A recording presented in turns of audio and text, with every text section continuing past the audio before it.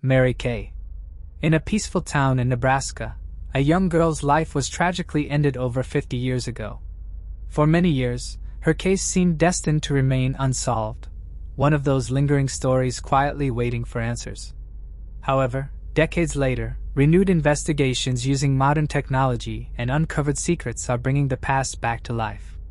Mary Kay Hessa was a bright 17-year-old high school junior from Wahoo, Nebraska. On the evening of March 25, 1969, Mary Kay left her home around 5 p.m., a usual time for running errands or meeting friends. She walked alone to the corner of 5th and Linden Streets, just a short distance from her house, likely heading to a familiar spot. Her parents had no reason to suspect anything was wrong as she left. But as hours passed with no sign of her return, her parents became increasingly worried and reported her missing late that evening. The quiet town of Wahoo was accustomed to its calm way of life, and the thought of something so dark happening to one of their own was almost unimaginable. However, the next morning, a local farmer driving along a country road noticed something unusual: schoolbooks scattered across the road. He pulled over to investigate, and was horrified to find Mary Kay's body lying in a ditch by the roadside. When the authorities arrived, the scene was both disturbing and confusing. Her shoes were found nearby, yet she was fully clothed. Mary Kay's body was discovered about 3.5 miles southeast of Wahoo, well beyond the city limits. Investigators quickly realized she had been taken out of town and discarded like refuse. But the question remained: why? The autopsy revealed she had been viciously attacked, suffering multiple stab wounds to her torso, signaling a violent struggle had occurred. The weapon was never recovered, leaving law enforcement with a sense of helplessness. No one knew who could have committed such a savage crime. There were no obvious leads, no signs of assault, and no clear motive. Before I continue, I want to remind you that only a small percentage of people who watch my videos are actually subscribed. So if you enjoy my content, consider subscribing. It's free and you can always change your mind later. Now let's move on with the video. Despite the many interviews, tips from citizens, and the countless hours spent investigating, the case would grow colder and colder, and the perpetrator's identity would remain a mystery. The town of Wahoo was shaken, but time passed, and the tragedy became just another cold case. Until decades later, when a breakthrough brought new hope to the investigation. The turning point came 50 years after Mary Kay Hessa's slaying, when Saunders County investigator Ted Green was tasked with reviewing the original case. Investigator Green faced a daunting task. Many of the original witnesses had moved away, some had passed, and others had changed names through marriage or relocation. Few of the people involved in the case had social security numbers back in 1969, making them hard to trace. Despite the obstacles, Investigator Green combined classic detective methods with modern technology to uncover vital information. He sifted through old high school yearbooks, historical society archives, and public records to compile a list of potential witnesses, some of whom had since moved to other states or completely changed their lives since the crime. A key tool in his investigation was Thomson Reuters Clear, which helped him track individuals through various details like former jobs, maiden names, or vehicle registrations. A major breakthrough came when Green re-interviewed witnesses from the original case. In one instance, a high school classmate who had been presented as the suspect's alibi in 1969 was found to be falsely implicated by the suspect's acquaintance, who claimed the suspect had been with her that night. When Green spoke to that same woman over 50 years later, she firmly denied ever dating the suspect. She confirmed she never went out with him on school nights and that her parents would have never allowed it. This revelation exposed a falsehood that had been accepted as fact in the initial investigation. Through these re-interviews, Green uncovered several other contradictions, including gaps in the record of the suspect's movements. He was able to verify some parts of the original case while disproving others, uncovering mistakes that had caused decades of confusion. The most critical aspect of the investigation centered around the suspect, 77-year-old Joseph Ambrose, who had been linked to the crime since its early days and was 22 years old at the time. Ambrose had been interviewed multiple times in the past, including in 1969 and again in 1999. But after moving around the country and living under various aliases, the investigators had trouble locating him in recent years. When investigator Green ran Ambrose's name and social security number through Clear, he made a crucial discovery. Ambrose was still alive. Despite rumors of his demise, the tools showed that Ambrose had moved more than 24 times since the original investigation and had married several times. This data allowed investigator Green to pinpoint his current location. And it became clear that he was living in Oklahoma, where he was eventually arrested and charged with the brutal slaying in November 2024. As the case moves towards trial, Kathy Tull, Mary Kay's cousin, expressed hope that this chapter will finally bring peace to the family. Kathy said, "I want them to remember what he allegedly did to her, not what he looks like now or who he is now. He is still accused of taking her life, and hopefully, the truth will come out soon so everyone can find some peace and closure." On November 25th, he appeared at the Saunders County District Court hearing, arriving in a wheelchair and using oxygen. He remained silent throughout the proceedings, only quietly speaking to his attorney. The defense argued that Ambrose was not a flight risk, but the judge denied bond.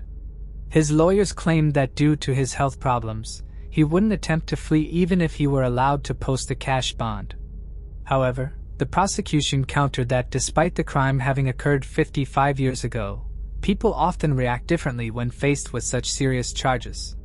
The trial, scheduled for December 6, 2024, is expected to finally deliver the answers the Hessa family has been waiting for all these years. Moving on to the next case. Tracy Edwards. On July 22, 1991, Dahmer approached three men, offering $100 if they would come with him to his apartment to take nude photos, drink beer, and hang out. Tracy Edwards, a 32-year-old member of the group, agreed to go with him.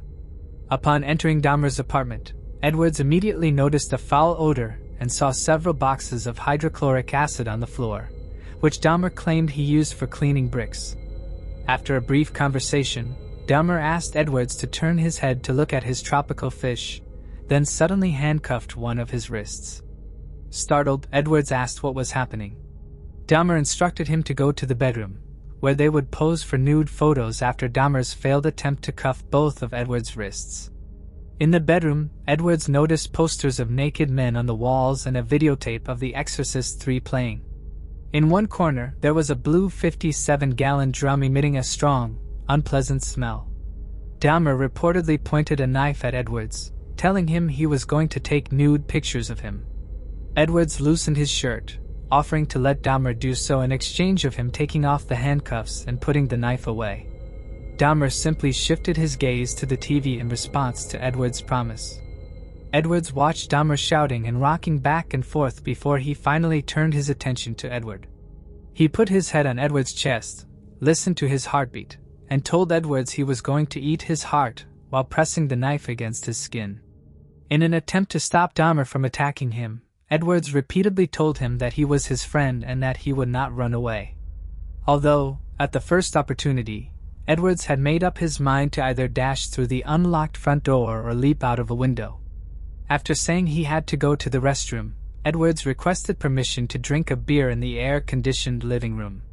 When Edwards came out of the restroom, Dahmer agreed, and they made their way to the living room. Edwards waited inside the living room until he saw Dahmer suffer a brief break of focus before asking to use the bathroom once more. Edwards noticed Dahmer wasn't holding the handcuffs when he got up from the couch, so he hit him in the face to throw him off balance and fled out the front door. On July 22nd, at 11:30 p.m., Edwards stopped two Milwaukee police officers, Ralph Mueller and Robert Routh, at the intersection of North 25th Street. When the cops noticed that Edwards had a handcuff on his wrist, he told them that a freak had put the cuffs on him and requested that they be taken off by the police. After the handcuff keys of the officers failed to fit the brand of handcuffs, Edwards agreed to go with the cops to Dahmer's apartment where he had spent the previous 5 hours before escaping for his dear life. When the police officers and Edwards arrived to apartment 213, Dahmer welcomed them inside and admitted that he had handcuffed Edwards, though he gave no reason for doing so. At this point, Edwards revealed to the police that Dahmer had also threatened him with a huge knife while they were in the bedroom. While signaling to one of the officers, Muller, that the key to the handcuffs was in his bedside drawer, Dahmer said nothing in response to this information. Dahmer tried to block Muller as he entered the bedroom so he could get the key himself, but Ralph, the second officer there, told him to back off. Mueller noticed a huge knife under the bed in the bedroom. Upon a closer look, he discovered that the open drawer held dozens of Polaroid images, many of which depicted human bodies in various states of mutilation. The decor, according to Mueller, suggested they had been photographed in the same apartment where they were standing. He entered the living room to show his partner. Dahmer struggled with the officers in an effort to avoid being arrested when he noticed that Mueller was holding many of his Polaroids. He was swiftly subdued by the cops, who then handcuffed him and requested the assistance of a second squad car. A black male's freshly cut head was on the bottom shelf of the refrigerator when Mueller finally opened it. As Dahmer lay restrained on the floor under Ralph, he turned toward the officers and quietly said, "For what I did, I should be dead." A thorough search of Dahmer's apartment by the Milwaukee Police Criminal Investigation Bureau uncovered 4 severed heads in the kitchen. In his bedroom and closet, investigators found 7 skulls, some painted, others bleached. Blood drippings had pooled on a tray at the bottom of Dahmer's refrigerator, along with 2 human hearts and a piece of arm muscle, each wrapped in plastic bags. Inside his freezer, they found a complete torso, a bag filled with human organs, and flesh frozen to the ice at the bottom. Further discoveries included 2 full skeletons, 2 severed hands, 2 preserved penises, a mummified scalp, and 3 more dismembered torsos dissolving in acid within the 57-gallon drum found in Dahmer's apartment. Authorities also recovered 74 Polaroid photographs depicting the dismemberment of Dahmer's victims. The chief medical examiner later remarked, "Regarding the recovery of body parts and artifacts at 924 North 25th Street, it felt more like dismantling someone's museum than processing a crime scene." This gruesome scene marked the moment Jeffrey Dahmer was arrested. Moving on to the next case. Valyriia v. Vanko. Law enforcement officers have the responsibility to protect the legal rights and interests of their fellow citizens, maintain public order and safety, and identify and stop any violations of the law. In theory, the principles guiding their work are impeccable. However, in reality, there are chilling cases where those meant to serve and protect break the law themselves or cover up for others who do. Such misconduct can lead to criminal schemes with devastating consequences.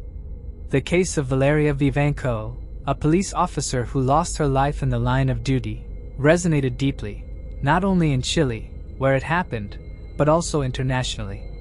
Tragically, Valyria's life was cut short by a colleague who was supposed to safeguard her. What made the situation even more disturbing was that higher authorities were aware of the truth but tried to manipulate the facts, blaming someone else and hiding what really happened. Though the true perpetrator was eventually identified and sentenced to prison, the motive remains unclear, whether it was a tragic accident or intentional. It's also baffling why he was protected and defended by senior officials for such a long time. Even after the guilty party seemed to be held accountable, the Supreme Court's review of an appeal shocked Valyria's family. Valyriia v. Vanko was born on May 29, 1996, in the small commune of La Granja near Santiago, Chile's capital. She was the youngest of 3 children in a modest family headed by Miguel and Jacqueline v. Vanko. Valyriia was raised alongside her older biological siblings, Michelangelo and Daniela. Their father worked for a transportation company handling passengers and goods, while their mother was a homemaker, devoted to raising the children and creating a warm, comfortable home. When Valyriia began school, her parents decided to separate, a shock that deeply affected her. Although her parents continued to communicate after the divorce, and her father stayed actively involved in his children's lives, including providing financial support, Valyriia often felt resentment toward him. They sometimes argued and went months without speaking, but they always found their way back to each other. Shortly after the divorce, Miguel remarried, and Valyriia gained 2 half-siblings, with whom she, along with Daniela and Michelangelo, maintained close and affectionate relationships. Jacqueline never remarried. She focused on raising her children and later caring for her grandchildren, a gift from her eldest children. From a young age, Valyriia showed a strong will, determination, and remarkable perseverance in everything she pursued. She excelled in school, engaged in sports, was courageous and just, and was always ready to help others, sometimes even at risk to herself. It was likely this desire to assist those around her, protect the vulnerable, and stand up for justice that led her to pursue a career in the police force. After successfully completing high school, Valyriia enrolled in the police academy in Santiago. She graduated with honors, becoming an investigator, and having received her diploma in 2016 at the age of 20, joined the Chilean police force the following year. She began her service in the bureau investigating especially serious crimes located in the capital. From the first days of her service, young Valyriia proved herself to be a dedicated law enforcement officer and a true fighter for justice. She loved her job, performed her duties diligently, and was ready to rush anywhere at any time if required by her service. She could leave in the middle of the night to respond to a crime scene, chased after criminals, risking herself, and sometimes had to act as a psychologist when interacting with people who had lost loved ones. Colleagues described Vivenko as kind, cheerful, and friendly. Yet she was a true professional and a reliable partner. She served in the police force for almost 5.5 years, during which she received a vast number of accolades, awards, and actively advanced in her career, earning the respect of her colleagues and the admiration of the leadership. Additionally, she represented her department in Spain, spending about 2 weeks in Madrid on an official visit. She was immensely proud to be entrusted with such responsible missions. By 2020, she had been promoted to assistant inspector, the new young colleague. In January 2020, a new member was welcomed to the precinct where Valyriia worked, 21-year-old Leonel Alejandro Contreras Canales. Fresh out of the police academy, Valyriia effectively became his mentor at his first job. A few months later, they became partners and initially got along pretty well. Little is known about Lionel's early years. Some information suggests he came from a rather influential and affluent family, with a high-ranking official as his uncle. Growing up in comfort, never wanting for anything, Lionel was quite self-centered, believing everything should go his way. Valyriia quickly caught the eye of her new colleague and partner as he made various attempts to show her attention, tried to court her, and even asked her out a few times, but was met with firm rejection each time. Valyriia took her job very seriously, considered workplace romances inappropriate, and was quite strict with the young co-worker, seeing him as immature. The issue wasn't so much the age difference. Lionel was only 3 years younger, as it was his behavior, which Valyriia found childish but hoped to help him mature. In July 2020, Valyriia and her young partner were involved in apprehending robbers who had stolen money from a store's cash register. The criminals, not having left the scene unarmed, initiated a shootout, during which both were fatally engaged by Lionel. Although casualties could have been avoided, Lionel's actions were not deemed excessive for apprehending the individuals. However, this incident strained the relationship between the partners. The last birthday. On May 29, 2021, Valyriia celebrated her 20th birthday. The celebration took place at her mother's house, attended by many guests including relatives, friends, and work colleagues. Lionel, however, was not among the invited. Valyriia, aiming to avoid potential awkwardness, chose not to invite her young partner, who had recently attempted to court her again. Valyriia tried to talk to him about this, but he only repeated his affections for her, which she did not want other colleagues to find out about. Despite the large turnout, gifts, heartfelt congratulations, and warm wishes, the birthday girl seemed upset, though she tried to smile. The reason was a recent argument with her father, leading to days without communication. Valyriia hoped her father would attend her birthday, allowing them to reconcile. But the likely angered parent only sent a terse congratulatory message, not even calling. Jacqueline noticed her daughter's distress and knew the reason behind her hidden sadness. Angry at her ex-husband's actions, she believed Miguel would eventually call Valyriia, talk things out, and reconcile as they always had before. Unfortunately, the father and daughter never got the chance to talk again, as 2 weeks later, Valyriia tragically lost her life while on duty. The fatal shot. On June 13, 2021, Valyriia was on night duty, participating in street patrols and vehicle checks. This was not a standard procedure, but a search for suspects related to the crime against a young woman that had occurred the previous day in a suburb of the capital. There was an alert for a white Kia Cherokee, believed to be driven by a suspected criminal. The suspect likely had a weapon and might not have been alone in the car. Valyriia was in a patrol car with her partner, Liano, driven by Deputy Commissioner Felipe Gallardo Aria. They spotted the suspect's vehicle and initiated a pursuit without waiting for backup. The officers managed to intercept and block the suspect's escape. Canales and Vivenco exited their vehicle, weapons drawn, and called for the offenders to surrender and exit their car with their hands up. At that moment, a single shot rang out. And as everyone tried to understand who fired and where, Valyriia, clutching her side, fell to the asphalt next to the police car. Reinforcements arrived just then, so her colleagues heard the shot and saw that she was wounded, but couldn't fully grasp what had happened and who had fired. The criminals, seizing the moment of confusion, accelerated and fled the scene while the injured officer was being administered first aid. Despite the rapid arrival of medics and her colleagues' efforts to stem the bleeding, Valyriia could not be saved. She was rushed to the nearest hospital, where top specialists fought for her life for several hours. However, due to severe blood loss and damage to vital organs, she passed away on the operating table without regaining consciousness. When her family was informed, her parents, brothers, and sisters immediately rushed to the hospital. But by then, the wounded officer had already died. Miguel was not just stricken with grief, but utterly devastated, as he had not had the chance to speak and reconcile with his beloved daughter, with whom he had had a petty argument last. He felt a profound sense of guilt toward her, so shaken by the event that he himself required medical attention to prevent a heart attack. The search and arrest of the suspects. According to the official version, Vivenco died in the line of duty during an operation to catch dangerous criminals. She was hailed as a hero who gave her life for the peace and safety of others. This incident was widely covered in local media, with reporters vividly describing the young officer's heroism and self-sacrifice. The investigation was handled by specialists from the Homicide and Major Crimes Division, where Valyriia herself had worked. They concluded that she died from a shot to the abdomen, fired by someone facing her from the direction of the suspect's vehicle she was pursuing with her colleagues.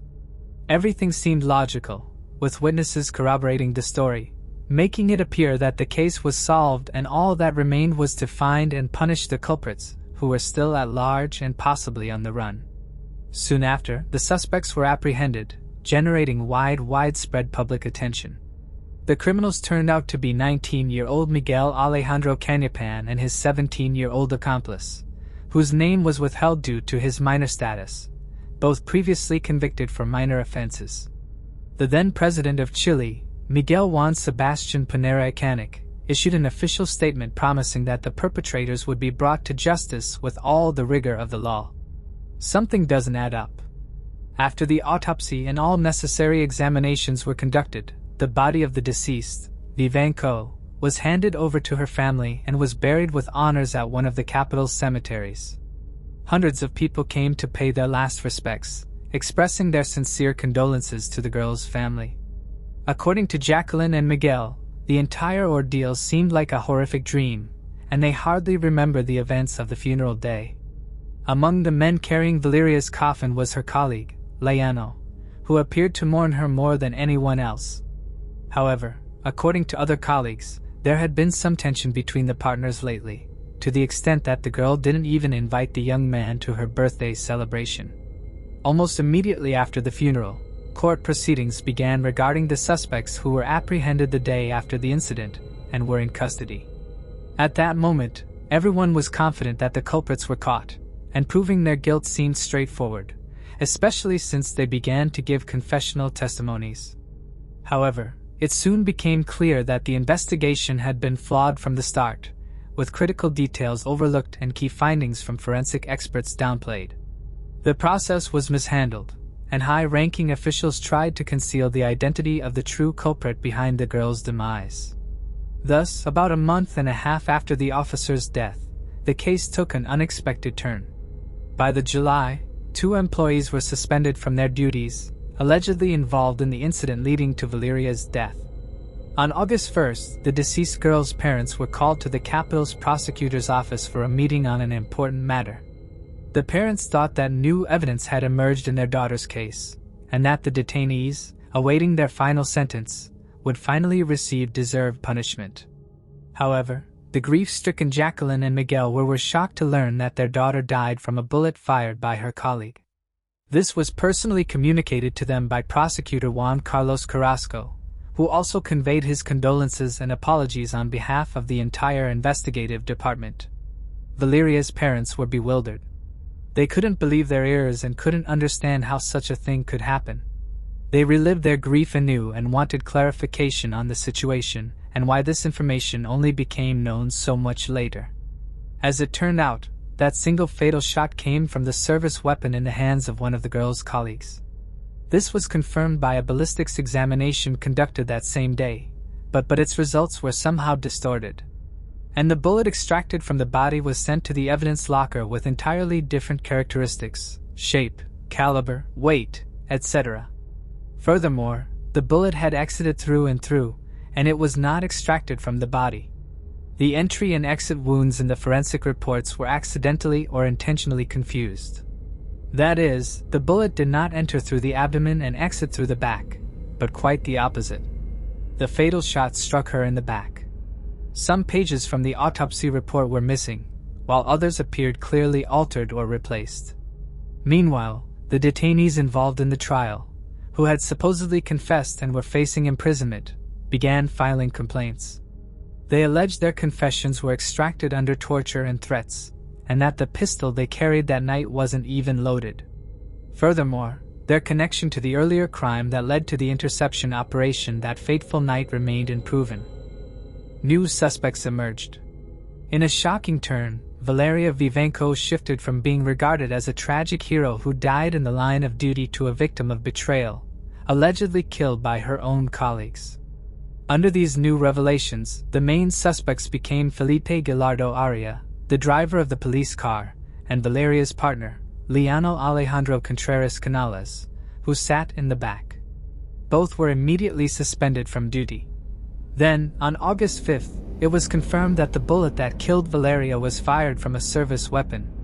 Subsequently, a document emerged with the results of the examination, indicating that only Canales had gunshot residue on his hands, making him the prime suspect.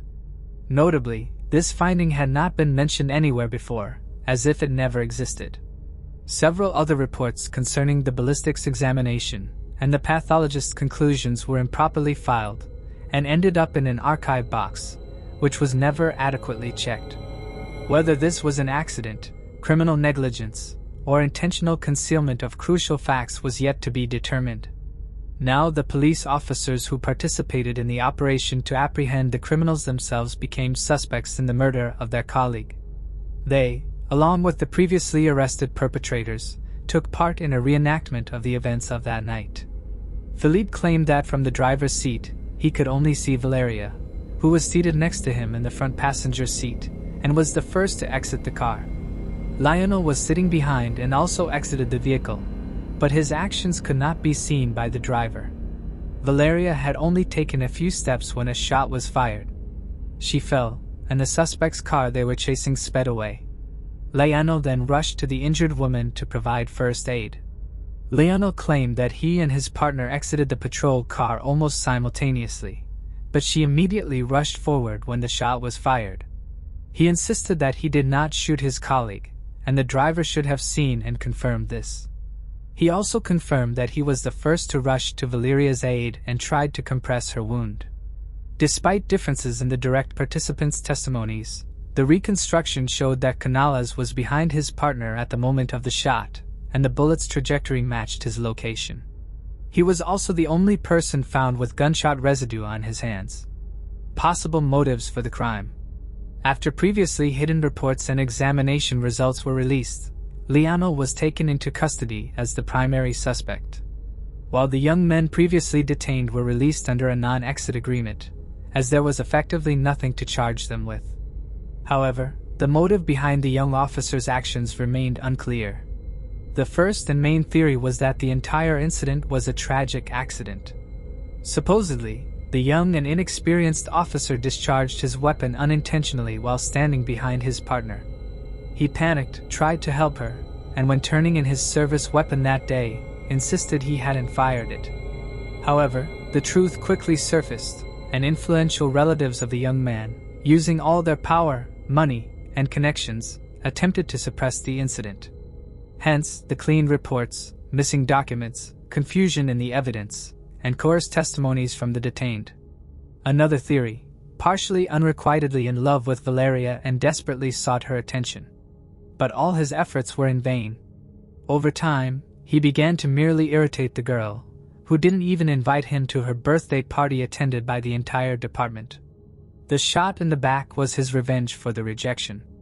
A third theory, proposed by the deceased's relatives, suggested that Valyriia discovered something she wasn't supposed to know, some corruption scheme, official crimes, or something similar. As an honest and fair person, she would undoubtedly have exposed the culprits, which is why she was eliminated, and young Leonard was chosen as the executor, promised that he would remain above suspicion. The second suspect.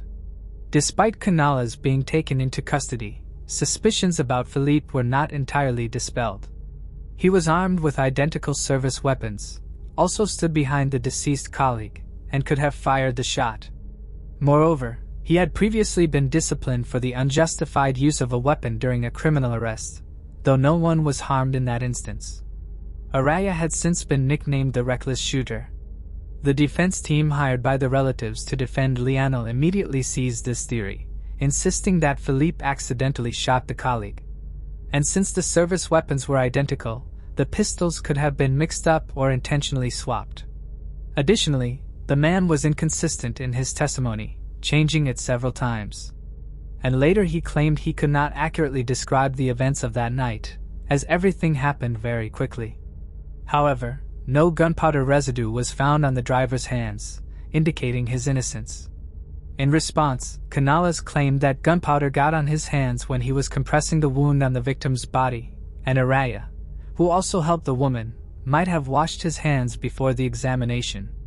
Yet this statement was not credible, as Valyria's bloodstains remained on Philippe's hands, and it's impossible to wash off gunpowder without removing blood. The trial and verdict.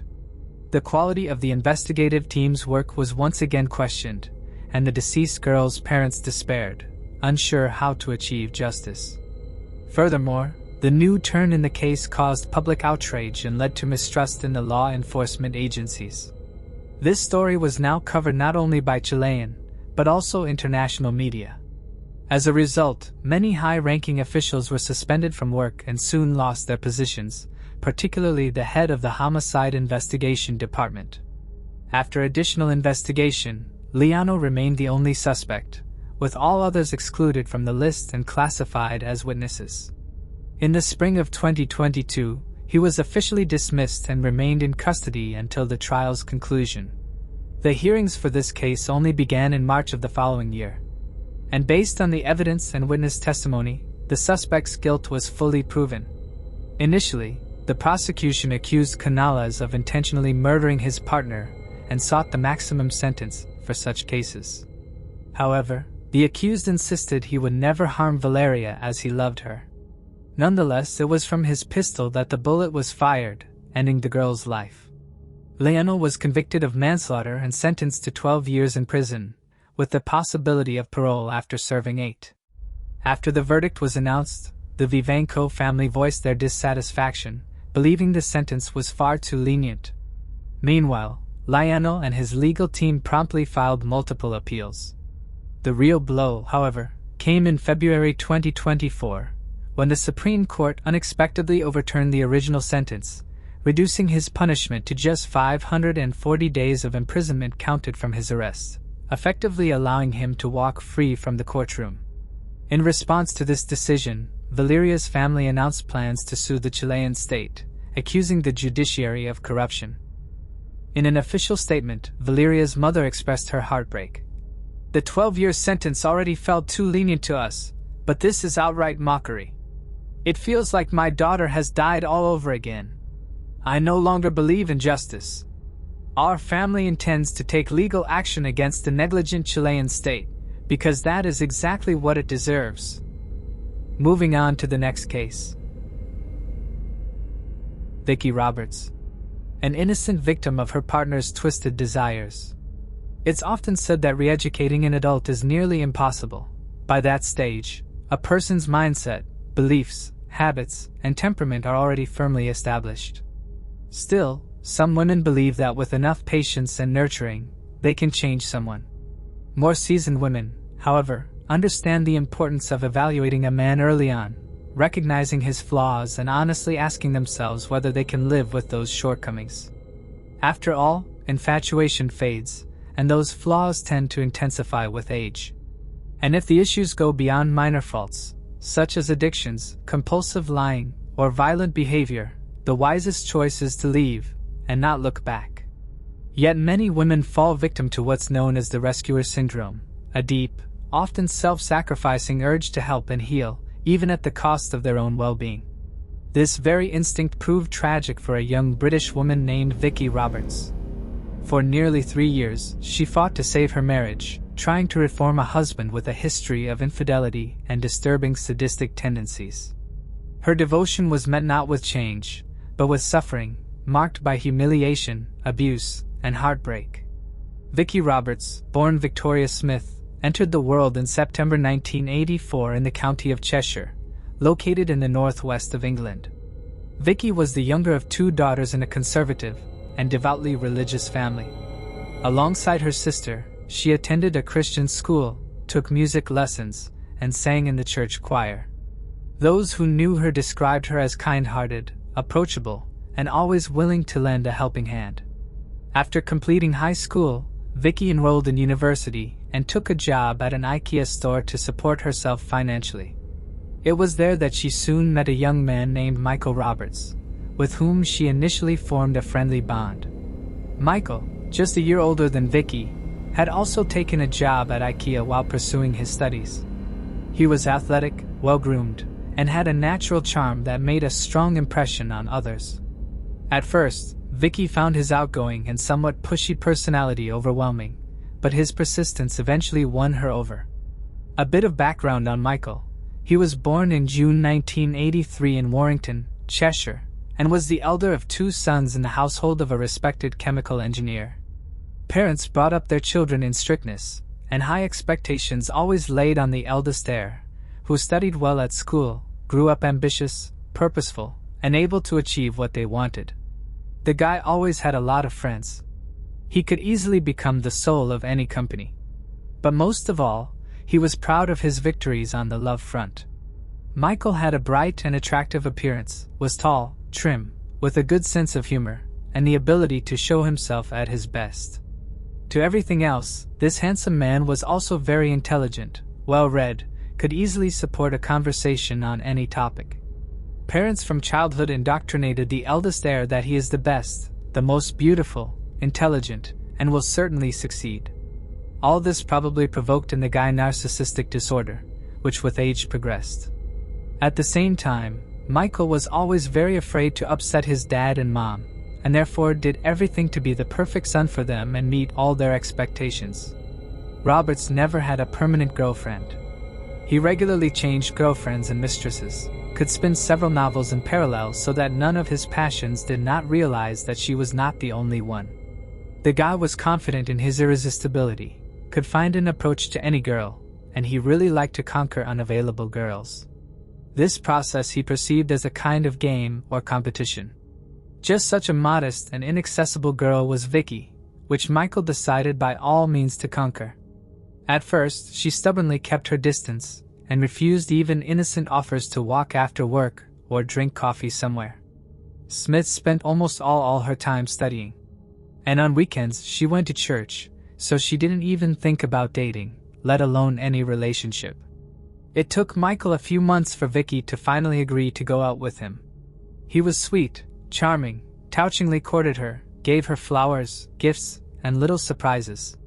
He even invited her to a family dinner at his parents' house, who liked Vicky very much and immediately approved of their son's choice. Vicky believed he was serious and gave in. He became her first man and remained the only one. She was truly happy around him, and it seemed like fate to her. Michael also seemed to fall in love and was ready to settle down, but it didn't last long. 50 Shades of Michael. From the outside, their romance seemed perfect. They were both young, attractive, full of energy, ambition, and made huge plans for the future. But soon, Vicky realized that her chosen one has one peculiarity, namely, an irrepressible sexual appetite and passion for experimentation in bed. At first, he did not put too much pressure on his chosen one in this regard, fearing that Vicky would leave him. But as soon as the guy realized that she would not go anywhere from him, he, as they say, opened the cards. The modest and religious girl was literally shocked by what was happening, but she was head over heels in love with Michael and therefore trusted him, and for a long time did not tell anyone about what was happening in their bedroom behind closed doors. In addition, her lover made her an official marriage proposal, which she gladly accepted, sincerely believing that after the wedding, everything will change, and the chosen one will stop his experiments. Soon, one of Vicky's closest friends began to notice that she carefully disguises and hides bruises and small bruises under her clothes. She brought Smith into a frank conversation and asked if her fiancé was beating her, and if she needed help. Vicky tried to deny everything, but then still admitted that all these marks are the consequences of intimate experiments. Michael, who had a special passion for binding, the use of various toys and devices. She also secretly told her friend that they have with the chosen intimacy happens up to 5 times a day, while he still remains hungry and unsatisfied. Michael considered himself a skillful lover, and intimacy for him was a kind of art and a way of self-expression. Sometimes he made concessions when Vicky refused to participate in some completely crazy and even dangerous experiments.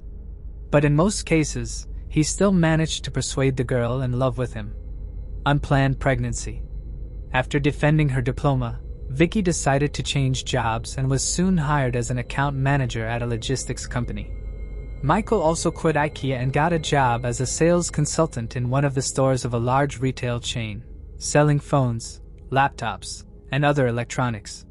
He almost immediately became one of the best employees, because thanks to his charisma, communication, and persuasive skills, he always exceeded sales targets.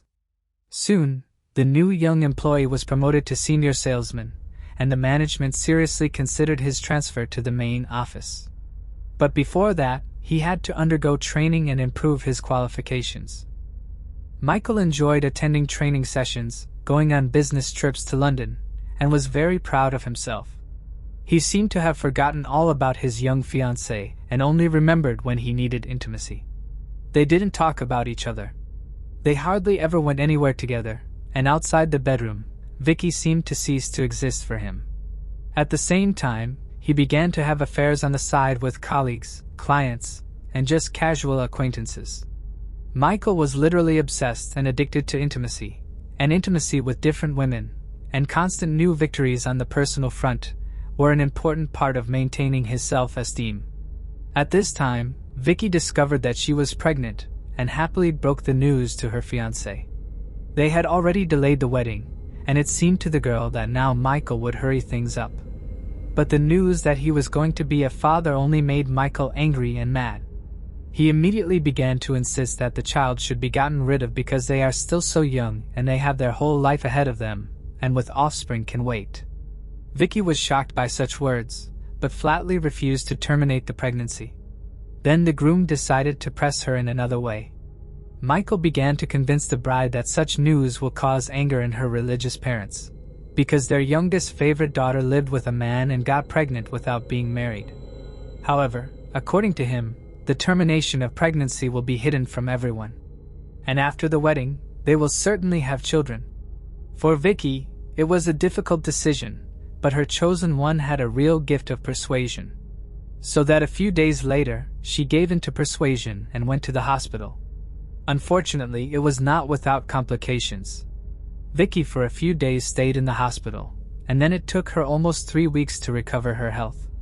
For all this period, the doctor categorically forbade her to have an intimate life, and Michael, learning about it, went into a rage. Then Vicky finally realized that he had mental problems and a real addiction to sexual contacts.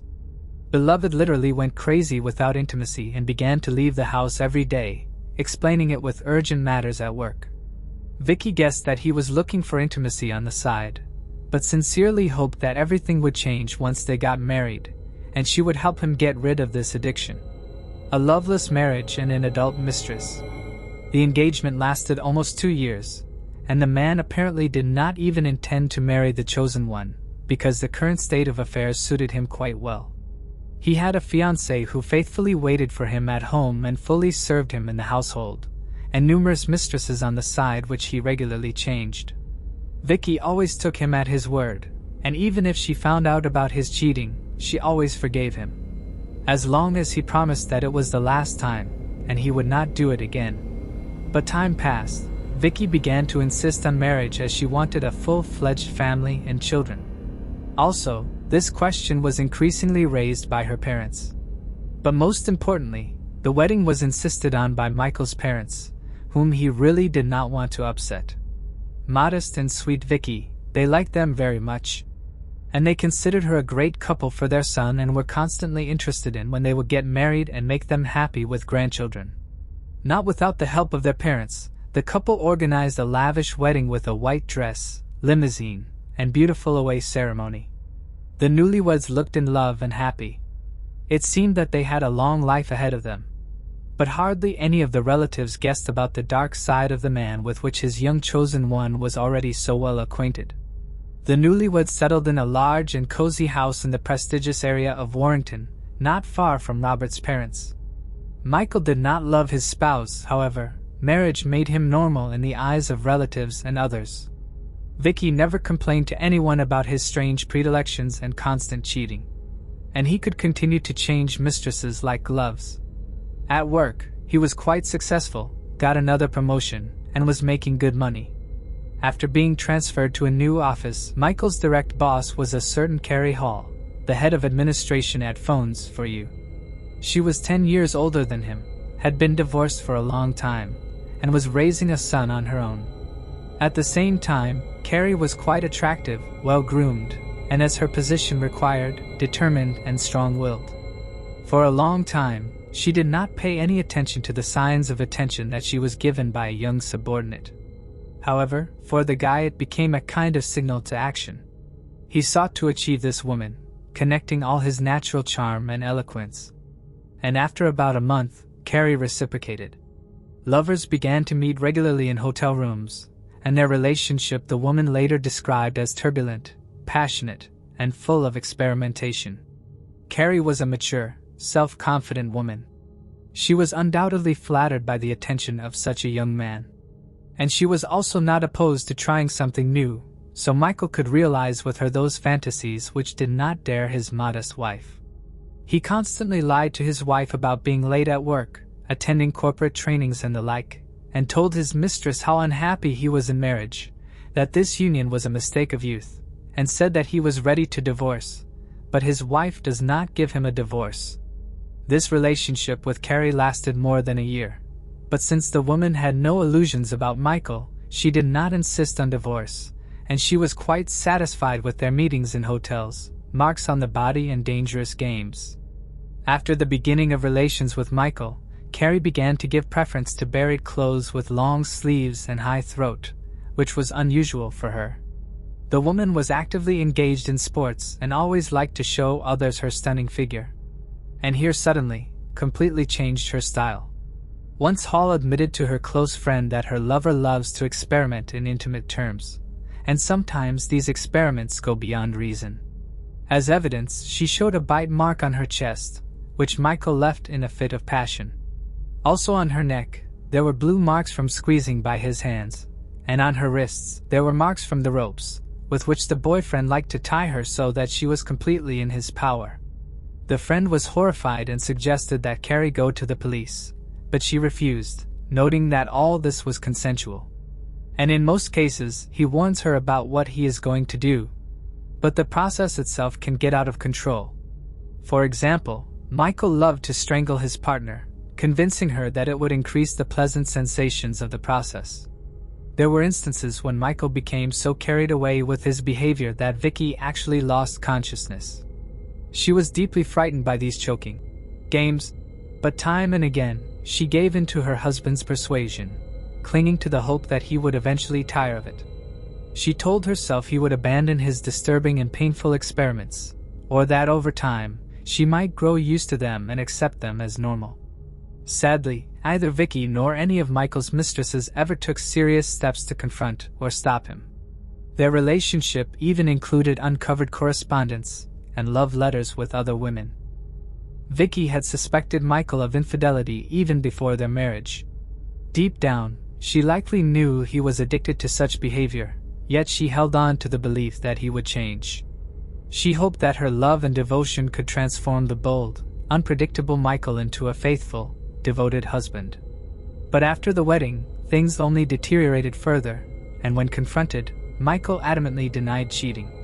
He did so with such conviction that it was hard not to believe him.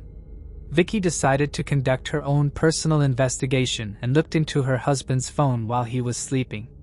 There, she found numerous correspondence, Michael, with Carrie and several other girls, which he did not even bother to delete.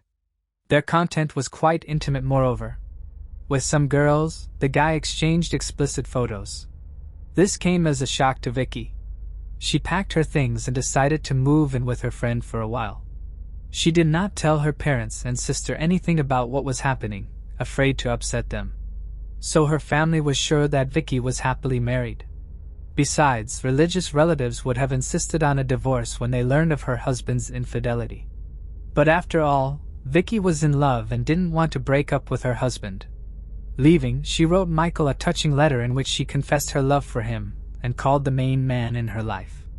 At the same time, she admitted that she knows about his cheating and does not want to put up with it, and therefore leaves, but gives him time to think about it and will not yet file for divorce.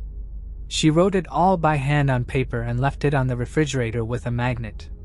Michael was not touched by the message or saddened by the departure of his wife, but he did not want to lose a quiet and submissive woman who always waited for him at home, fully served in the household, and tolerated any of his antics as well as peculiar predilections. That same evening, he followed Vicky to her friend's house, picking up a large bouquet of flowers on the way. Michael on his knees apologized and begged her to return to him, promising that from now on, she would be his only woman. Vicky once again believed, or rather, she wanted to believe, and returned to their home. A new mistress. Naturally, Michael did not leave Carrie and continued to meet with other women. But for a while, he was extremely careful and even tried to come home for dinner, which his wife carefully prepared. He hid his phone, deleted correspondence, and even changed the password from his social networking page. At that time, he began to have an affair with a new young female employee of the company, Karen Wilson, not stopping the relationship with Carrie. At that time, the girl had a fiancé, and she was preparing for the wedding. But Michael began to persistently pursue her, making himself a miserable lover. He was so attracted to the new object of the hunt, that after 2 months, he decided to break off the relationship with 33-year-old Carrie Hall, which he was tired of. The man told Karen a proven legend about how he is unhappy in marriage, and for the sake of her ready to leave his wife. Soon she surrendered and between them happened intimacy right in the office. And a week after that, she broke off the engagement and waited for the lover to respond. However, Michael was not going to divorce, but also to interrupt the connection new mistress. He did not want, and therefore, just lied to her that he had already filed for divorce and moved to live in the house of his parents. Fatal blackmail. Vicky soon suspected that her spouse continued to cheat on her, and this time decided to act for sure. She took Michael's phone while he was in the shower, but could not find anything there. because he had taken into account his previous mistakes and deleted all text messages. And on the page in the social network now had a different password. Then Vicky waited until her husband fell asleep and took his work laptop, which he always carried with him, and on which, as it turned out, he did not leave his account in the social network. There, Vicky found correspondences with an already new girlfriend in which her husband confessed his love to her, claimed that he was divorcing his wife and living with his parents. It was a real shock for her.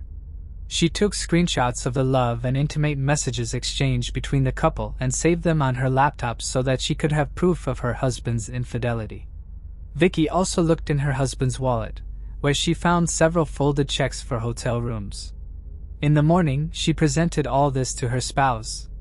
And for the first time in their entire time together, she gave him a scandal. Michael was discouraged. He tried to apologize again and promised that it would not happen again. But Vicky suddenly said that she would tell his parents about everything, hoping that they would be able to talk some sense into him since she could not do it. Michael was literally mad from such threats. He did not want his parents to know anything and slapped his wife. Then Vicky got up and said that she would go to them immediately, and then headed for the door. Her spouse caught up with her, hit her twice in the head with a heavy jewelry box he grabbed from the dressing table, and after she lost consciousness, he squeezed her throat with his hands until she stopped breathing. The man felt no pity or remorse. He wrapped the body in a blanket and packed it into several large garbage bags, and then carried the gruesome bundle into his garage. Michael then quickly cleaned up the house, packed and removed most of his wife's belongings, and immediately called Karen, whom he invited over. They had dinner, had fun in the house, where a couple of hours ago Roberts killed his own wife, and then made love in the bedroom, where in fact everything happened. Ran off with her lover? The very next day, Michael informed his parents that his wife left him having run away with another man. To do this, he personally went to their home and literally sobbed on his mother's shoulder, showing her messages from his wife, which he himself sent from Vicky's phone. The messages said that she had fallen out of love with him, met another man, and decided to live with him. Parents, as they could, consoled their son and sincerely bewildered how their sweet, kind, and religious daughter-in-law could do such a thing. In parallel with the phone of the deceased, Michael sent messages and her parents, which said that she fell in love with another, left with him, and asked for now not to bother her and give time. Naturally, the couple Smith immediately rushed to call their daughter to find out everything and hear her explanations, but the calls were constantly rejected. And in response only came messages asking to give her time. This seemed very strange to Vicky's parents, and they went to Michael's house to talk to him. But his story only raised more questions and doubts. And after they found out that Vicky was not showing up for work without saying anything to anyone, they decided to go to the police. An investigation, a gruesome discovery, and an escape. On the December 1st, 2009, Michael bought a shovel, several meters of rope, as well as rags and detergents from a hardware store. However, he did not manage to get rid of the body because on the same day, the police visited him at home. Then the police could not find anything suspicious. But Michael's behavior and story raised a lot of questions and doubts. However, the strangest thing was that they did not pay attention to the huge package in the corner of the garage during the inspection. In the house, there were no clothes, documents, and personal belongings of the missing woman, which could indicate that she had left. But Vicky's laptop was in the bedroom, and the police seized it for inspection. There, they found screenshots of Michael's correspondence with his mistresses, which Vicky had saved, and then decided to make a geolocation request to Vicky's cell phone, from which regularly came husband and relatives. And then it turned out that the phone had been in her and Michael's marital home all along. After that, law enforcers again visited the house of Roberts and conducted a more thorough search. Finally, unwrapping a strange package in the garage, the find shocked everyone present. But then it was discovered that Michael, who had been walking with the police all this time, disappeared somewhere right under their noses. He took with him a wallet with cash, so that several days he managed to hide without giving himself away. Arrest, trial, and conviction. When the money ran out, Michael came to one of his mistresses, whose name was Lavinia Talley, and asked to live in her house for a while. In the evening, the girl heard from the news that her lover was wanted on charges of murdering his wife, and immediately, without hesitation, reported to the police about his whereabouts. At the time of his arrest, Michael was crying and said he was innocent of anything. The man insisted that his spouse died during their intimate games, when she asked to strangle her with a rope belt, and he overdid it. However, forensic experts found that firstly, the woman was strangled with her bare hands. Secondly, she was attacked from behind. Thirdly, there were 2 large hematomas on her head sustained while she was alive, injuries clearly unrelated to any intimate encounters. The trial of the accused began in January 2010. Throughout the proceedings, the defendant maintained that his wife's death was accidental and hoped for leniency. However, forensic evidence revealed that he had deliberately struck his wife twice in the head, strangled her, and then concealed her body in the garage. Michael Roberts was convicted of first-degree murder and sentenced to life imprisonment. The court, however, allowed him the possibility to apply for parole after serving 17 years. That is the... Moving on to the next case. Alonzo Robinson. Alonzo Robinson might not be a name you've heard before, but he was one of the most notorious cannibal killers in early 20th century America. Born around 1895 in Cleveland, Mississippi, little is known about his early life aside from his impoverished background.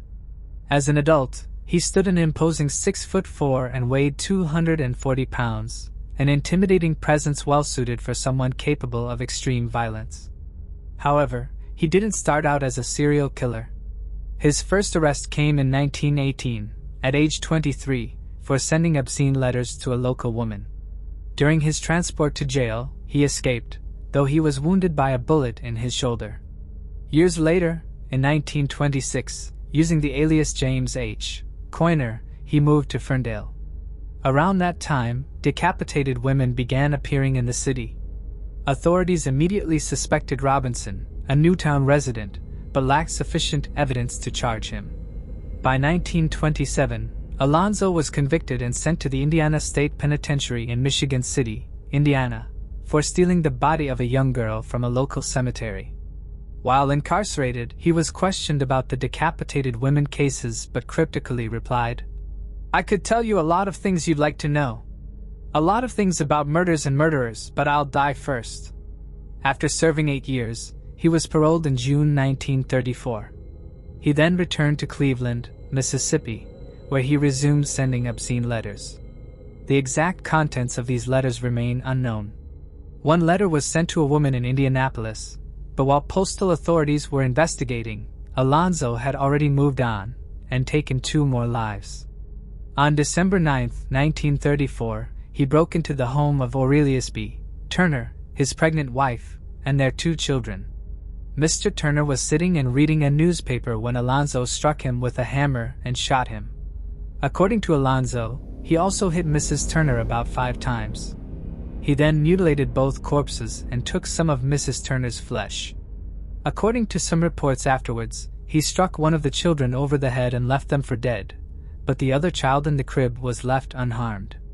Just over 1 month later, on January 12 of 1935, Alonzo was arrested by Shaw, Mississippi authorities who traced his letters to his post office box.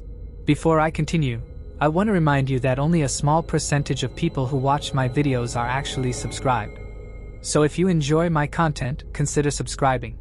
It's free and you can always change your mind later. Now let's move on with the video. While he attempted to reach for his gun, he was overpowered by deputies and ultimately, the 40-year-old killer surrendered.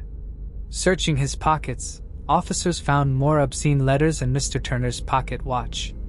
Even more grim was the discovery of a packet of human hair the same color as Mrs. Turner's plus human flesh that had been salted and cured and had bite marks on. Following his arrest, Alonzo was questioned once again about the decapitated women who were found in Ferndale. This time, the questioning came because authorities had uncovered a trunk belonging to him in Ferndale, which had contained the heads of 4 women. The 40-year-old freely admitted that the trunk was his but denied the killings, claiming that he'd taken the heads while he'd been grave robbing. Alonzo was also questioned about the murder of the Turners. He admitted to being responsible for this too and told authorities he had an impulse to kill somebody. Flesh from Mrs. Turner was reportedly later found in Alonzo's house. After a one-day trial, Alonzo was sentenced to death. His charges included cannibalism as well as murder. He was then sent to a jail in Jackson, Mississippi for safekeeping, where he was guarded by 200 men. On March 5, 1935, Alonzo was executed by hanging at Bolivar County Jail, with 203 National Guardsmen standing watch outside during the event. Witnesses say he smiled as the hood and noose were placed over his head. The true number of his victims and the full extent of his cannibalistic acts will probably never be known.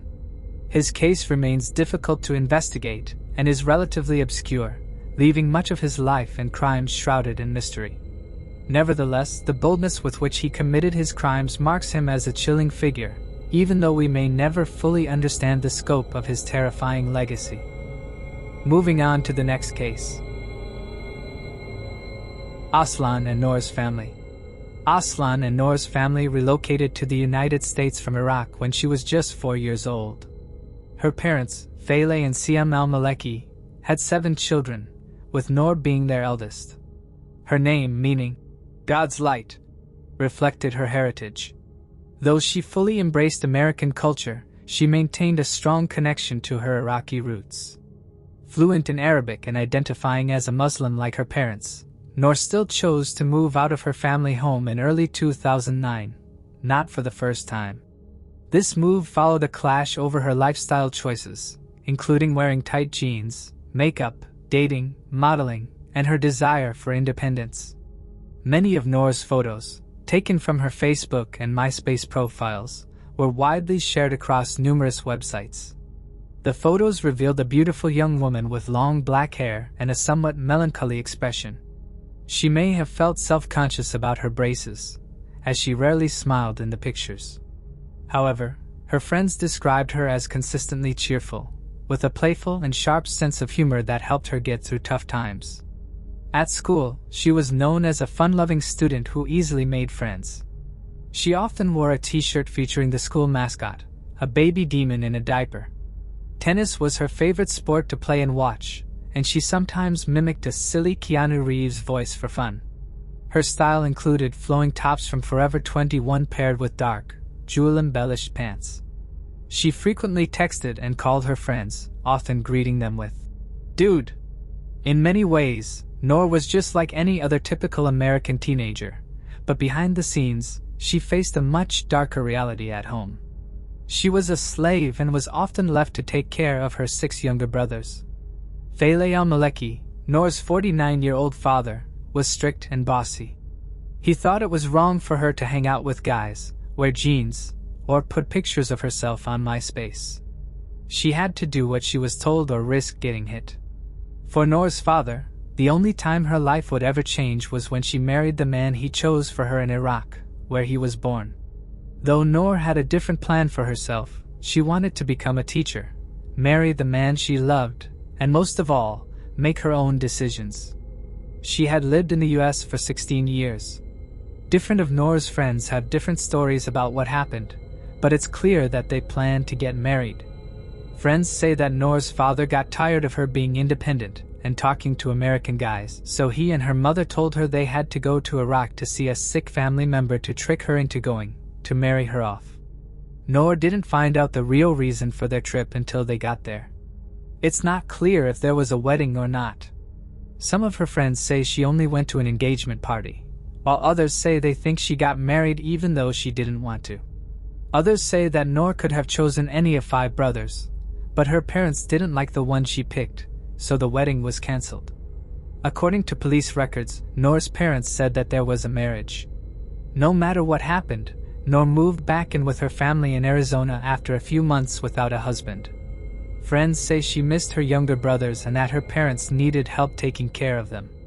The Alley House is in a neighborhood in Phoenix called Paradise Views. The fact that it looks like a nice place to live says that the family was at least trying to live the more realistic parts of the American dream. A company in California hired Nor's mother to help train American troops for the cultural differences they would face in the Middle East. It seemed like an odd job for her to have since she was having a hard time being such an important person in her own daughter's life.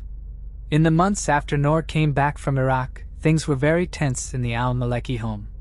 Nor took good care of her brothers and did all the work she needed to do for her high school diploma. But by May 2008, things were really bad for the family. This was a picture of Nor's father with some male friends that he found on MySpace. He didn't like it. She started talking about moving out because things were getting so bad. One time, Nor took the family car to see a cousin. When she got back, her dad claimed the car was stolen. She left the car on the side of the road and walked away when she found out what he had done. Police records show that Nor's father wanted to bring criminal charges against her to teach her a lesson. He told the police that she was bringing shame on the family and that the fact that she was moving out didn't look good. She did move in with a friend in the end, but she gave up after having several run-ins with her father and finding out that her mother was casting spells on her foster family. Nor's 20th birthday in February 2009 was the last straw. Another fight with her family. This time, in the middle of the night. She called a friend to come get her. In her pajamas, Nor ran out the door carrying a purse and, strangely, a roll of gift wrap. Her father chased her across the yard. The friend ran off as Nor jumped into the back seat. That night, Nor moved in with a friend who had picked her up. She later called the cops to keep her safe while she got her things from her family's house. Nor got her own flat in the February. They bought her a new mirror and a cloudy TV on Craigslist for $25 with the help of her friends. Nor had to work hard to make ends meet. When Nor's parents found out where she was working, they started showing up and telling her she had to move back home. So she got a job as a waitress at Applebee's across town. When they showed up there too, she had no choice but to quit that job too. She had to go back home again because she had no way to make money. That summer, in June 2009, there was the last big fight. When Khalif, a family friend of many years, woke up, she saw Nor sleeping in the family van that was parked in the yard. Nor said her parents hit her. Amal, who has 4 kids, took her in. Nor's family felt the worst when they found out that their daughter had chosen to live with another Iraqi family instead of their own. In the middle of the night on July 20th, Nor's parents broke into Amal's house and started banging on her bedroom door. Amal made a 911 call. After that, Nor's dad started bothering the family all the time. Riken, Amal's husband, told him that Nor could live anywhere she had chosen. Police reports show that he said, "This is America. This is the freedom we have." Over the next few weeks, things got even more complicated when Nor started dating Amal's son, Marwan. He told Nor's mother that something bad would happen if she didn't leave the house when he found out. Nor asked for a protection order, but the paperwork never seems to have been finished. He or she sent a text message to a friend. "Dude," she wrote on October 20th, 2010 at 1:06 p.m.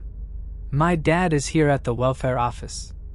Nor hadn't seen her since she moved out of the family home in Glendale months before. Nor is 20 years old. He scared and surprised her at the same time. She was sure he wouldn't stop until he had full power over her life again. Not long ago, Nor sent her text message from a Peoria office of the Arizona Department of Economic Security.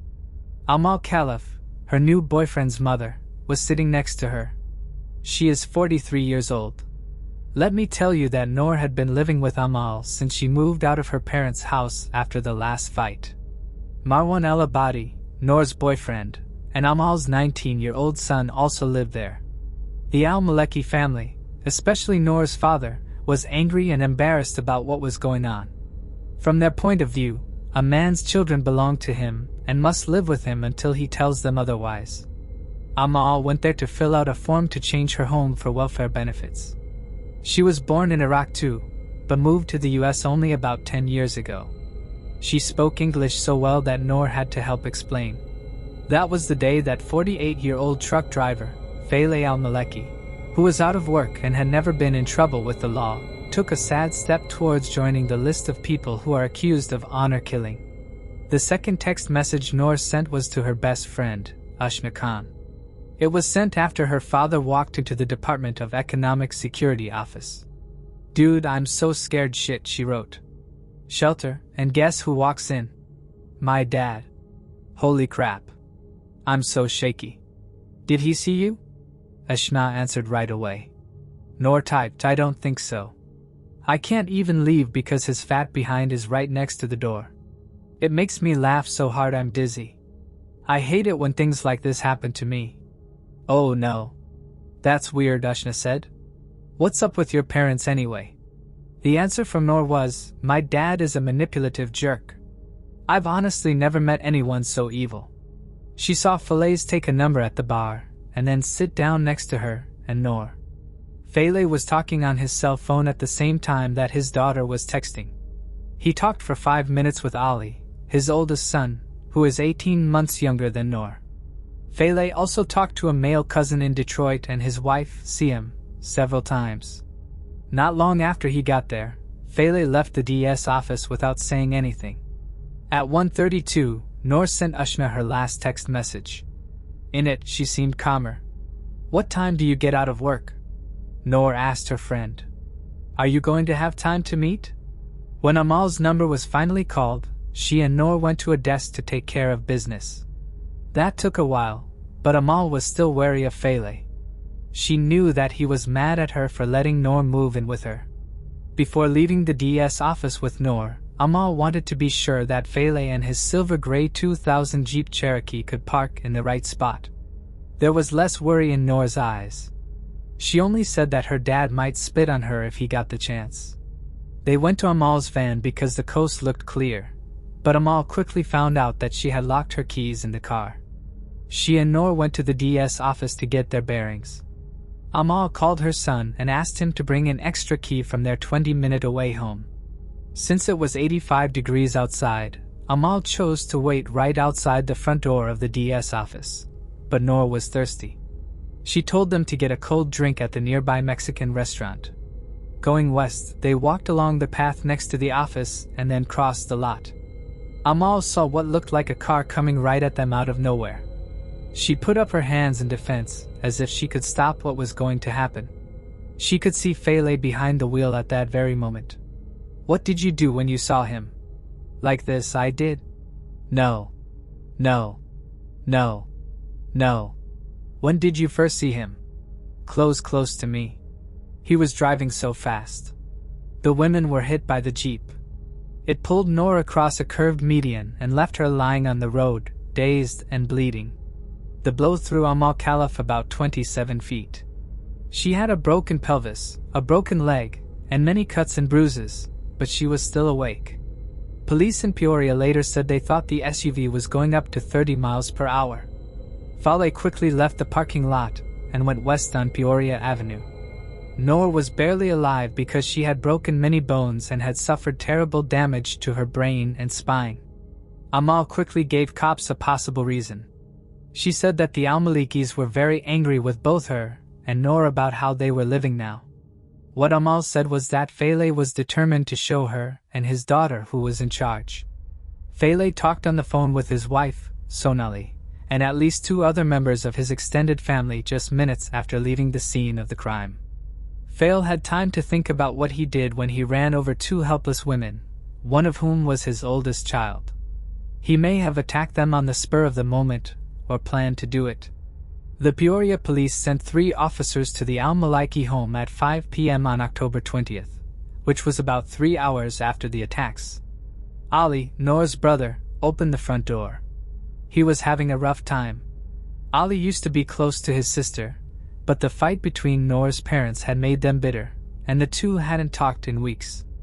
Ali later wrote in an email to his friends that he had started calling his sister bad names before they stopped talking. Detective Chris Bauhi was told that things at his parents' house had been getting worse ever since Nor came back from Iraq after leaving her planned marriage. Ali thought that his sister had brought shame on the Al-Maliki family. Ali said that Nor had been rude to their parents and to him since she got back, and she still didn't believe in traditional Iraqi values. The young man talked about his own problems with his father, whom he described as a heavy bettor who liked going to Indian casinos in the Phoenix area. Ali said that his mother, Siam, had been calling him for the past few hours to say that Nor had been hurt, but Ali swore to the police that he had no idea what had happened. Nor Al-Maliki talked to a TV reporter on October 24th about his sister. He said she was deliberately being rude to their parents. Ali said, "The boy Marwan al-Abadi, that is supposedly her boyfriend now, I don't like him." He said, "Different cultures, different values to show the difference between the US and Iraq. What makes sense to one culture doesn't make sense to another." He did say, though, that seeing Nor in the hospital broke my heart. That shouldn't have to happen to anyone. Ali told them that his dad called the day before to check on Nor, but my mom yelled at him and hung up. It was around the same time that Ali was being questioned in Glendale that Nor Al-Maliki crossed the border into Nogales, Sonora. Nor quickly left his Jeep in a mall parking lot and checked into a hotel. At 5:30 he called Jamil, his cousin from Phoenix. There were 2 counts of aggravated attack against Nor, and Peoria police issued a warrant for his arrest the next day, October 21st. An officer called Nor's mother that same day. Siam Al-Maliki said she was on her way home from work in California. She said that all she knew was that there was an unspecified family trouble. Detective Baj then told Siam that her husband had driven his Jeep into Nor and Amal on purpose and then run away. "This woman is telling lies. This woman is filthy. Her family is dirty," Siam said about Amal Khalif.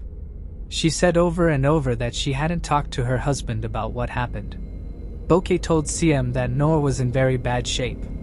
As she spoke, she said she wanted to see her daughter right away, but the detective told her he was worried that Siharm and others could put Nor in even more risk. In a strange turn of events, she continued, "I'm a Muslim. We can't kill our kid." 2 days after the attacks, on October 22nd, a petrol station owner in Glendale told cops that someone had called in a prescription for Nor Al-Maliki. Nor stayed on the run while his daughter, who was unconscious and not responding, clung to life.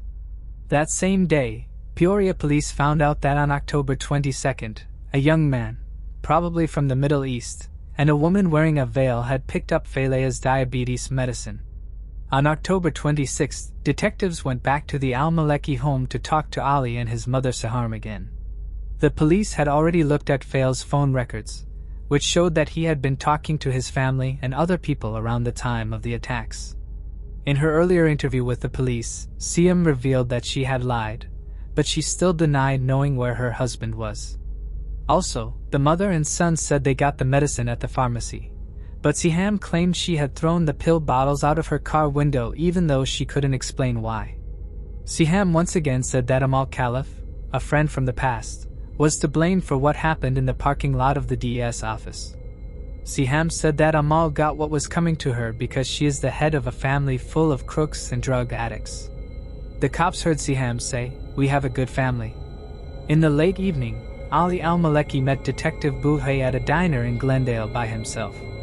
He told new information about his father's call to him before the attacks while his mother was not around. Nor had just been to the DS office and seen Nor and Amal. Because he thought his dad was mad, he told Frase to go home. In the end, Frase called Ali to tell him that he had hit Nor and Amal with his car. Ali was told to man up by Frase during the talk because he would no longer be around. On October 27th, British Customs told US Customs officials that Nor Al-Maliki was being held in London. Nor arrived with his own identification and US visa on a flight from Mexico City. Authorities discovered on a computer that he was wanted in Arizona. British Customs quickly placed him on a Delta flight to Atlanta, a city where the FBI often processes wanted fugitives. On October 28th, Mexican officials in Nogales contacted Peoria police. Felea's lost Jeep was found abandoned in a mall parking lot. During the investigation, police discovered hair, fibers, and human tissue on and beneath the vehicle's front bumper. On October 29th, Peoria officers Chris Baj and Jeff Balson confronted their suspect in Georgia. Nor Al-Maliki waived his right against self-incrimination, allowing police to question him. Initially, he claimed that he had accidentally struck and killed the two women while walking past the DS office. He tried to sound reasonable when he asked, "If I want to kill my daughter, why would I kill her with a car? My daughter doesn't bother me. She has left the house before. I'll get a gun and kill her. I understand where they live. The car just got out of my hands." Police officer Bowie asked him if he was trying to scare the women. The cops slowly pieced together the unclear story. Frase answered, "I dropped everything because I was mad. I lost my mind." But he kept saying that there was no planning involved. Frase blamed Al-Maliki for what had happened just like his wife did. He said she took their daughter away from them. He claimed that he loved Nor and pointed out that his cell phone had several pictures of her on it. For some reason, Frase thought it was obvious that his daughter shouldn't have become so Americanized. He said it was wrong. There were 2 nights that Frase spent at the hotel in Nogales. While he was there, a stranger gave him $1,900 cash for his Jeep and agreed to make sure that some paperwork got to Ali. The officers told him this didn't make sense, but Falit wouldn't change his mind. It is much more possible that Falit's cousin Jamil Al-Maliki or someone else connected to the Al-Maliki family brought him the money, diabetes medicine, and a suitcase full of clothes that he had with him when British police arrested him. Detective B asked Frase if his family supported him. The officer said that maybe his attack had brought back some of the honor that Nor was said to have lost because of the way she lived her life. Frase didn't answer directly, but he did say that he would help a friend or family member who was in the same situation. "That's our culture," he said. That's why Frase asked the agent what he would do if his own daughter was that bad at following rules. Bowie said that he wouldn't use a car to hurt his daughter.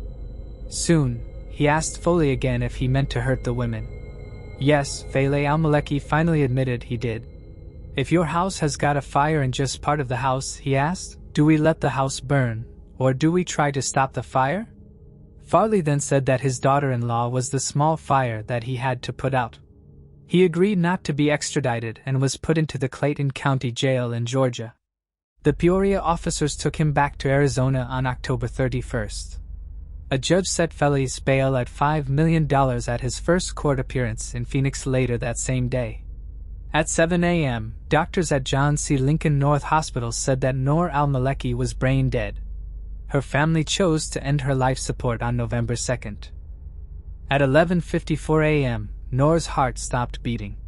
Her mother and brother Ali were among the people who were by her bedside. After some days, Fale was charged with first-degree murder, attempted first-degree murder, aggravated attack, and leaving the scene of an accident by a Maricopa County grand jury. The violent death of Nur made headlines around the world, especially after a county judge called it an honor killing. If Nor Al-Maliki didn't follow her parents' rules and leave her planned marriage, her life would never be the same again. During her last year or so, she tried several times to live with her family, but failed each time. Fale and Saham thought she was bad because she left the Iraqi husband her father had picked for her, which made them look bad. It made Fale very angry when, after Nor came back from Iraq, he found a picture of her with some guy friends that seemed innocent. He thought that Nor shouldn't have been friends with guys other than her husband since she was still legally married to him. Nor stood up for herself, though. There were no racy pictures on Nor's page. There were just pictures of a young woman with a beautiful face. It was there that Nor met new people when she got a job as a server at an Applebee's. Someone who worked with her says that Nor quit when her father found out that she was working at a place that served alcohol. Fale and Sahim may have had good reasons to be worried about where their daughter was living. According to the police, Marwan al-Abadi hit Nor while she was trying to stop him from fighting with an unknown third party at a male's house on August 6, 2018. The police said that Marwan broke and cut Nor's nose during the fight, but Marwan denied it. The charge of domestic abuse was still being worked on when Nor died. Amal Khalif told Peoria police in December that she had taken in Nor because the young woman had nowhere else to go after leaving her parents' house. She said this while she was at home healing from her injuries. Amal stressed that her only goal had been to give Nor a safe place to live, not to help her get together with her son romantically. Amal said that a few days before the attacks, she had convinced Noah to talk to her parents. Nor Al-Maliki talked on the phone with his family a lot in the weeks after he was arrested and put in the Maricopa County Jail. The government recorded every word in secret. "How is she now?" Nor asked his nephew Jamil over the phone at one point. During the jail calls, Nor and his family spoke Arabic. The calls were later turned into English. "Who's she?" Jamil asked. "Nor," Nor replied. Jamil told him, "Nor died." Nor asked, "What?" "Yes. She's gone." Nor responded, "Now take care of yourself, brother." Nor said, "Talk to the lawyers and tell them it was not intended to be a murder." Nor told Jamil to talk to the American government through the Iraqi consulate. "Connected to honor and dishonor, and I don't know whatever," said he. "And an Iraqi is worth nothing without honor." Jamil agreed and said, "This is where the story starts. There was writing in newspapers about this problem, and there is writing about it now on the internet and all over the world." During phone calls with his wife, Frase kept talking about the honor-killing theme. "Listen," he told CM, "have friends hold signs that say Iraqi honor is valuable across from the U.S. consulate in Iraq. There are signs that say, I'm not a thief, and that I didn't steal or break into someone's house. I'm sure you understand. And honor is the most important thing to an Iraqi. No one hates their daughter, but honor is valuable, and nothing is better than honor. We live in a tribal society that can't change," Nor said. "I didn't kill someone on the street, but Nor wouldn't let me give her a chance." At one point, Saham scolded her husband for cutting in too quickly, which was probably a reference to the violent thing he did. Nor said, "Saham, don't blame me. Can you just look at Amal and do nothing? It's not possible. Amal made her do it." "Amal gave it to her," Soham said again. More information came out in another call between the pair. "Nor is gone," Soham said through tears. "My daughter died. My daughter is no longer here." Nor answered, "I told you your daughter was already gone."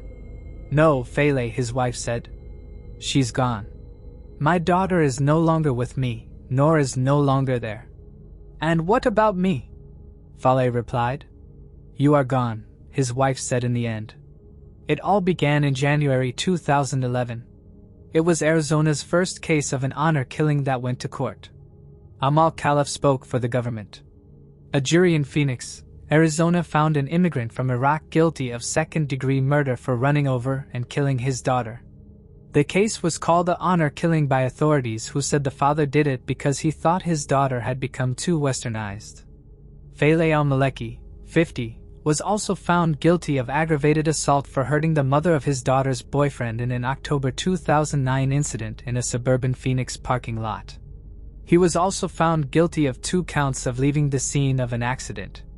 Lawyers for the defense said that Nor's death and Amal Khalif's serious injuries were an accident. People say he only wanted to insult the older woman because Al-Maliki thought she was helping his daughter stay away from her family. After being questioned by police, Al-Maliki admitted that he did knowingly run her over, but the transcript of the taped interview showed that he kept calling it an accident. During the 4-week hearing, Khalif also spoke. He said that he ignored her screams to stop hitting her, and then ran over Nor Al-Maliki, who was listening to an interpreter through headphones. Nor didn't show much emotion when the judge read the decision. Nor Al-Maliki was given a 34-year prison term in April 2011. Ali Al-Maliki and his family decided not to speak at the sentencing. As Maliki walked to the podium in front of the judge, his 2 lawyers stood on either side of him. He began by apologizing in a high-pitched voice to Amal Khalif, his family, and the judge. Al-Maliki said about Nor, "I wish I were dead and not her." The expression of remorse Nor showed was starkly different from what he said to his wife on secretly recorded jail tapes after his arrest. These recordings revealed the couple focused solely on fabricating a story to ease his guilt. Judge Stanley took over 30 minutes to deliver the sentence, remarking to Al-Maliki that this was the most difficult case he had faced during his 6 years on the bench. He also expressed frustration that the media had given the case a specific name, which had troubled him from the very beginning. "I felt bad about it because it was an honor killing," the judge said. I don't understand how any faith could justify people taking the lives of others. Moving on to the next case. Carlin Ramirez. When people picture military personnel, they often imagine individuals skilled with firearms, and Carlin Ramirez was no exception. At 24, she was a U.S. Army soldier trained in martial arts, widely seen as capable and tough. But if that was the case, how could someone like Carlin end up shot and killed in her own home? The investigation into her death revealed a tangled web of unexpected twists and unanswered questions. Did she take her own life? Was someone else responsible? Her roommate? Her husband? Though these questions were eventually resolved, the case remained shrouded in mystery. Authorities spent critical time chasing misleading leads, unaware that the person responsible was hiding in plain sight. Carlin, the daughter of Jesus and Susan Ramirez, was born on April 10, 1991, in Beeville, Texas, and spent most of her life in Del Rio. Carlin was part of a close-knit family that included her two sisters, Laura and Roxana, and her brothers, Jesus Jr. and Jesus David. She attended Comstock High School and graduated in February 2009, which is where she met the man who would later become her husband. A proud resident of Del Rio, Carlin thrived outdoors and lived for adventure. Inspired by her father's love for the rodeo, she took up bull riding, deer hunting, and raising game roosters, all activities she found deeply fulfilling. Raised in a devout household, Carlin and her family were active members of Sacred Heart Catholic Church. Although she earned an associate's degree, it was the influence of her mother and aunt, both military women, that ultimately guided her path. At 21, Carlin enlisted in the U.S. Army and was stationed in South Korea, where her natural inclination toward combat and discipline truly began to shine.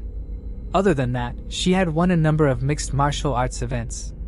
She was sent to Fort Meade in February 2014 to work with the 70th Military Intelligence Brigade and the 742nd Military Battalion, HOC.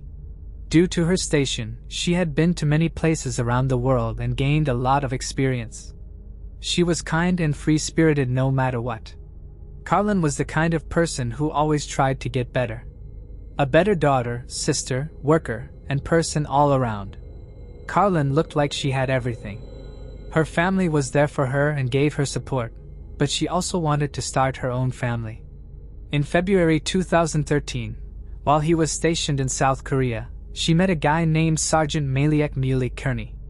He was 35 years old, specialized in chemical weapons, and was married with 5 kids.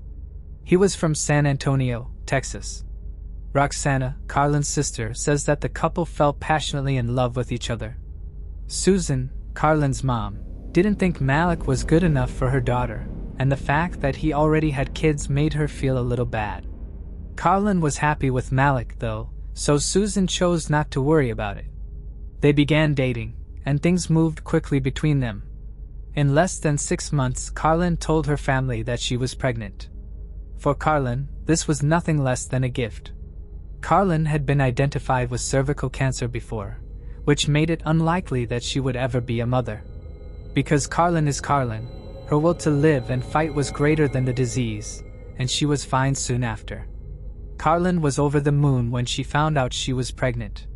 She felt like this baby was a gift from God and would do everything she could to love it for as long as she lived. Carlin got engaged to Malik and started making plans for their wedding while she was still very hungry. But at that time, Carlin was at Fort Meade in Maryland, and Malik was at Fort Jackson in South Carolina. Malik asked to be stationed closer to where Carlin was, but he was turned down. At first, that was really hard for the couple. It was going to be hard to be pregnant, pay their bills, plan their wedding, and be there for each other, but they did it. After some time, in April 2015, Carlin and Malik had a healthy girl. They named her Katla Vale Kearney, or just Vale. Carlin knew right then that she was meant to be a mom. There was nothing Carlin loved more than Vale. Malik loved his family too, and he wanted to get married as soon as possible. So much so that they got married in July 2015, only 3 months after their daughter was born. The main reason they got married so quickly was because of a new army rule that allowed a low-ranking officer and a high-ranking officer to get married. Carlin was a low-level officer, and Malik was a sergeant, so they had to make things legal so they wouldn't run into any problems later. After they got married, though, they were still stationed far apart. Carlin was living with Vale at the Lake Village townhomes in Severn, while Maliak was in South Carolina. Their position wasn't ideal, but they were making it work. Carlin was found dead in her own home just 5 weeks after she and Malik got married. Their lives came to a sudden halt. On August 25, 2015, a maintenance man was going from house to house doing his normal tasks as part of an everyday maintenance check. But when he got to Carlin's house, he saw that the back door was open. He called the police right away because he was suspicious. When the cops arrived a few minutes later, no one answered the door when they knocked. The house was very quiet. The cops had no choice but to search the house, so they did. The downstairs was clean, and there wasn't anything strange there except for the birth control pill in the kitchen trash can and its wrapper on the living room floor. There was still no sound coming from anywhere when the police went up the stairs to the main bedroom. When they finally opened the bedroom door, they saw a terrible scene. The body of a lady holding a newborn baby was found on the floor next to the smashed-up bed. Sadly, that woman was Carlin Ramirez, who was 24 years old and had died. She was holding her daughter, Vale, who was luckily not hurt. Carlin's chest was hurt in several places, and her clothes were pulled down to her legs from the waist. Besides that, she had defensive cuts like scratches and bruises on her arms, neck, and face, which showed that she had fought back during the attack. The cops quickly took the 5-month-old baby out of Carlin's arms and were glad to see that Vale was healthy, but it was clear that Carlin had been through a terrible event. It's possible that the person who did it forced himself on her before she died, which is even worse. What's so strange about this is that Carlin was, as we already knew, a very skilled woman in self-defense and martial arts. I find it hard to believe that someone was not only willing to do this, but also physically able to do it. The police turned the crime scene upside down to look for more proof and took Carlin's body in for an autopsy. They did find another tip though, a piece of the murder weapon. A single shell casing was found on the ground next to Carlin's body. The cops were able to figure out what kind of gun was used to kill her by analyzing it. It was a handgun with a capacity of .357.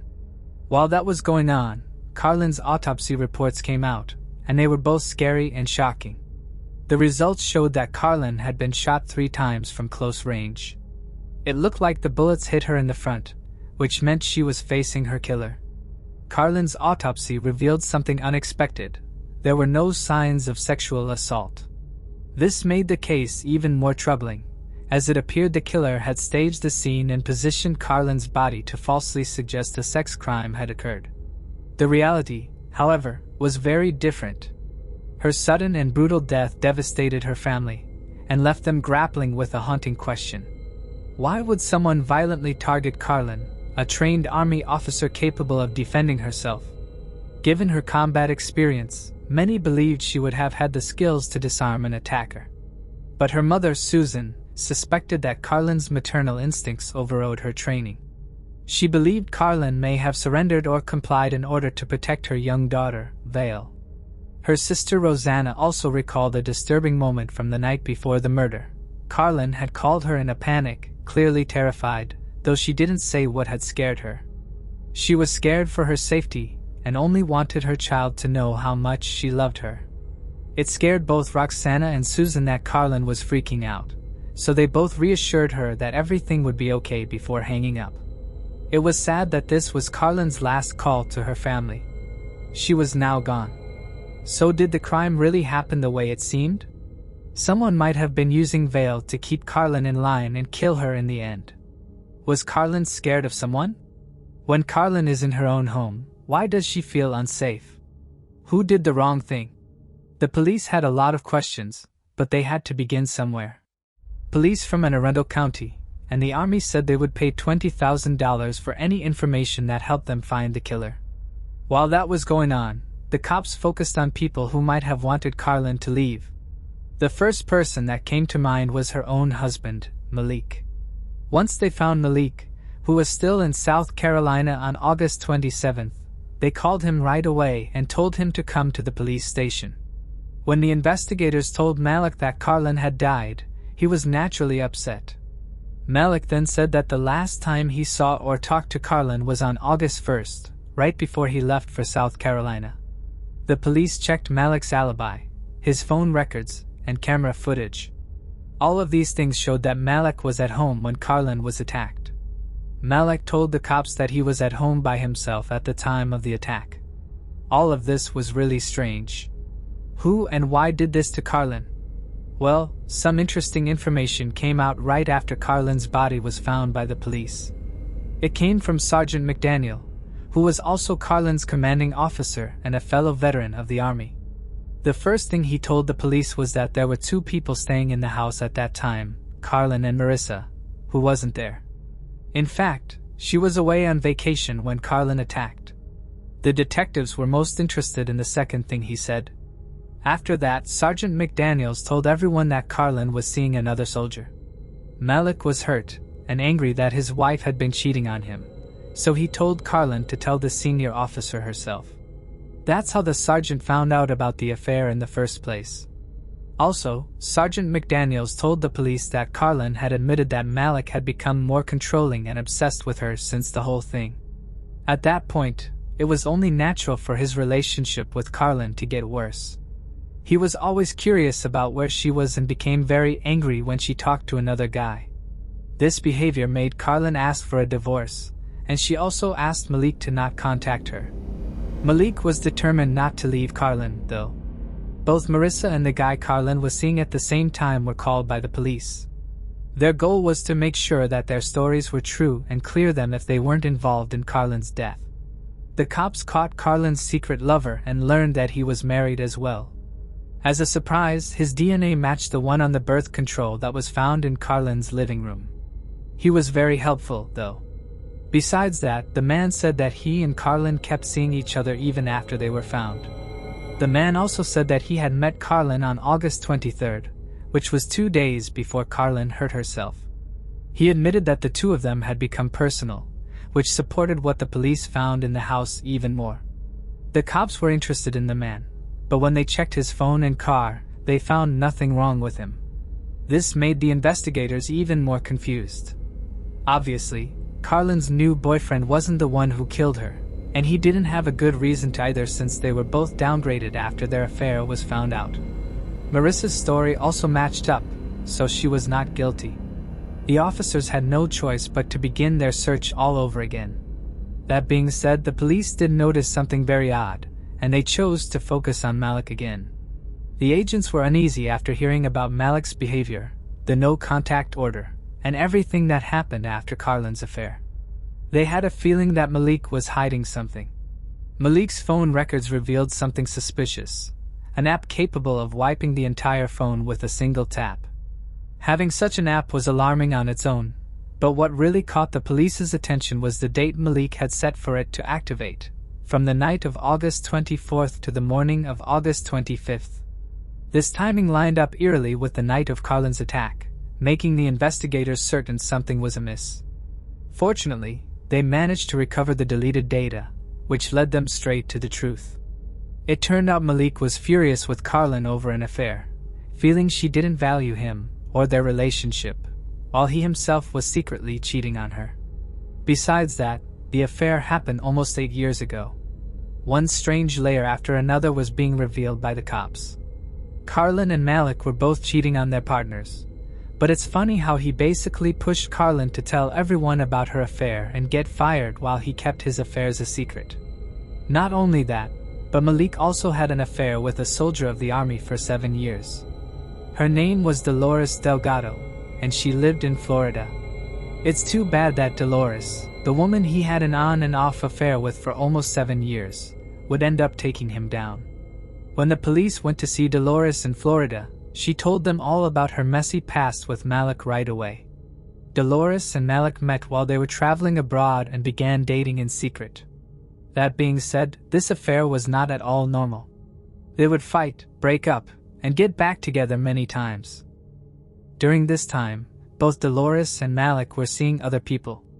Though they tried to avoid each other, they always ended up back together, and they decided to keep having an affair, which is crazy.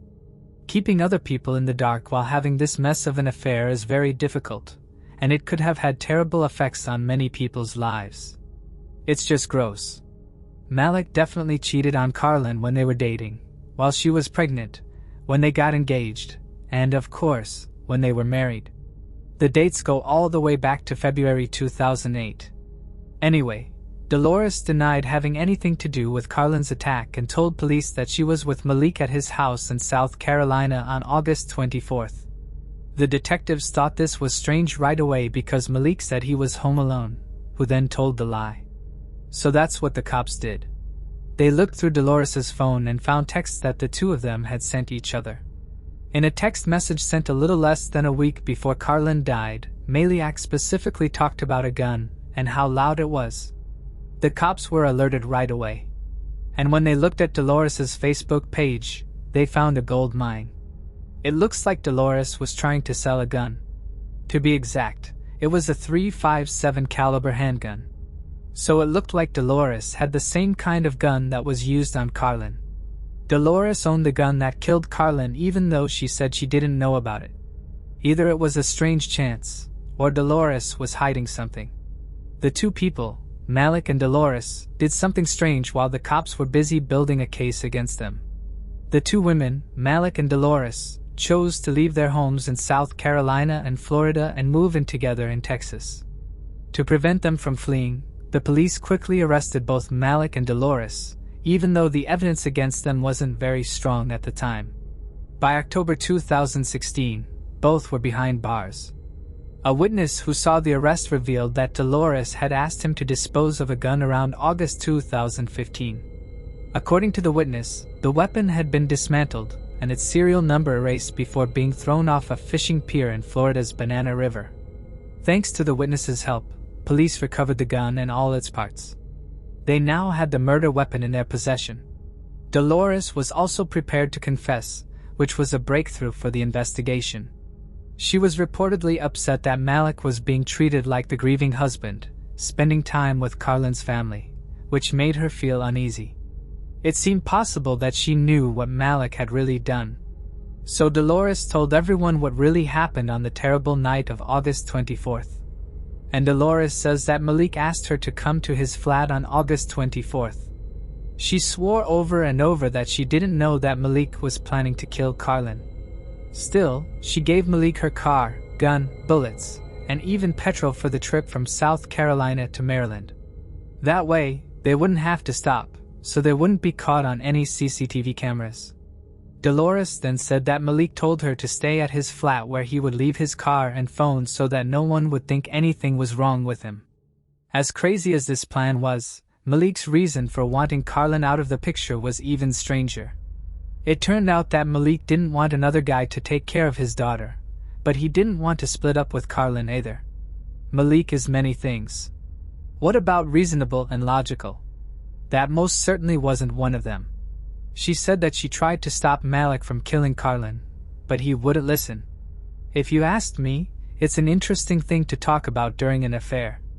Anyway, Malik broke into Carlin's house with his key in the morning of August 25th and threatened to shoot her if she didn't go to the bedroom. They got to the bedroom, and Carlin tried to fight him off with the gun. He shot her 3 times, killing her quickly and tragically. The next thing he did was disgusting. He set up the bedroom and Carlin's dead body to make it look like there was a sick reason for the crime. Following the completion of the task, Malik took Vale from her cot and placed her in the arms of her dead mother. He then left the back door open when he left. I don't understand why he put Vale in Carlin's arms. I have no idea what this could have added to the crime scene, and it's just cold-hearted, which may have been the point. We'll never really know, though. When Dolores told the police what she did, she pleaded guilty and agreed to testify against Maliak in court as part of the deal she made with him. I bet he didn't see that coming. Malik was charged with traveling across state lines to kill his wife, Carlin, through domestic abuse, but he pleaded not guilty. Malik's hearing began in February 2018 and went on for 11 days. In their statements, Dolores and the prosecution said that Malik killed Carlin because he felt like he didn't have control over her, which was something Malik couldn't get over. Now we're in July 2018, and the jury has ruled. Malik Kearney was discovered to be guilty. He was later given a sentence of life in jail without the chance of parole plus an extra 10 years because he was accused of using a gun to commit the crime. Due to her involvement in the crime, Dolores was given 17 years in jail. During his trial for killing his wife, the mother of his child, Malik didn't show any feeling or regret. But when the sentence was given, it was a sad time for the Ramirez family. Not only had they lost Carlin, but Vale had also lost her mother. What made it even worse was that the baby may have seen what happened to her mother. In court, Susan, Carlin's mother, spoke out against the crime. She said, "My pain would probably give him a level of satisfaction. He doesn't deserve to be with us. He is a psycho who is cold, cruel, and well-planned." Everyone was sad at Carlin's funeral because she had so much life left to live. She was only 24 years old. She was happy to see Vale become a wonderful, smart, and pretty young woman. She would never get to experience that though. Rosanna, Carlin's sister, is sad that Carlin didn't get to do any of the things she wanted to do. Carlin had been so hopeful about becoming the best mom to Vale. This case truly breaks my heart. She was a tough, determined fighter who overcame incredible challenges, yet her own husband caused her so much pain that he ended her life just to protect his own pride. People often believe marriages will last forever, but sometimes they end far too soon, usually when one person stops putting in the effort. In this case, it was both partners who gave up. But there's always a way to part ways with dignity and respect. It's heartbreaking that Malik wasn't willing to do that, while Carlin clearly was. Moving on to the next case. Kajira Frase. 22-year-old Kajira Frase is remembered by those closest to her as a loving, kind, and genuine person, someone who was a friend to everyone. At the time she went missing in February 2023, she was living with her parents in Moreno Valley, California, and was 8 months pregnant. Reports say she was happy and excited about the pregnancy, expecting a baby boy due on March 29th. While the identity of the father remains unclear, Kajira had planned to raise the child at her parents' home with their support. However, over a year later, the fate of Kajira and her unborn baby remains unknown. On February 23, 2023, Kajira spent the morning with her mother Kara. They visited the spa at their local gym and then ran errands, balancing appointments and shopping as Kajira prepared for her final month of pregnancy. After finishing up, Kajira wanted to visit her grandmother's house, but since Kara wasn't feeling well and couldn't drive, she called her husband for help. Things took an unexpected turn on the way to Kajira's grandmother's house when she became hungry and asked to stop for food. They pulled into a Jack-in-the-Box restaurant located at 89 Beaumont Avenue in Beaumont, California. Her mother recalled that Kajira got out of the car but didn't say much. It's unclear why she left the vehicle since they planned to use the drive-thru. Some reports suggest she stepped out to get some fresh air, while others say she became upset for reasons unknown. Kajira reportedly stood near the drive-thru window while her parents went inside to place their order. Kara explained, "My husband pulled forward and looked at her. She was still standing there. Then he backed the car up, paid for the food, pulled forward again, and she was gone. The last time we saw her was standing at the end of the drive-thru. She literally vanished within minutes." Confused by Kajira's behavior, her father exited the vehicle and started to look around, but there was no sign of her. Returning to the car, Kajira's parents began driving around the area searching for any trace of her, but there was nothing. It was like she'd vanished into thin air. Now alarmed for the 22-year-old's safety, Kajira's parents called the police and reported her missing. She was last seen at 10:39 p.m. on the night of February 23rd. She had taken her Bible but had left behind her handbag and possibly her phone. There is some mystery surrounding the whereabouts of Kajira's mobile phone, as her parents told police that it had been misplaced and they weren't sure of where it was when she went missing. However, Sarah Werner, an advocate for the 22-year-old's case, stated that one of the photos used on Kajira's missing posters, which featured the young woman in a black shawl with her hair pulled back, was reportedly taken on the night of her disappearance. It's unclear how anyone got a hold of it without the phone itself, but it could have been uploaded to an online storage account, social media, or even sent to a friend. Officer Mercedes Kashma of the Beaumont PD told the media that several ground searches were carried out to locate Kajira. He stated that they were done along Highway 79, and they involved officers on foot, drones, Sendocs, and helicopters. Authorities subsequently began circulating Kajira's photograph and details to clinics, hospitals, and shelters throughout several California counties and Nevada. According to investigators, surveillance footage from the night in question revealed that Kajira walked south away from the area of the Jack in the Box and behind businesses in the same center as the food establishment. She was alone at the time. Her mother Kara told Dateline that she believes Kajira was suffering a medical emergency which prompted her to walk away, and added that she believes that her daughter was in a vulnerable state that allowed someone to take her off the street. Authorities have stated that, at this point, they see no signs of foul play and have no evidence indicating that Kajira was abducted. Since then, there has been little progress in the investigation, but in the past year, amateur investigators have focused on her family after Kajira's brother posted online, saying, "I know what happened, I damn sure won't explain that to you." This message, part of a longer comment, was reportedly aimed at Sarah Werner, the case advocate mentioned earlier. Kajira remains missing. She was last seen at the Jack in the Box restaurant at 89 Beaumont Avenue in Beaumont, California, at 10:39 p.m. on February 23, 2023. Kajira is described as a black woman with brown hair and brown eyes, standing about 5 feet 7 inches tall. At the time she disappeared, she was 8 months pregnant and weighed approximately 154 pounds. She was wearing a black shawl, a black hoodie, gray sweatpants, and black slip-on shoes. Anyone with information regarding Kajira's case is urged to contact the Beaumont Police Department at 9517698500. Moving on to the next case. Mariah Wilson. It was a peaceful evening in a quiet Austin neighborhood, the kind of place where life followed a predictable rhythm. But on May 11, 2022, that calm was abruptly broken. Inside a modest apartment just off the main road, something unimaginable came to light, a discovery that would unravel a haunting tale of passion, envy, and betrayal. That night, the silence was disrupted not just by footsteps, but by something far darker. What led to this moment? And who was to blame?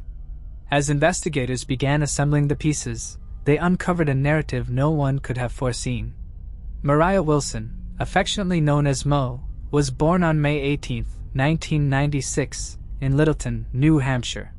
She was raised in Kirby, Vermont, by her parents, Eric and Karen Wilson, alongside her brother, Matthew.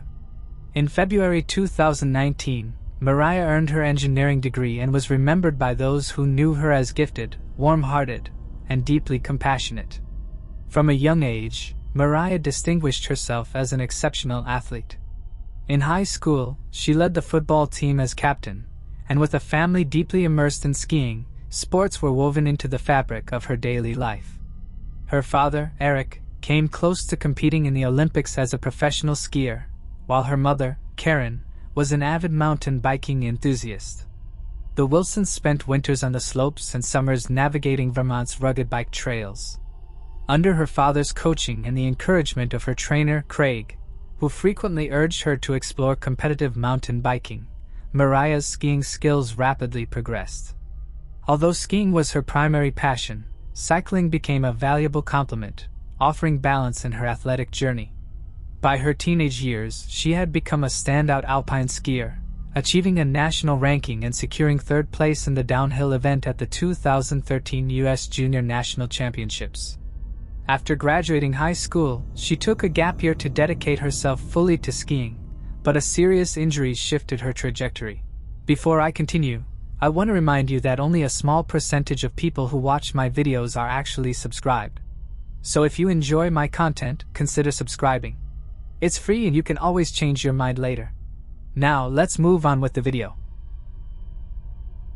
Resolute in her recovery, she embraced cycling as a form of rehabilitation. While attending Dartmouth University, Mariah joined the alpine skiing team and continued to demonstrate excellence on the slopes. Outside of sports, Mariah enjoyed cooking, traveling especially to Italy, and spending time with friends at taco nights and board game gatherings. After college, she transitioned to competitive gravel cycling, a challenging blend of mountain biking, road cycling, and cyclocross on unpaved terrain. Her natural talent and relentless drive quickly propelled her to national recognition, cementing her status as a rising star in the sport. By May 2022, Mariah Wilson had achieved an impressive record, winning nearly 10 major races. She worked as an engineer for Specialized, a renowned bicycle company, but left that position earlier in the year to focus entirely on her cycling career. Alongside her professional ambitions, Mariah dreamed of giving back to the cycling community. She planned to return to Vermont to create a cyclist-friendly space where riders could connect, enjoy local food, and share stories over coffee. Known for her kindness, humility, and competitive spirit, Mariah was a cherished figure in the cycling world. Tragically, her bright future was cut short on May 11, 2022 while she was visiting Austin, Texas in preparation for a race. She stayed at the home of her friend, Caitlin Cash. That evening, Mariah met fellow elite cyclist Colin Strickland for a swim at the Deep Eddy pool. Afterward, Colin dropped her off at Caitlin's house around 8:30 p.m., the last time she was seen alive. When Caitlin returned home later that night, she found Mariah in the bathroom covered in blood. Despite calling 911 and attempting CPR, it was too late. Police arrived to find Mariah with 3 gunshot wounds, 2 to the head and 1 to the chest. She was pronounced dead at the scene, just days shy of her 20th birthday. The modest home, tucked away in a quiet neighborhood, yielded little information, and neighbors reported hearing nothing unusual. An autopsy confirmed Mariah had been shot with a 9mm firearm with the chest wound inflicted while she was already on the ground. Her high-end racing bike was later discovered abandoned in nearby bushes. Mariah's death devastated her family, friends, and the cycling community. She was remembered not only as a gifted athlete, but as an inspiration to many, cherished for her compassion, dedication, and vibrant spirit. Initially, Colin Strickland was the prime suspect since he was the last person to see Mariah alive. As investigators dug deeper, they uncovered a tangled history involving Colin, Mariah, and Colin's on-again off-again girlfriend, Caitlin Armstrong. In the fall of 2021, Colin, then 35, had a brief romantic relationship with Mariah during a temporary separation from Caitlin. Caitlin, 34, originally from suburban Detroit, Michigan, was an accomplished athlete in her youth and had built a career as a yoga instructor and certified real estate agent in Texas. After his brief relationship with Mariah, Colin reconciled with Caitlin, and the couple began living together. According to Colin, his connection with Mariah became strictly platonic and professional, though he admitted to keeping their friendship a secret from Caitlin. When initially questioned by police, Colin denied knowing Mariah, but later confessed to their past relationship. He revealed that he had continued to communicate with Mariah behind Caitlin's back, even deleting messages and saving her number under a pseudonym. An affidavit detailed that Caitlin suspected Colin's romantic involvement with Mariah had persisted into early 2022. Allegedly, upon learning of this perceived betrayal, Caitlin expressed a strong desire to harm Mariah. An anonymous source claimed Caitlin had either recently purchased or planned to buy a firearm. Colin admitted to purchasing 2 guns earlier that year, one for himself and one for Caitlin. Caitlin's connection to the crime grew stronger when surveillance footage captured a vehicle matching hers near the house where Mariah was staying. The footage showed the car arriving just 1 minute after Colin had dropped Mariah off on the evening of May 11, 2022. Another camera later captured haunting audio of a woman's screams followed by gunshots. In a bizarre twist, Caitlin Armstrong was detained just 24 hours after the murder on an unrelated February 2018 arrest warrant for failing to pay a $650 bill for a facial treatment. This gave authorities a short window to question her about Mariah's death. During the interrogation, Caitlin mostly stayed silent but reacted visibly when asked about Carlin and Mariah's relationship, rolling her eyes and turning her head in apparent frustration. When pressed about the surveillance footage, Caitlin ended the interview. Due to a clerical error on her warrant, Caitlin was released but remained the prime suspect. Meanwhile, the investigation intensified. Police obtained search warrants for Carlin's DNA, phone records, Caitlin's 2 phones, her laptop, and another Austin property she owned. Text messages revealed that Carlin had contacted Caitlin immediately after leaving Mariah just 1 minute before Caitlin's car was seen on surveillance near the crime scene. Authorities determined that Caitlin had likely followed Carlin and Mariah during part of their evening together. Further searches uncovered 2 firearms in the home Caitlin shared with Carlin. Ballistic tests confirmed that one of the guns matched the shell casings found at the crime scene. Investigators also discovered that Caitlin had recently visited a shooting range with her sister, Christine Armstrong, to practice using the weapon.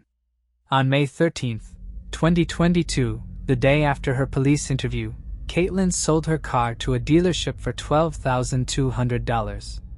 The following day, she flew from Austin to Houston and then boarded a connecting flight to New York. On May 17, a warrant was issued for Caitlin's arrest on charges of homicide, but by that time, she had already gone into hiding. Authorities later discovered that Caitlin had briefly stayed at Haven for Humanity, a retreat in New York where her sister Christine resided. When questioned, Christine admitted that Caitlin had been there for a few days before being driven to Newark Airport. As the search intensified, Mariah's loved ones grieved her tragic death, gathering for a private memorial. In her memory, the Wilson family launched a fundraiser to support youth programs that empower kids through cycling and skiing. Soon after Caitlin vanished, Christine received a phone call in which Caitlin claimed she intended to drive back to Austin. But on May 18, 2022, she was seen at Newark Airport.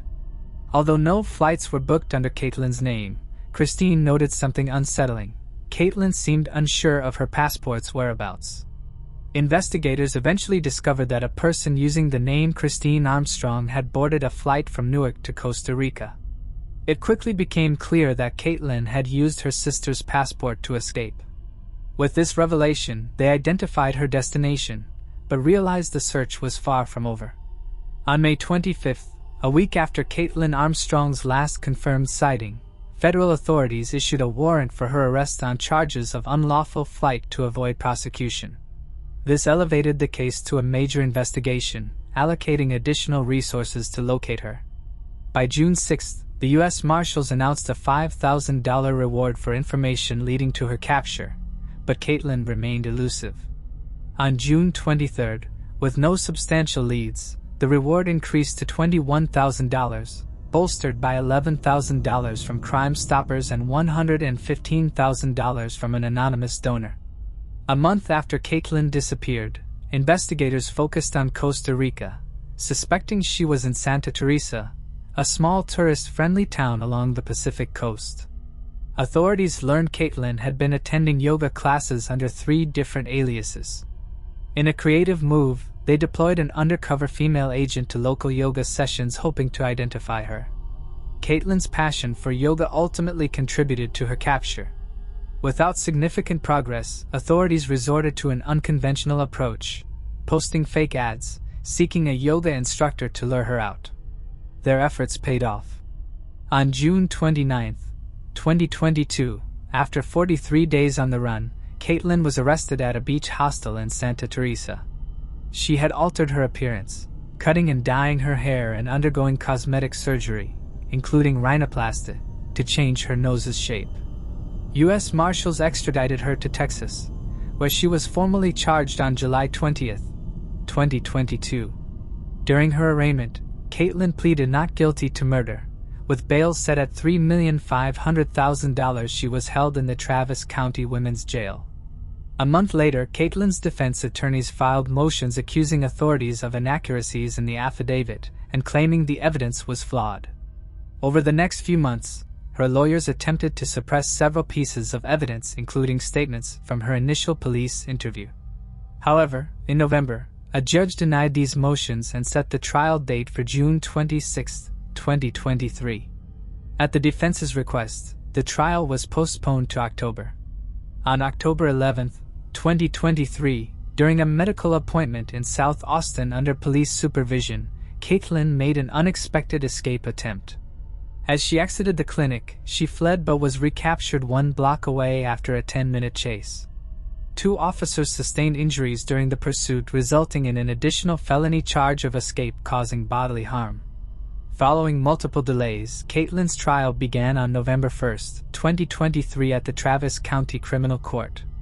During opening statements, Prosecutor Ricky Jones recounted the events leading to May 11, 2022, highlighting Mariah Wilson's accomplishments as a gifted athlete and the tragic loss of her life. Jones described Mariah's final moments, including her terrified screams captured on surveillance audio, which would later be presented as evidence. He also outlined the complex relationships among the key figures in the case, emphasizing the volatile dynamic between Caitlin and Carlin. The defense countered by focusing on the circumstantial nature of the evidence, arguing that there was no direct proof linking Caitlin to the crime. They portrayed her as a victim of unfortunate circumstances rather than the perpetrator. Throughout the trial, over 40 witnesses testified, including experts in DNA analysis, ballistics, and forensic pathology. Mariah's friend Caitlin Cash, who discovered her body, was among the first to testify. Cash recounted her frantic 911 call, played in court, which revealed her panic as she described Mariah's condition and the blood pooling on the floor. Her voice trembled with emotion as she relived the horrifying moment. Austin police officers also presented body camera footage as evidence. The trial painted a vivid picture of the events surrounding Mariah's death, the intricate relationships involved, and Caitlin's dramatic escape and eventual capture. The defense attorney challenged the crime scene procedures, questioning whether officers had worn gloves and how the integrity of the scene had been preserved. All officers testified that gloves were indeed used. Among the witnesses for the defense was Nicole, who recalled a chilling conversation with Caitlin Armstrong. When asked how she would react if Colin Strickland began dating someone else, Caitlin allegedly responded, "I'd kill her." On the 3rd day of the trial, Colin Strickland took the stand and described his 2-year relationship with Caitlin as one marked by emotional highs and lows, at times turbulent, but at others deeply loving. Colin admitted to a brief romantic affair with Mariah Wilson in October 2021 after meeting her during a 3-day race in Idaho. To avoid stirring conflict with Caitlin, Colin admitted that he had saved Mariah's contact in his phone under the alias Christine Wall. Text messages between Colin and Caitlin were presented in court, including one dated October 28, 2021, in which Caitlin expressed irritation over Mariah, referring to her dismissively as "that girl." Mariah's brother, Matthew Wilson, also took the stand, highlighting their strong bond and frequent conversations. When questioned by the defense, he clarified that Mariah did not have romantic feelings for Colin. Another witness, David Harris, who lived in the unit below Mariah's, testified that he had been in his garage smoking cannabis that night. He recalled hearing someone rush down the stairs and the distinct sound of a bicycle, but said he never heard gunshots. Digital evidence proved pivotal in the trial. Investigators recovered data from Caitlin's phone showing she had viewed Mariah's social media photos and monitored her activity on a fitness app that tracks location and user interactions. The prosecution also introduced several email accounts linked to Caitlin, which she allegedly used to buy flight tickets, prepaid cards, and a VPN to hide her whereabouts. Her internet search history further raised suspicions in the courtroom. On May 27, 2022, while in Costa Rica, she searched her own name and read news articles about Mariah's death and her involvement in the case. On June 23, she searched whether pineapples could erase fingerprints and explored other methods for removing them, such as burning. GPS data from Caitlin's vehicle further implicated her. On the night of May 11, 2022, her car was seen moving to the alley behind Caitlin Cash's apartment, the only access point to the garage where Mariah was staying. At 9:17 p.m., the car left the area and headed to Caitlin's residence. The deputy medical examiner testified about the autopsy findings revealing gunshot wounds to Mariah's face, scalp, and chest. The injuries, she concluded, were consistent with a homicide. A firearms expert also testified about ballistic evidence matching shell casings found at the crime scene to a gun linked to Caitlin, strengthening the prosecution's case. During cross-examination, the defense questioned the expert's scientific methodology, challenging the reliability of his conclusions. They called Bill Tobin, a materials scientist and expert, to dispute the firearms expert's findings. Tobin argued that the methods used by firearm examiners were flawed, pointing out the lack of a clear definition for what constitutes a significant match between bullets and the variations in firearm manufacturing that could complicate distinguishing casings fired from different guns. The trial lasted 2 weeks, culminating in intense legal arguments. On November 16, 2023, during closing arguments, the prosecution highlighted Caitlin's actions and digital footprint both before and after Mariah Wilson's murder. They urged the jury to evaluate the evidence using logic and common sense. In response, the defense questioned Carlin's reliability as a witness and argued that Caitlin's behavior didn't indicate criminal intent. After just 2 hours of deliberation, the jury returned a verdict, finding Caitlin Armstrong guilty of Mariah Wilson's murder. As the verdict was announced, Mariah's family and friends were overcome with emotion, embracing each other in the courtroom. Before the case concluded, the judge allowed Caitlin Cash, Mariah's friend, and Karen Wilson, Mariah's mother, to deliver victim impact statements. Caitlin Cash spoke first, expressing her profound grief and frustration, sharing the emptiness she felt from losing Mariah and the constant reminders of the tragedy. She still lived in the apartment where the crime had occurred, with bullet holes in the walls serving as painful triggers contributing to her PTSD and panic attacks. Karen Wilson followed, speaking directly to Caitlin with raw emotion. She called Caitlin's actions selfish and cowardly, mourning the loss of her beautiful and vibrant daughter. Karen declared that although Caitlin had taken Mariah's life, her spirit would live on forever. The following day, November 17, 2023, after 3.5 hours of deliberation, the jury sentenced Caitlin Armstrong to 90 years in prison. She was immediately transferred to a state facility where she would be eligible for parole after serving 30 years. In December 2023, Caitlin initiated the appeals process when her attorney filed a motion requesting a new trial, citing several claims, one of which alleged that Caitlin was pregnant at the time of her arrest. As of now, there have been no developments regarding the appeal. On January 18, 2024, Caitlin was transferred to a women's correctional facility in Gatesville, Texas, where she is expected to serve the remainder of her prison term. On May 6, 2024, Mariah's parents filed a civil lawsuit against Caitlin for wrongful death, seeking $1 million in damages. They noted that the final amount would be determined by a jury, with the compensation intended to cover funeral costs, and acknowledge the emotional suffering caused by Mariah's death. The lawsuit also seeks to ensure that Caitlin cannot profit in any way from her actions. The heartbreaking loss of Mariah Wilson continues to resonate with her community and everyone touched by the case. As Caitlin Armstrong carries out her sentence and further legal proceedings unfold, Mariah's legacy lives on in the memories of those who cherished and respected her. Moving on to the next case. Milin family. The Kirkland, Washington neighborhood was typically peaceful and quiet. Families thrived, and children played freely without fear.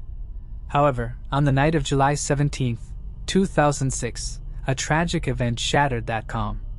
At 11:32 a.m., a 911 call reported a house fire involving a Ukrainian family's home. When firefighters arrived, they had no idea of the horrific discovery waiting beneath the collapsing structure. To many, the Milin family embodied the American dream. They lived peacefully near Forbes Lake in Kirkland, Washington. Their home, once filled with love, laughter, and the comfort of a solid life, was suddenly devastated by a terrible tragedy. Leonard Leo Milin, a dedicated sergeant in the Washington National Guard, was the center and strength of the family. In 1989, They left Ukraine with hopes of building a new life in the United States, marking the beginning of Leo's journey. From February 2004 to February 2006, Leo served in Iraq, confronting the brutal realities of war with steadfast courage. Yet, his heart remained with his family, and he eagerly counted down the 6 weeks until he could reunite with them.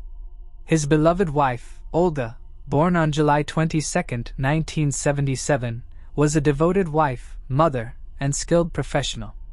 Olga worked as a dental assistant in Bellevue while also caring for their 2 young sons. Neighbors described her as warm and approachable, with a natural talent for making others feel valued and welcome. Their 2 boys, Justin, aged 5, and Andrew, aged 3, were the joy and center of the Milken family. Fond of playing outside, the boys often spent their summer days swimming at the shores of Forbes Lake. Justin was especially proud of the fact that his dad was in the military and would often tell other people, "He's in the military service."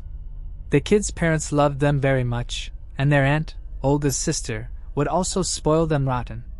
Lyubov, Olga's younger sister, was a shining example of hard work and kindness at age 24.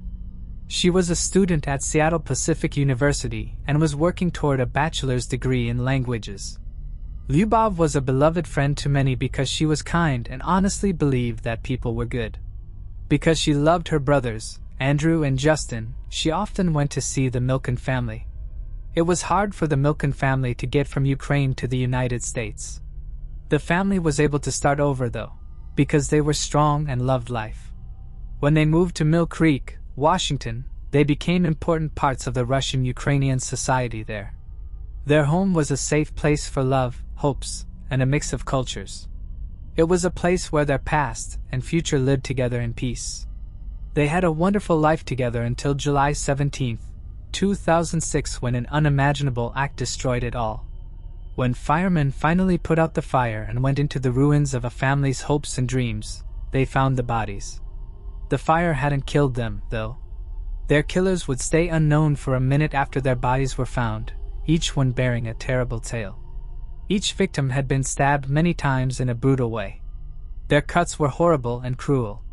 Cuts had been made in the kids' throats. The person who did this meant for them to suffer. The cops quickly found the person they thought was responsible. The whole neighborhood would be shocked by what they found. Dear Connor M. Shearman, a friend who is 24 years old, someone who moved in 2 weeks ago across the street from the Milken house. People who were nearby saw him sneaking around the property with a red gas can before the fire started. But what scared me the most were the deep scratches on his face, which looked like he had been fighting, as if someone had tried to stay alive that night while he was being horrible. On July 19th, 2 days after the murder, Connor was caught. He told them he started the fire when they asked him to. But the killings, he said he couldn't remember them. Connor said he had passed out because he had drunk so much that night. 3 bottles of vodka. He only remembered waking up in the Milken house where there were dead people all around him. You might be wondering who Connor M. Shearman was. For the horrible acts he did in July 2006, Connor M. Shearman, who was born in Bellevue, Washington, was 24 years old. Someone who seemed like a nice neighbor would turn out to be a terrible thief. The monster inside, on the other hand, kept track of the family next door and planned to wipe them off the face of the earth. In the CCTV tape that police later found, Connor was even seen buying things to start a fire. If it happened, was it a hate crime or just the voice of evil inside him? For years to come, the country would wonder. But before he killed these people, Connor didn't have a serious crime record. The community was shocked by his sudden and violent actions on July 17, 2006.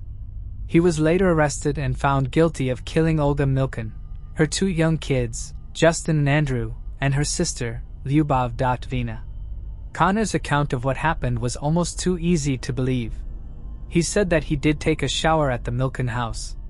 He admitted putting on hospital clothes that he found inside. He revealed that he bought gasoline, set the house on fire, and then tried to hide his tracks, but he would never say that he killed the people. He asked them to believe him instead, but there was a lot of proof against him. Investigators carefully gathered evidence that would later be very important in the trial of Conor M. Shearman as they looked into what happened after the Milin family tragedy.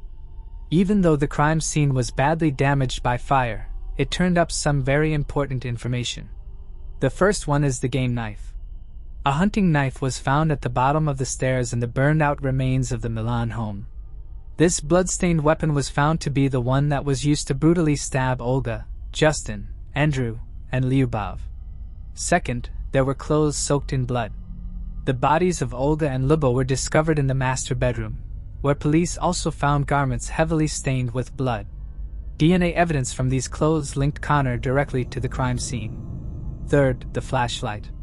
The flashlight found in the same bedroom indicated premeditation. Its presence suggested that Conor had prepared to navigate through the dark house, supporting the theory of a planned break-in. Fourth, a partially burned glove. Near the victims, investigators found a glove that had been partially burned in the fire. This item not only placed Conor at the scene but also revealed his attempt to erase fingerprints while committing the murders of the entire family. Fifth, there was surveillance footage. Security cameras caught Conor buying gas at a nearby station not long before the fire was reported. This video proved the timeline and his plan to destroy proof by setting the house on fire. Sixth, damage to the body. While Conor was being arrested, new cuts and scratches were seen on his face and neck. These wounds looked like defense wounds that the victims got during the fight, which connects him even more to the horrible act. The result was both scary and easy to understand. It wasn't a mistake. This wasn't a mistake made while drunk. This was a murder, a crime that was performed in cold blood and was planned ahead of time. After 3 years, Conor's trial started in court. Just choosing the jurors took weeks. People were willing to die for their crimes. Prosecutors said Conor planned the attack, went into the house with a gun to kill, and killed the whole family in cold blood. They also said Conor tried to cover up his crime by setting it on fire. Conor's defense team used the only card they had, which was a blackout caused by drinking. Drug experts, psychologists, and toxicologists were called in to say that Conor was too drunk to have intended to kill anyone and couldn't remember because his mind had blacked out. The jury didn't believe it, whether it was because they really cared about Conor or just wanted to keep him from getting a harsh penalty. As the punishment phase began, Conor went to the stand. He begged the judges for mercy for 25 minutes with tears in his eyes. He told the families of the victims he was sorry. He said he'd burned down the house, but he never said he killed the people. Conor looked very different from the man who had been caught years before. He was dressed in standard prison clothes. His mood was tense, and his face was marked with regret and worry. His voice wavered as he spoke, and he kept dabbing his eyes with a tissue while trying to stay calm. His sunk stance showed that he felt bad about what he had done. "I know you don't want to hear this," he started. "I know you don't want my tears." His voice was barely above a whisper. "You want your family back. I am unable to return them to you." It was like every word he said made him feel heavy, like he was trying to figure out how big his actions were or just how good an actress he was. He took a break. There was a long pause in the courtroom as everyone waited for him to speak again. "I may not be allowed to ask for anything," he said next, "but please forgive me. If not for myself, then for my family." The plea wasn't just for his own life. It was also for his mother and sister who were in the courtroom. Their faces showed both pain and hope at the same time. What about the good family, though? Everyone else was curious. As he spoke, Conor didn't go into specifics about the crimes because his lawyer told him not to and because that's how the allocation process works. It lets suspects in death penalty cases talk without being questioned by the other side. Instead, he talked about how sorry he was and how his possible death would affect his family. What he said wasn't enough. The victims' families sat silently as he spoke, their expressions reflecting a mix of pain, anger, and perhaps a longing for closure. Olga's husband, Leonard Milin, who was deployed in Iraq when the murders occurred, listened intently, though his face revealed little. Having endured unimaginable loss, he now faced the raw humanity of the man responsible, who was pleading for mercy. Connor's defense attorney, James Conroy, had portrayed his client as a troubled individual battling alcoholism, implying that Connor was intoxicated at the time of the killings. However, the jury rejected this argument, leading to Connor's conviction. In this final moment, Conroy hoped that Connor's admission of guilt might sway the jury toward leniency. Meanwhile, King County Deputy Prosecutor Scott O'Toole presented a starkly different narrative, portraying Connor as a cold, calculating killer who deliberately broke into a family's home to commit horrific acts. Every piece of evidence pointed to the premeditated nature of the crime. O'Toole talked about the terrible loss the Milin family had, focusing on how innocent the young boys were whose lives were brutally cut short by this horrible man. When Connor was done speaking, he looked straight at the jury with pleading eyes. "Someone told me I was going to die." His voice broke as he said, "I'm going to hell. I'm already there." After saying these last words, he went back to his seat, leaving the jury to think about how serious his plea was and how important their choice was going to be. As the jury thought about what they had heard, the courtroom was quiet. The choice they had to make was huge.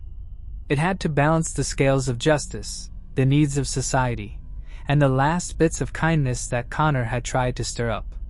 Not only Connor's life, but also the lives of those who would be forever changed by what he did were in danger.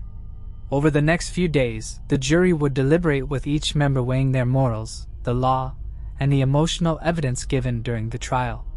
The execution gave their job a highly personal touch by giving a man convicted of horrible crimes a human side, but their decision would affect more than just Connor's life. It would also affect the families of the victims, the Ukrainian community, and the larger conversation about justice and forgiveness. The jury was under a lot of pressure to come up with a fair decision for everyone.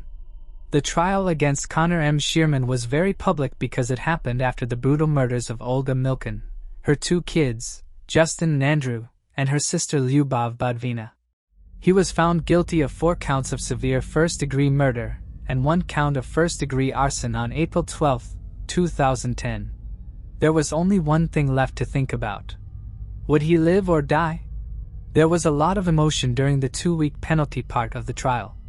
After thinking about it for a day and a half, the judges unanimously decided that the person should be put to death. On May 5, 2010, Judge Greg Canova of King County Superior Court gave Connor his official death sentence by lethal injection. Reports say that Connor shook his head as the decision was read. Leonard Milin, who was married to, fathered, and brother-in-law of the victims and still lives, felt relieved and said that he thought justice was being done. Right away, Connor's defense team said they were going to appeal the decision to the Washington State Supreme Court. This caused a lot of people to worry about how the jury was chosen and what the prosecution said during the trial. Connor's family was at the punishment, but did not want to say anything in public. At the news conference for the family in the King County Prosecutor's Office, Dan Satter, the prosecutor for King County, talked to reporters. He said, "The death penalty is the law of this state, and it is only used for the worst crimes." Satter was not in office when the prosecutors charged Connor with murder and asked for the death penalty. This prosecution team put together that case for the jury, and we think they made the right decision. They are great people who came to the U.S. to live the dream, but that dream was crushed. In addition, Satter said that what Connor did was the worst crimes in the history of this county. The day of the sentence wasn't about Connor, he said. It was to remember the people whose lives he took. The Washington State Supreme Court said in February 2018 that the state's death sentence was unconstitutional because it was applied unfairly and based on race. Because of this, Connor's death sentence was changed to life in jail without the chance of parole. There were 4 counts of severe first-degree murder and 1 count of first-degree arson. The jury came back with their decision on April 12, 2010 after 9 hours of deliberation. Connor was found guilty on 4 separate counts, and each count related to a different victim. Olga Milin, who is 28 years old, is married to Leonard Milin and has 2 children, Justin and Andrew. Oleg and Leonard Milin have a 5-year-old son named Justin. Andy Milin is Olga and Leonard's 3rd child and their youngest son. Lyubov Budvina is Olga's younger sister and is 24 years old. The prosecution used a number of aggravated reasons to bring the charges against multiple victims, the killing of 4 people at the same time. Risky situation. The fact that Justin and Andrew were so young made the victims' helplessness stand out. The arson was viewed as a deliberate attempt to conceal the crime by destroying evidence and covering up the murders. Connor was found guilty of intentionally setting fire to the Milin house after the killings, which also indicated that the murders themselves had been premeditated. Prosecutors argued that the fire was deliberately set to erase proof and complicate the investigation. The jury deliberated for about 9 hours before reaching a unanimous verdict. As mentioned earlier, the jury initially sentenced Connor to death by lethal injection. But why did the judge later change that sentence to life imprisonment? After the guilty verdicts, the trial proceeded to the sentencing phase, where it was decided whether Connor would face the death penalty or life in prison without parole. On May 5, 2010, the judges ruled in favor of the death penalty, citing the severity of the crimes and the numerous aggravating factors involved. Subsequently, the presiding judge upheld the jury's decision and officially sentenced Connor to death. But later changes in the law caused a change that would change the course of Connor's life. In February 2018, the Washington State Supreme Court said that the death sentence was unconstitutional because it could be used unfairly and against people of color. All death sentences in the state were changed to life sentences without the chance of release after this important decision. Because of this decision, Connor's death sentence was changed to life in jail without the chance of parole. People in the quiet Washington suburb of Kirkland saw an unimaginable horror happen that would change one man's life forever. In July 2006, Sergeant Leonard Milin, who was in Iraq with the Washington National Guard, got terrible news. His whole family had been brutally killed, and their house had been set on fire to hide the horrible crime. The people who died were his beloved wife, Olga, their 2 young kids, Justin and Andrew, and Lyubov Veno, Olga's sister. He felt sad and asked himself, "Why did this happen to me?" As he went from one war to another at home. Leonard was in Iraq and wanted to make his family proud of his job as a sergeant. Little did he know that a man who had just walked into their neighborhood 2 weeks before was killing his family in cold blood. When Milin heard the terrible news, he was given emergency leave to go back home. He got home while still wearing his military fatigues to find that his house had been destroyed by fire, a haunting sign of the violence that had happened. The community mourned with him, trying to understand the horrible crime that had broken up this family. Why did he have to go through this unbearable loss? Everyone in the neighborhood wanted things to end. After the attack, Milin had to deal with a destroyed home and a family that no longer existed. He also had to rebuild his life, which was hard in many ways, and his mental damage made him long for peace. Once a place of joy and love, his house was now a sad reminder of what he had lost. The always strong sergeant, however, chose to rebuild the life that had been destroyed by a man he barely knew and who had no right to ruin his life in that way. He was determined to get it back, but he ran into many problems, including disagreements with contractors over the damage to the foundation of his beloved home, which caused legal fights and slowed down the rebuilding process. Even with these problems, the people of Kirkland came together to support Milin. Leonard needed his community the most at this point, and he found that they were there for him, ready to fight for his rights and help him rebuild his home. A family that had once come to America seeking a fresh start was now gone forever. Sergeant Leonard Milin was left to piece together his life from the ashes of the family he had cherished. By February 2010, 4 years after the murders, Milin was preparing to move back into his rebuilt home. For him, it was not only a place to live but also a tribute to his lost loved ones and a foundation for whatever the future might hold. He now resides there, surrounded by memories of his 2 young sons and his devoted wife. He continues to struggle with the heartbreaking question of why his life was shattered when all he ever wanted was to be with his family and live in peace. The Milin family murders remain one of the most haunting crimes in Washington state history, a brutal and senseless act that devastated a family and left a community shaken to its core. Moving on to the next case. Paige Johnson. Paige Johnson was 17 years old, a single mother, a loyal friend, and a beloved daughter. She was also a young woman who simply wanted to have fun. On September 22, 2010, she attended a party for that very reason. Paige had been to parties with friends before, but this time, she never came home. Not after a few hours, days, months, or even years.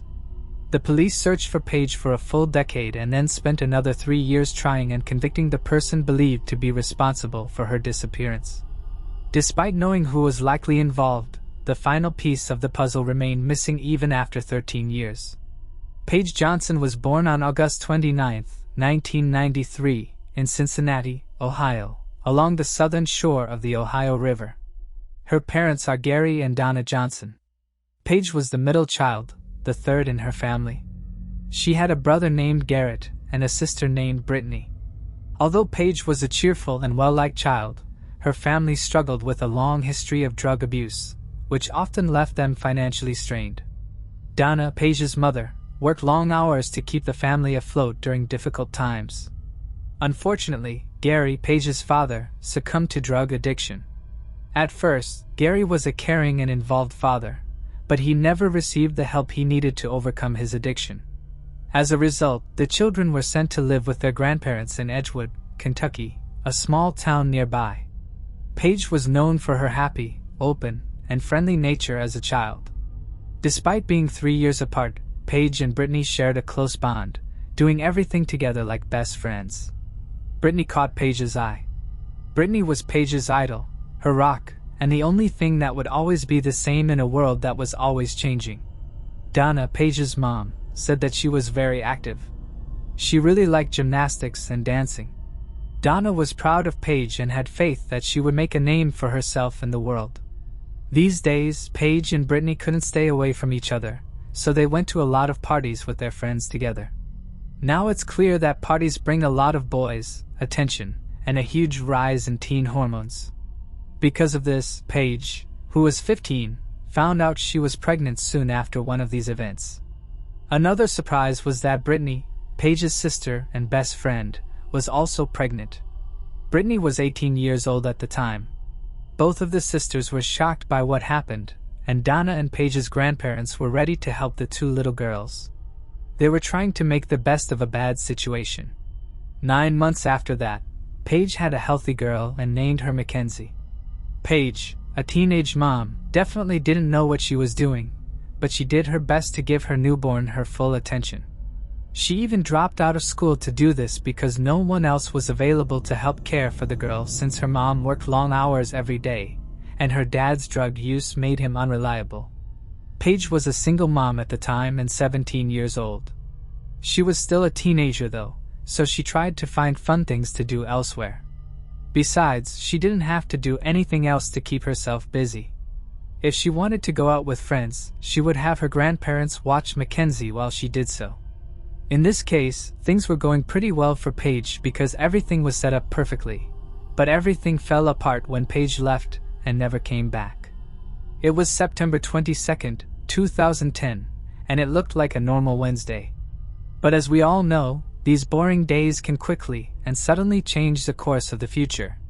Late in the day, Paige was going to a party. It was the party of a friend that Paige and Brittany both had, so a lot of people they knew would be there. When Paige asked Brittany if she wanted to go with her, she said no because she already had plans with her boyfriend.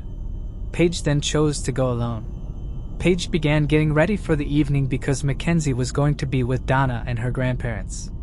Paige told Brittany she would meet her later at the house before she left for the party.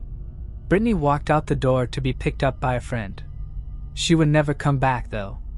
Paige had a pay-as-you-go phone, but her minutes were up. That's why she chose to leave her phone at home. If she needed to call someone, she could use someone else's phone at the party.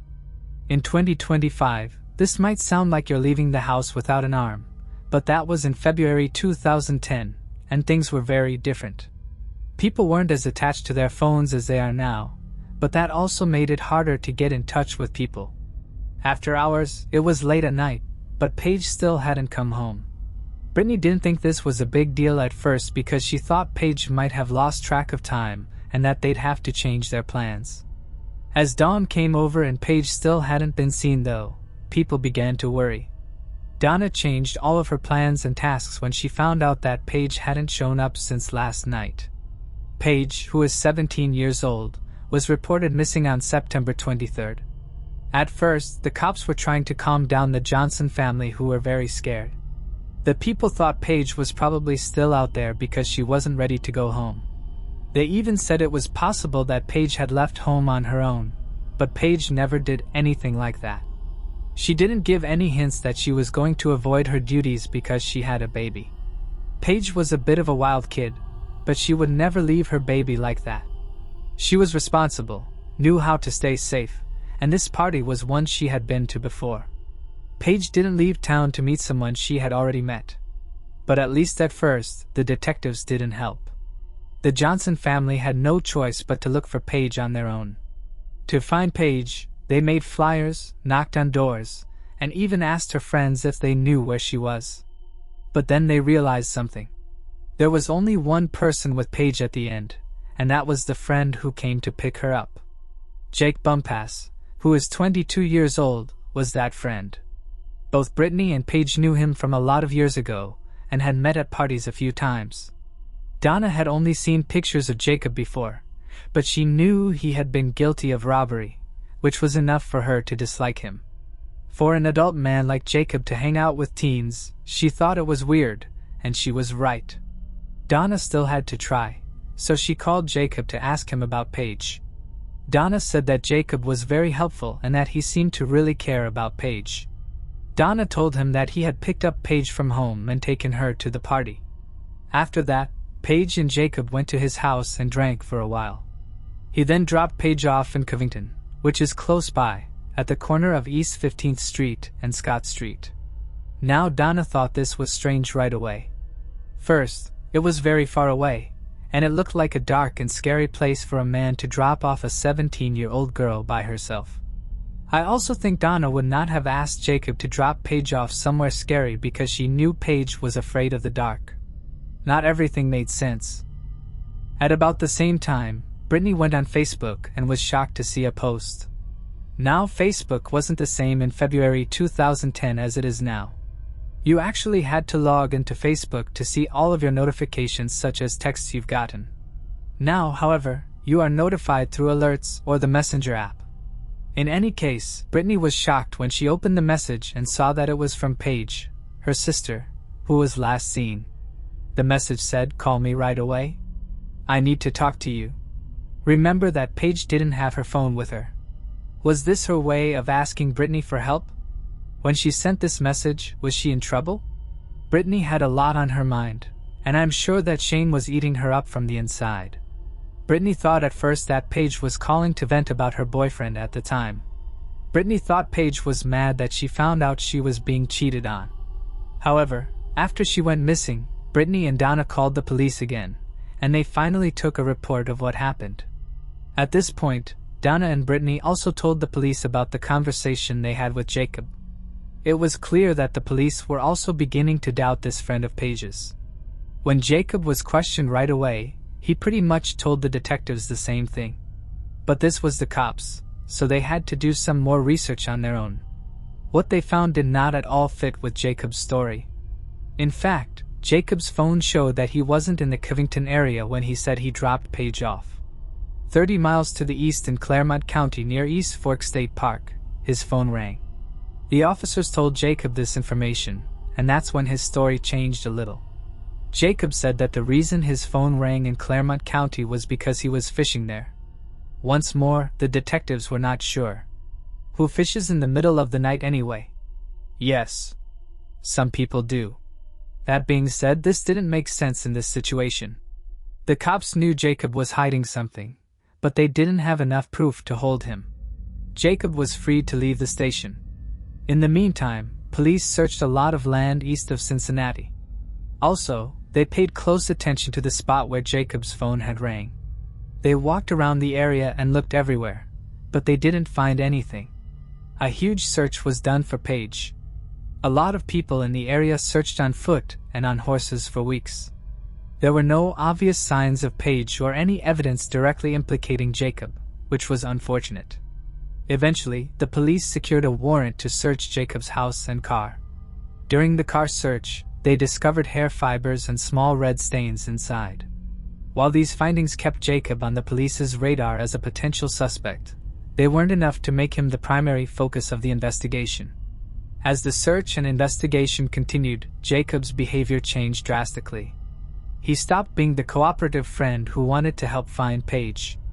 Instead, he immediately hired a lawyer and refused to speak with the police. At one point, Jacob was even arrested for violating his parole because he had given Paige alcohol when she was underage. If Jacob's behavior wasn't suspicious enough on its own, the fact that he was on parole when he attended that party with a group of teenagers only added to concerns. Paige turned 18 nearly a year into the search for her. Still, no answer. No one knew where Paige was, and the Johnson family was scared and very uneasy at the time. For Donna, Jacob had done something bad to her daughter. She didn't want to think about her daughter in the past, but it was getting harder and harder as time went on, and no answers came to make her feel better. The case also had a lot of leads. A lot of people called to ask where Paige was. It was getting darker at each tip. There were people who knew where the police could find Paige's body. Some were sure they knew who killed Paige and that they helped hide her body. Every single one of these leads was checked out by the investigators who used all the tools they had available at the time. It was searched for weeks or even months, but again, nothing turned up. I hate to say this, but all of the leads were probably fakes made by people who just wanted attention, which is gross. You have no idea what Donna and Brittany were going through. They only wanted to know. They were trying to find Paige, but were only getting fake leads that led them to dead ends. Jacob was still being looked at by the police because he was the only one with Paige. Jacob's story didn't make any sense, and he didn't have an excuse to back it up either, but they needed more proof to charge him with what happened to Paige.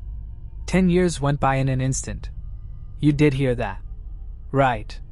The cops looked for Paige for 10 years, following all the leads and hoping to find that one important piece of information that would prove Paige had been abducted. But one day, something was found that changed the whole case. The lost persons case became much worse after that. A deer hunter was going through the woods early in the morning on March 22nd, 2020. We were in Claremont County. He found something by accident at that point. It looked like a head. The deer's shooter thought it was an animal's skull at first. But when he looked more closely, he saw that his eyes weren't making things look different. It was the head of a person. There was only 2 miles between where the skull was found and East Fork State Park, which is where police had been looking for Paige for 10 years. As soon as the officers got there, the skull was taken in to be looked at by a forensic pathologist. Also, the area was carefully searched for more bones. It wasn't easy though. The ground was not level at all. It was muddy and full of plants in that area. The police and Texas EquiSearch worked together to look for anything that could be used as proof. But in the end, the skull was the only thing that was found at the spot. Dental records helped figure out what kind of brain it was. It belonged to Paige Johnson, who was 17 years old. No additional remains were found due to the passage of time, and the cause of death couldn't be determined because animals and the weather had disturbed the body. Understanding the cause of death is crucial for charging and eventually convicting the responsible person. Detectives need to establish whether the death was accidental, natural, such as from illness or aging, or the result of foul play. Given that Paige had been missing for 10 years, figuring out how she died based on just one bone was nearly impossible. However, several theories remain. By this point, everyone was aware that Jacob was behaving suspiciously and that some of his stories didn't add up. His phone had rung in the exact location where Paige's head was later discovered, and he was the only person known to be with Paige that night. There are 3 main theories about what might have happened to Paige. One of these suggests that Jacob had feelings for Paige and tried to flirt with her at the party. In that moment, Paige turned down Jacob because she was already seeing someone else. This made him very angry, and he ended her life and left her body in the woods. Paige may have overdosed on drugs or alcohol while she was with Jacob, according to the second idea. Even though Jacob might have been the one pushing Paige to drink or do drugs more, it's not clear if he meant to kill her or not. Anyway, Paige may have overdosed, and Jacob, in his fear, chose not to call 911 or take her to the hospital. Instead, he left her for dead in the woods because he didn't want to make his parole violation worse. Our last idea says it's possible that Jacob did the crime while drunk or with someone else helping him. Note that all of these are just guesses since Paige and Jacob are the only ones who really know what happened at or after the party on September 22nd, and that's assuming that Jacob was there. Not even that much had been proven. However, the police were also able to track what Jacob did because of the phone's GPS and where it pinged. We are sure that Jacob and Paige met at the party because they texted each other while they were there. The fact that Jacob's phone rang near Donna's house also showed that he was the one who called Paige. According to Jacob's cell phone records, he texted a friend in Claremont County at 4 a.m. on September 23rd after possibly killing Paige. He then may have driven from Kentucky to Ohio and dumped her body in the woods off of Matthews Drive. The night after the party, his phone rang in the same spot. Jacob never went to Covington even though he said he did while being questioned. Also, what police found most interesting was that Jacob changed his phone number a week after Paige went missing. However, we still don't know if this is connected or not. Jacob was finally caught, but he wasn't charged with murder because there wasn't enough proof. Instead, he was charged with mistreatment of a dead body and tampering with evidence in Paige's abduction. He finally said he wasn't guilty, and it came as a surprise that he was freed on a $50,000 bond while his trial was being set up. The last time Jacob was tried was in July 2023. The fact that Paige's family had to wait an extra 3 years to finally take her case to court breaks my heart. It seems like 10 years is too long to wait for answers. The prosecutors knew though that the case wasn't really about how Paige died. It was more about how Jacob helped get rid of her body. It took a lot of proof from phone records, forensic evidence, and arguments that Jacob was guilty to bring charges against him. The prosecution said that Jacob knew what happened to Paige, but didn't call 911 or the police to protect himself. Instead, they said he put Paige's life at risk on purpose so that he wouldn't get in trouble with the law. On the other hand, the defense said that the prosecution's only proof against Jacob was a lot of hearsay. The defense said Paige was living a wild and dangerous life. And because of her high-risk lifestyle, anything bad could have happened to her. The defense team said that Paige was to blame for not coming back. This is not true. No matter what, Jacob was found guilty of the charges after 2 days of thinking about them. The defense didn't like this at all, so they asked for a new hearing, but they were turned down. Jacob was given a sentence of only 3 years in prison on September 7, 2023. This is the maximum term that could be given for the charges he was found guilty of. He is supposed to be freed in 2027. If Jacob did play a part in Paige's death, he really did get away with murder. Sad to say, he can't be tried for murder because there isn't enough proof. The Johnson family went through fear, hope, grief, and finally peace as they tried for almost 13 years to solve Paige's case. Donna's feelings when Paige's skull was found were a mix of unbearable sadness and relief. Donna's biggest fear after Paige went missing was not being able to bury her. Then Donna went on, "I'd been wanting to bring my baby home for so long, and now I was afraid that I would die today without ever getting this day." It breaks my heart so much to see Donna really hurting like this. Paige was a young girl who was excited to get to know her new daughter and raise her, but she is no longer with us. Mackenzie no longer has a mother, and the Johnson family is broken up. The Johnson family goes to Devo Park in Covington every year to remember Paige. There, a tree is planted in her honor. That's how they stay close to Paige and try to heal their very hurt and sad hearts. "Still loved and missed" is written on a sign that has been put next to one of these trees. It's too bad that Paige's dad, Gary, died not long after she went missing. He never got the closure he so badly needed. After Gary died, Paige's cousins, Donna and Alice, found a picture of Paige and a poem in his wallet that were written just for her. It's heartbreaking that her father had to endure such pain. He held on, living in the hope that one day the truth would come to light, but that day never arrived. No one will ever reveal what truly happened to Paige. And if the person responsible is behind bars now, they may soon be released. This reality only deepens the tragedy and leaves the case feeling unresolved.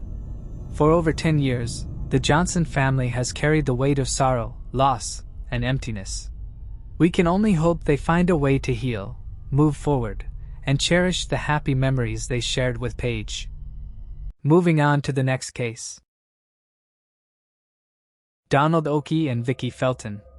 Donald Oakey and Vicky Felton both served in the United States Army. They met while stationed in California in 1977. On August 21, 1979, Vicky gave birth to their first daughter, Lee Marie Oakey, at a military base in Honolulu, Hawaii. 2 years later, Vicky and Donald divorced. Donald moved to Germany but stayed in touch with Lee, who occasionally visited him there. Vicky made her home in Tupelo, Mississippi, with Lee and a new partner, Julian Barney Yarbrough Jr. Vicky and Julian eventually married but separated in early 1992. On the morning of August 27, 1992, Lee, then 13 years old, was left alone at their home at 105 Honey Locust Drive when Vicky left for work around 8 a.m. This was the first time Lee had been left home by herself. Later that day, her grandmother was scheduled to pick her up to attend a school open house followed by dinner at Taco Bell. Shortly after arriving at work, Vicky was informed that a storm linked to Hurricane Andrew was approaching their town. She grabbed a radio from her boss's office to stay updated on the weather. Concerned, she called home to warn Lee about the storm, knowing her daughter was very afraid of thunderstorms. When Lee didn't answer, Vicky grew anxious and decided to return home. Upon arriving, Vicky found the garage door open and the lights on. Inside the house, she noticed blood smeared along the side wall. After searching all the rooms without finding any trace of Lee, she called 911. Police discovered more blood pools in Lee's upstairs bedroom, along with large smears in the hallway, bathroom, and on her bedroom door. Investigators believe the attacker had attempted to clean up the scene. The only items missing from the house were Lee's shoes, reading glasses, some of her underclothes, and a sleeping bag. Investigators launched organized searches, mainly through the wooded areas surrounding the house. Donald went to Tupelo to start searching for his daughter as well. He was quoted as saying, "It felt like someone punched me in the stomach. Initially, I thought that she may have run away, so I did not go to Mississippi right away." Before I continue, I want to remind you that only a small percentage of people who watch my videos are actually subscribed. So if you enjoy my content, consider subscribing. It's free and you can always change your mind later. Now, let's move on with the video. Donald was told by several locals that they believed Vicky was responsible. There was also rumors going around that Lee's stepfather, Barney Yarbrough, was abusive towards Lee. Yarbrough was, however, ruled out by law enforcement after providing a substantiated alibi and passing a polygraph examination. 8 days after Lee went missing on September 4, 1992, a worker at McDonald's in Boonville, Mississippi told law enforcement that they had seen a girl resembling Lee in a car in the restaurant drive-thru. Boonville is a little over 30 miles from Tupelo, where Lee is from. Investigators followed up on the lead but determined that the little girl the worker saw was not Lee. Then 5 days after that, on September 9th, a package containing Lee's glasses was mailed to their residence. It was addressed to Barney Yarbrough. The package was postmarked from Boonville, Mississippi. The FBI then became involved after the latest development. DNA analysis was conducted on the stamps attached to the envelope that contained the glasses. The FBI discovered that the person who mailed the glasses used water instead of saliva to moisten the stamp. Investigators believe the glasses were sent as a diversion. Tupelo Police Chief Bart Aguirre stated there was no ransom note or anything else sent with the glasses, just the glasses themselves. "You'd expect more if it were a real kidnapping," Aguirre commented. On November 9, 1993, the media reported that the Monroe County coroner had positively identified a human skull found in a soybean field as Lee's. However, this claim was soon withdrawn. Further forensic testing by the medical examiner revealed that the skull actually belonged to 27-year-old Pollyanna Sue Keith. Pollyanna went missing in March of 1993. Investigators were running out of leads as they couldn't find Lee. They decided that Lee's mother, Vicky, should take a polygraph test. She was administered 3 separate examinations, 1 with the local law enforcement and 2 with the FBI. It was determined that Vicky showed deception on all of them. Vicky disputes that she had any involvement in her daughter's disappearance. Responding to 3 failed polygraph tests, she said, "I couldn't tell you why. They measure changes in your body. And when your daughter has gone missing and they strap you up to those things, I can't imagine anyone's body not reacting." She has openly stated that she believes a man named Oscar McKinley Kearns was responsible for Lee disappearing. 9 months after Lee vanished, Kearns abducted a 15-year-old girl he had met through a church in Tupelo. For this offense, he was sentenced to over 8 years in prison but served only half for unclear reasons. After his release, Kearns kidnapped a couple and assaulted the woman, leading to another conviction in 1999. Despite investigations, no solid evidence has ever tied Kearns to Lee's disappearance. Lee's case has been covered by Nance Grace and even featured on the Geraldo Rivera show. In 2017, it became the focus of a 6-episode podcast titled The Search for Lee Oki. The story also appeared on the true crime podcast Crime Junkie, but the trail eventually went cold. The National Center for Missing and Exploited Children created an age-progressed image of what Lee might look like today. If you have any information about the case, please contact the Tupelo Police Department at 662-841-6491. Moving on to the next case. Jenny Lillian Ballard. They say that great wealth often brings along serious challenges, many of which catch people off guard. Wealth can draw hidden enemies, jealous watchers, ill-intentioned individuals, and even fake friends hoping to claim their share. Yet, the most dangerous and deceptive threat usually comes from someone close, someone you'd never expect to cause harm. In February, the quiet, close-knit town of Little Rock, Arkansas, was shaken by the brutal murder of successful entrepreneur Jenny Ballard. The respected and affluent 58-year-old woman was found dead in her own home, and the chilling details of the crime left the community stunned and horrified. Jenny had been brutally attacked, with clear signs that the assailant had deeply personal reasons.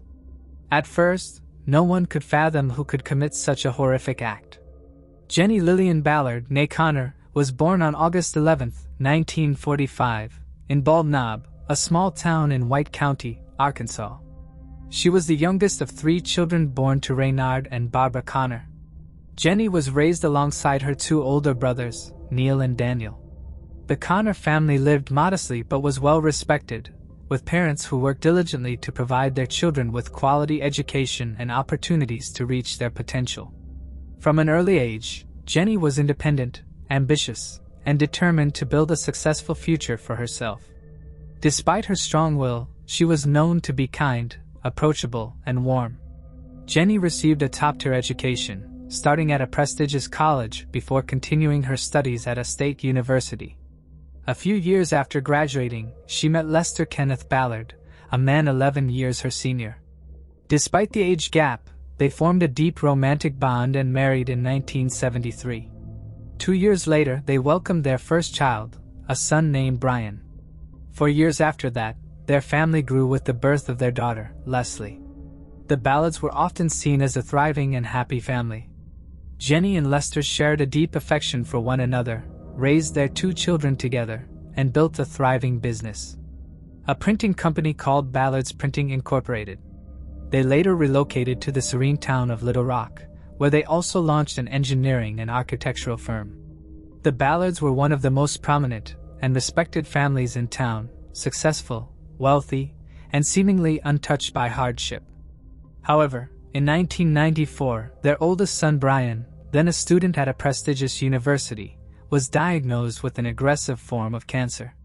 Despite the best treatments at leading clinics, Brian passed away a year later. At the time, Leslie, the younger of the Ballards' 2 children, was still in school. Her brother's death devastated her and left the family grappling with immense grief. Jenny and Lester channeled all their love and attention into their daughter, doting on her and trying to shield her from further pain. Leslie excelled in school, was well behaved, and never caused any trouble.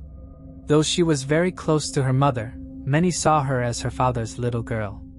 After high school, Leslie chose to study printing technology and editing, aiming to contribute to the family business and eventually take it over. Her parents were overjoyed. Not only was their only remaining child taking an interest in the enterprise they had built, but she also showed a real aptitude for the work with a clear vision for its future. Leslie graduated from college and began working at her parents' company in a leadership role. Those who knew her described her as intelligent, responsible, and driven. Neighbors admired the close, loving relationship she had with her parents, often remarking on how inseparable she and Jenny seemed. But by the early 2000s, things began to take a drastic turn. Leslie started dating a young man whom her parents disapproved of, and despite their objections, she married him. Relations between the Ballards and their new son-in-law were strained from the start, and Leslie gradually distanced herself from her parents. The estrangement became so severe that Leslie didn't attend her father's funeral when he passed away unexpectedly from a heart attack in August 2003 at the age of 69. It later emerged that Jenny hadn't informed her daughter about Lester's death. No one could understand the sudden breakdown in the once close bond between mother and daughter. The two who had once been inseparable now seemed like strangers. Law enforcement quickly responded to the scene at the Ballard residence, dispatching multiple patrol units to investigate. What they discovered inside the home stunned even the most seasoned investigators. The living room was a gruesome sight, with blood spattered across the floor, walls, furniture, curtains, and even the ceiling. Jenny's body showed clear signs of an extremely violent attack. Someone had repeatedly stabbed her with a large knife, continuing the assault even after she had succumbed to her injuries. The house appeared to have been left in slight disarray. A jewelry box had been broken into with several valuable items missing, and a small amount of cash had disappeared from a damaged safe. At first glance, it looked like a burglary gone wrong. Possibly a confrontation between the homeowner and an intruder who had been caught in the act. Closer examination, however, told a much darker story. Defensive wounds on Jenny's hands suggested she had fought desperately for her life, though the struggle was hopelessly one-sided. The official cause of death was determined to be severe blood loss resulting from numerous stab wounds, over 70 in total. The most horrifying detail, however, was the deep cut across her throat, inflicted with devastating precision. From the outset, experienced investigators doubted the burglary narrative. The damage to the safe seemed staged, as though someone had deliberately tried to make it appear as if forced open, despite the fact that the person who accessed it evidently knew the combination. Furthermore, the ferocity of the attack clearly indicated a personal motive. This wasn't a random act of aggression, it was deliberate, brutal, and deeply emotional. The assailant hadn't simply committed a crime, they had carried it out with chilling rage, leaving no chance for Jenny to escape. The body was discovered by a man who identified himself as a close friend of the victim. This man was Mickey Holloway, a seasoned detective who had spent years working in the homicide division of the Little Rock Police Department. As is standard protocol, investigators first questioned and scrutinized the individual who reported the crime and was present at the scene. Given Mickey Holloway's extensive background investigating serious crimes, investigators were well aware that he would know how to cover his tracks and deflect suspicion. This raised questions about the true nature of his relationship with Jenny Ballard. While Holloway referred to her as a close friend, evidence suggested their connection might have been deeper. Mickey had a spare set of keys to Jenny's home, and several personal items of his, including a toothbrush and razor, were found inside, indicating he may have spent nights there. Mickey soon admitted that he and Jenny were more than just friends. They were in frequent contact. And when he was unable to reach her all day on September 12th, his concern grew. By morning, he decided to visit her home to make sure she was okay. He entered through the garage door, where he noticed the key still in the lock. The working theory at the time was that Jenny had returned home, unlocked the door, and left the key in place before hearing a noise inside. Rushing in to investigate, she may have confronted an intruder. A struggle ensued and the situation escalated to a deadly conclusion. However, inconsistencies in this scenario raised doubts. Only a small portion of the valuables in the house had been taken. High-end designer jewelry and cash were left out in the open, untouched, while drawers had been ransacked as if someone were searching for something specific. The safe, though damaged, had not been completely emptied, further suggesting the intruder wasn't looking for money. Holloway was brought to the police station for questioning. He appeared distraught and grief-stricken, but fully cooperated with the investigation. Mickey provided a detailed account of what he knew and offered an alibi for the time of the crime. After verifying his statements, investigators cleared him as a suspect and released him. Although Mickey wasn't directly involved in the crime, he offered important insight by suggesting that Jenny's daughter and son-in-law should be looked into more closely. Meanwhile, 2 of Jenny's neighbors came forward with information about seeing her on September 12th. One neighbor, who was also a friend living across the street, reported that Jenny had come home around noon that day. Detectives needed to find Jenny's daughter, Leslie, both to notify her of her mother's death and to question her and her husband, Michael, about anything they might know regarding the case. While it was easy to find their home address, the McCools were nowhere to be found, and no one seemed to know their whereabouts. Neighbors had mixed feelings about Leslie and Michael, describing them as rude and arrogant, behavior that was in stark contrast to how Leslie's family and friends had always portrayed her. This led investigators to dig deeper into Leslie and Michael's backgrounds. They discovered that Leslie had always been a responsible, well-mannered young woman who did well in school and followed her parents' guidance. She had grown into a beautiful woman but was often described as shy and lacking self-confidence. In February 2001, at 22 years old, Leslie joined a local gym where she met Michael McCool, a fitness instructor. Michael quickly noticed the attractive young woman and offered his services as a personal trainer, to which Leslie agreed. The two soon developed a romantic relationship and began dating. Early on, however, Michael misled Leslie about his age, claiming to be only 13 years older than her, when in reality the age gap was 23 years.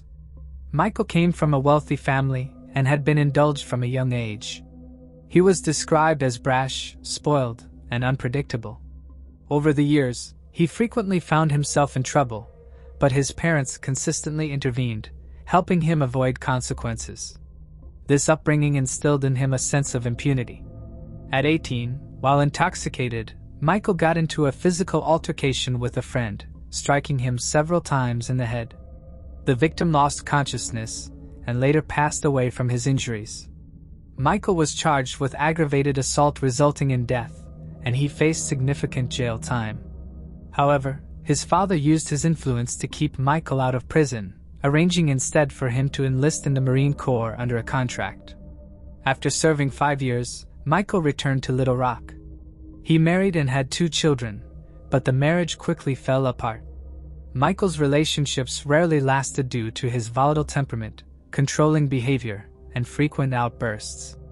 Former partners later accused him of cruelty and both emotional and physical mistreatment. Michael's fit appearance and charm helped him land a job as a personal trainer at a well-known gym, where he quickly built a client base. His position also made it easy for him to meet women, often leading to short-lived flings.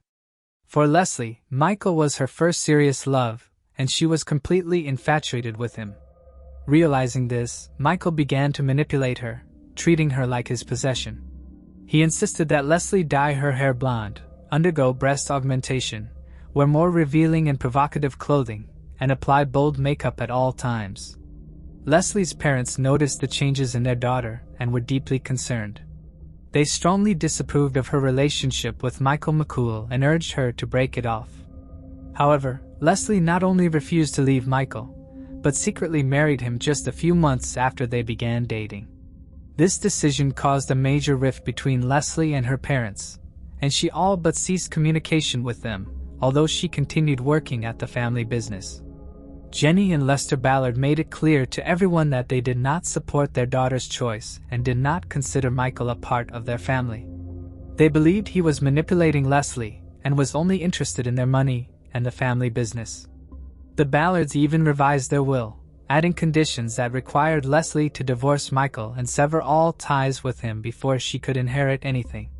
When Leslie discovered the changes to the will, she had another heated argument with her parents, declaring that she would never leave her husband because she loved him. Her absence at Lester's funeral after his sudden passing raised eyebrows. While many were aware of the tension within the family, it seemed incomprehensible that Leslie would fail to pay her respects to her father. On September 15th, 2 days after Jenny's body was discovered, police returned to Leslie's home. This time, she and Michael were there. They arrived in a car that had been a gift from her parents and seemed genuinely surprised by the officer's visit.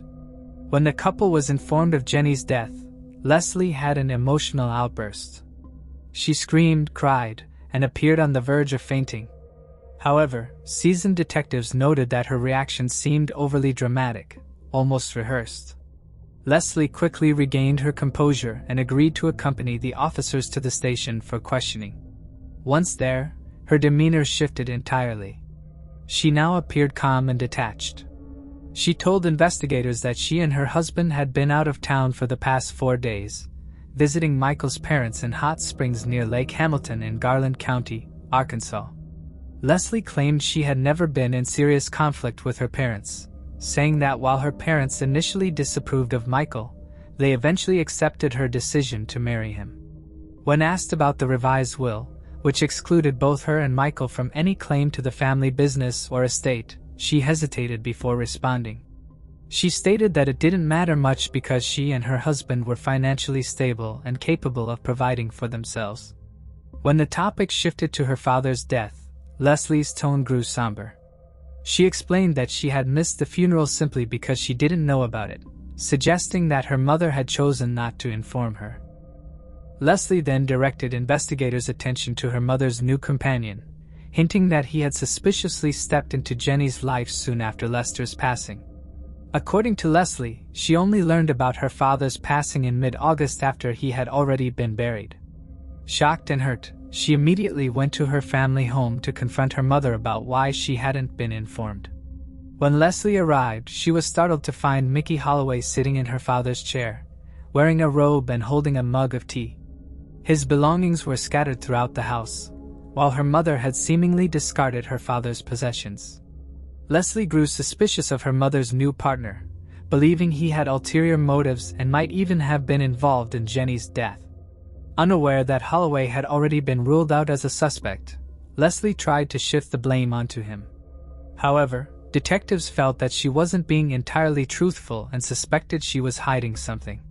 Leslie and Michael were interviewed separately in different interrogation rooms. Initially, their stories aligned. Michael, with his criminal history and apparent interest in benefiting from the Ballard's wealth, quickly became the prime suspect. In contrast, Leslie was described by family and neighbors as a compliant, soft-spoken woman who had always followed her parents' guidance. During his questioning, Michael appeared calm and confident. With no direct evidence against him, detectives decided to release him, suggesting he wait for Leslie in the corridor or his car. He chose to remain at the station, expecting Leslie to be released shortly as well. However, Leslie grew increasingly anxious during her interrogation. She contradicted herself, stumbled over details, and became visibly distraught. Around 2 a.m., after 6 hours of questioning, detectives pointed out yet another inconsistency in her story. Leslie took a deep breath and said she was ready to confess. Everyone assumed she would implicate Michael in the crime. Instead, Leslie shocked the room by saying, "I killed my mom." At first, investigators were skeptical, thinking she might be trying to protect her husband. But as Leslie recounted the events in detail, her story stunned everyone in the room.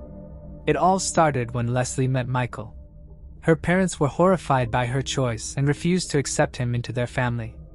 Hoping time would heal the rift, Leslie distanced herself from her parents, expecting reconciliation eventually. However, her parents became increasingly alarmed by the dramatic changes in her appearance and behavior, realizing Michael was manipulating her. Convinced he was only after their money and business, the Ballards rewrote their will, cutting Leslie and Michael out entirely unless the couple divorced.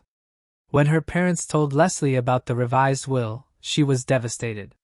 Feeling betrayed, she cut off contact, no longer visiting or calling. In August 2003, when Lester passed away suddenly, Jenny chose not to tell her daughter, aiming to punish her for her defiance. The decision deeply hurt Leslie. To make matters worse, Leslie later discovered that just 2 weeks after her father's death, her mother had begun seeing someone new. This ignited an intense resentment toward Jenny. Still, despite her anger, Leslie claimed she had no intention of harming her mother. She firmly denied ever considering such a horrific act. Meanwhile, Michael, eager to seize control of the Ballard family's wealth and business, uncovered a legal loophole. If both of Leslie's parents died within a month of each other, Leslie would inherit everything, regardless of changes made to the will. With only a few days remaining in this crucial window, Michael began pressuring Leslie to act, threatening severe consequences if she refused. He warned that if she didn't kill Jenny, he would do it himself, and then turn his anger on her. Michael carefully planned the crime, including wearing a face-covering mask to hide the attacker's identity, and ensuring the scene would go unnoticed. He also staged a fake robbery to make the crime seem believable, reasoning that a break-in at the affluent Ballard residence would not raise suspicion. On the day of the attack, Leslie dressed all in black, wore gloves and a mask, and carried a large knife Michael had given her. She drove to her mother's house and waited inside the garage for Jenny's return. When Jenny arrived and unlocked the door, Leslie ambushed her, pushing her into the house before she could even remove the key from the lock. The struggle moved into the living room, where Leslie stabbed Jenny multiple times in the back. When her mother fell to the floor, Leslie continued to strike her with the knife, driven by fear and the pressure she felt from Michael. Jenny likely never saw her attacker's face under the mask. After the attack, Leslie ransacked the house to stage the scene as a robbery. She took a few valuable pieces of jewelry and her father's coin collection, which was worth a significant sum. Her primary goal, however, was to locate and steal the will. Once she had what she needed, she damaged the safe to make the crime appear more convincing and fled the scene in her mother's car. She later abandoned the vehicle in a parking lot at the city's edge, where Michael picked her up in his own car. While Leslie was confessing, Michael waited in the corridor, seemingly relaxed. When he was called back in for further questioning, he remained composed, until detectives informed him that Leslie had admitted everything. At that point, Michael denied any involvement, claiming he was entirely unaware of Leslie's intentions to harm her mother.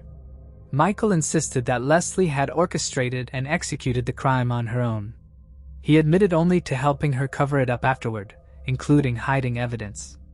He told investigators where they could find the blood-stained clothing and revealed that the stolen jewelry and coin collection had been taken to his parents' house in Hot Springs. Police escorted both suspects to Michael's parents' house in Hot Springs to recover the evidence. During the drive, Leslie and Michael acted disturbingly casual.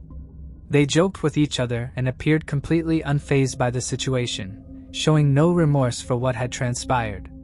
The Ballard's coins and jewelry were discovered in a hidden compartment in one of the rooms of Michael's parents' house. When detectives asked Leslie about the weapon used in the crime, she shrugged and claimed that Michael had taken it.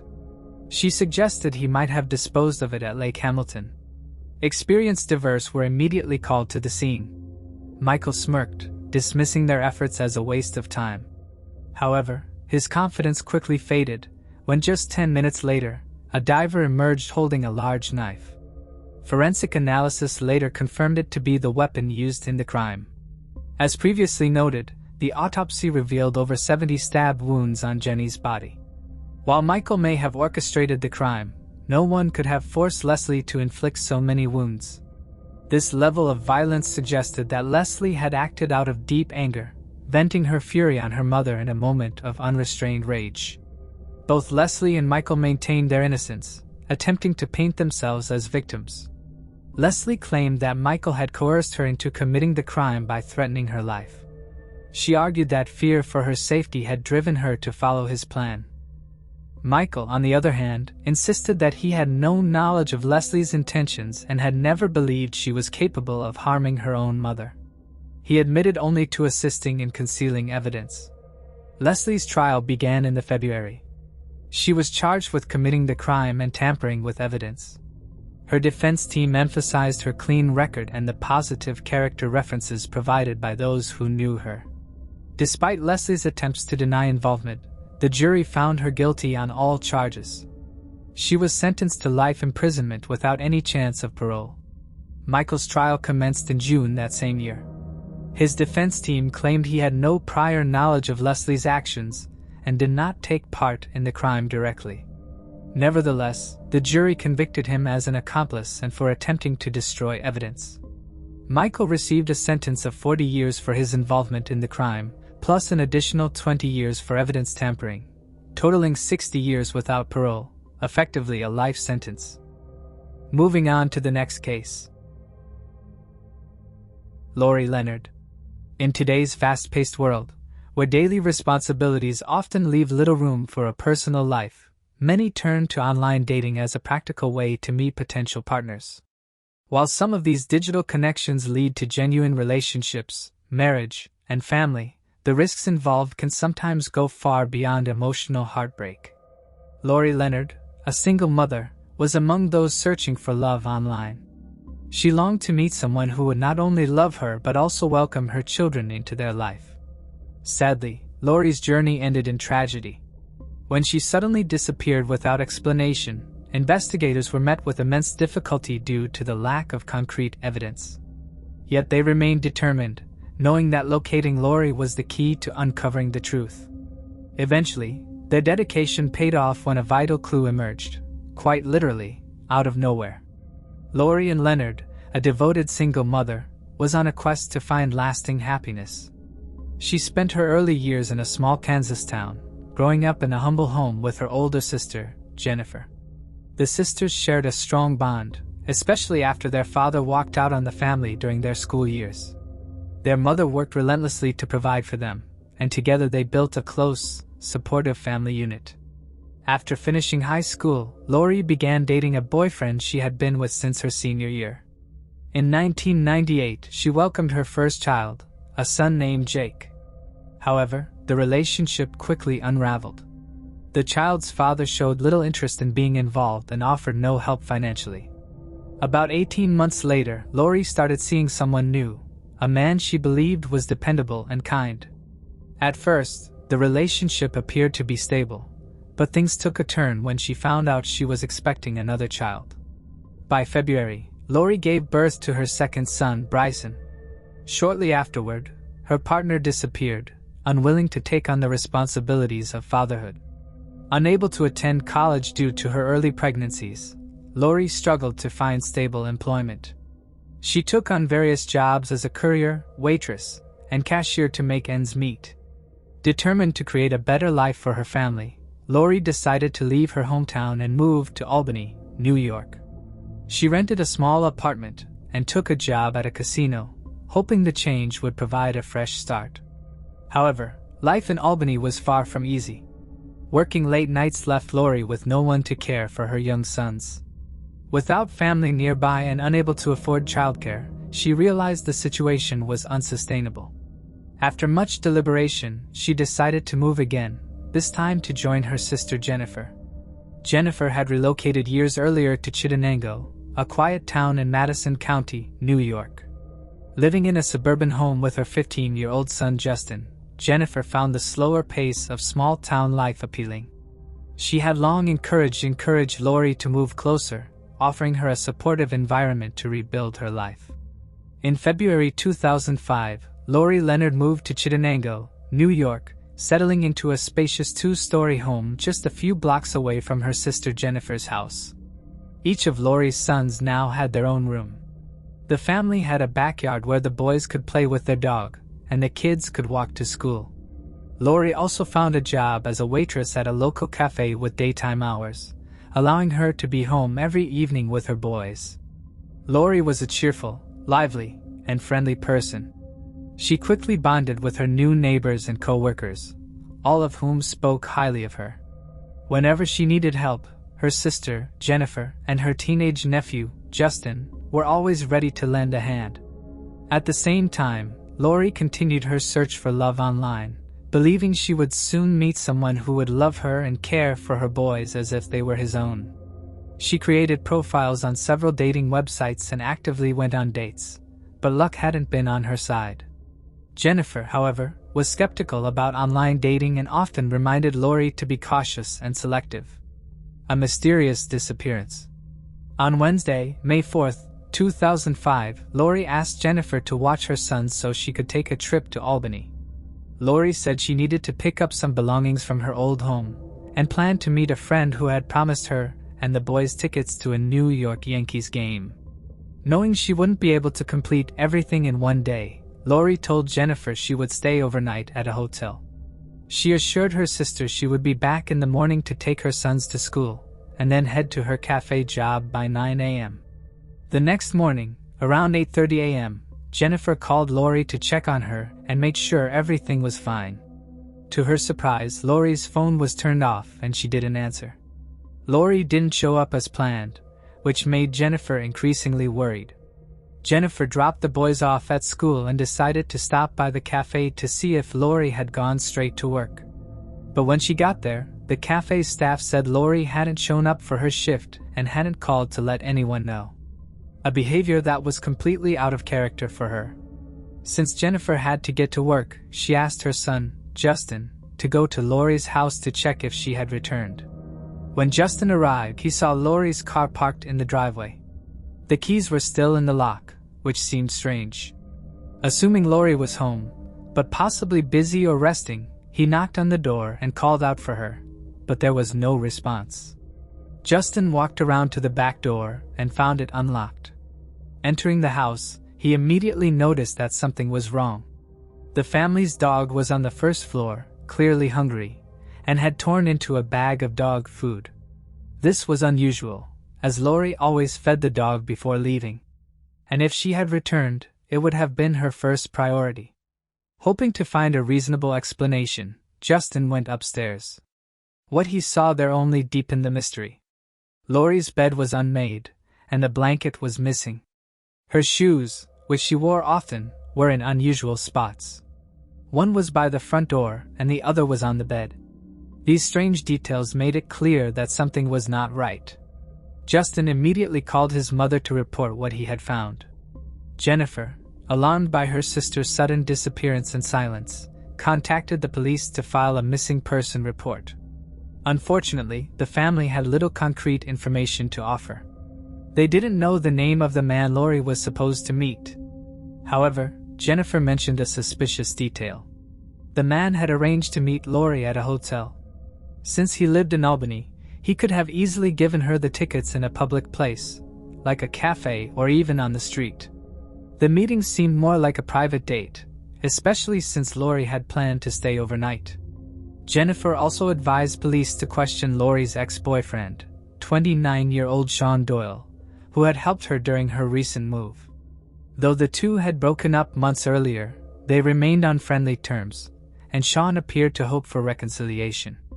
Jennifer had spoken with him on the day Lorie disappeared. Sean admitted he had seen Lorie the night before, lending her his van, and said he was shocked to hear she had gone missing. The investigation begins. When investigators arrived at Lorie's home, they found no signs of forced entry or struggle. Everything in the house appeared to be in its usual place. Nothing seemed to be stolen, and there were no visible blood stains. However, Lorie's purse, phone, credit cards, and identification were missing. While this could indicate she took them with her when she left, her abandoned car with the keys still in the ignition suggested otherwise. It seemed unlikely that she had left voluntarily. By the time the search began, Lorie had been out of contact for over 24 hours. Her family emphasized that she was a devoted mother who would never abandon her boys. Furthermore, her credit cards hadn't been used, and her phone remained off. All these details, combined with the abandoned car, led investigators to suspect foul play. While experienced detectives understood the grim possibilities, they refrained from sharing these concerns with Lorie's family at that early stage. Interviews with neighbors and a search for potential witnesses turned up no leads. No one had seen or heard anything unusual, and there were no reports of unfamiliar people or vehicles in the area. Still, Lorie's disappearance caused a stir in the small town, quickly becoming the most talked about event. Rumors began to swirl about a possible predator targeting women. Recognizing the growing tension, authorities knew they needed to solve the case quickly to prevent widespread panic. The first suspect. As is often the case in investigations like this, the first person of interest was Lorie's ex-boyfriend, Sean Doyle. He had been with her the day before her disappearance, and might have been the last person to see her alive. Sean's background raised further concerns.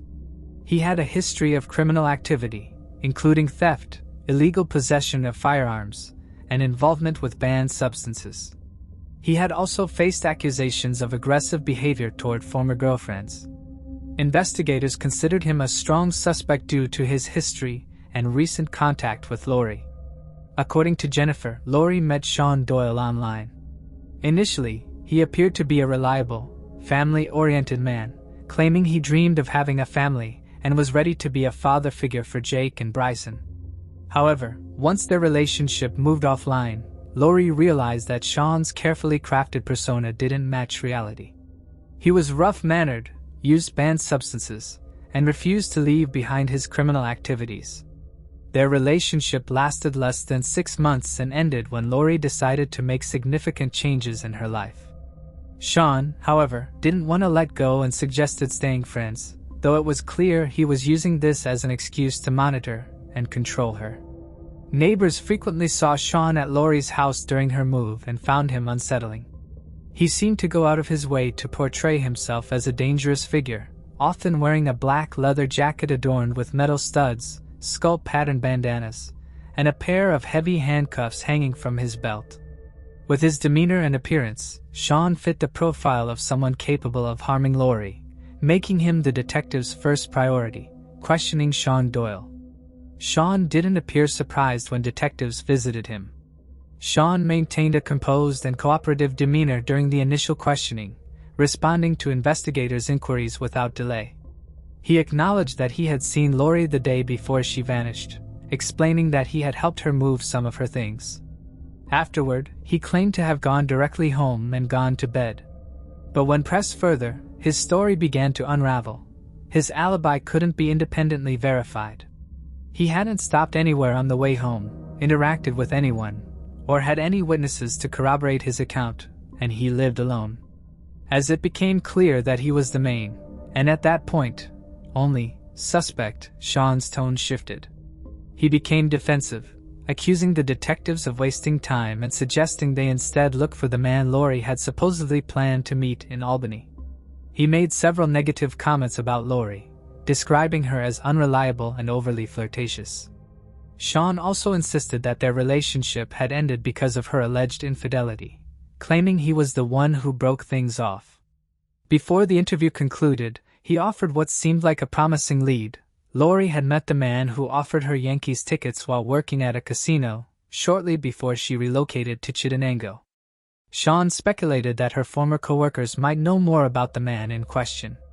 The second suspect. Following up on Sean's tip, investigators asked Jennifer for details about the casino where Lorie had worked. They headed to the establishment where employees were shocked to hear about Lorie's disappearance. One waitress recalled a regular patron who was a Yankees fan and had shown a particular interest in Lorie.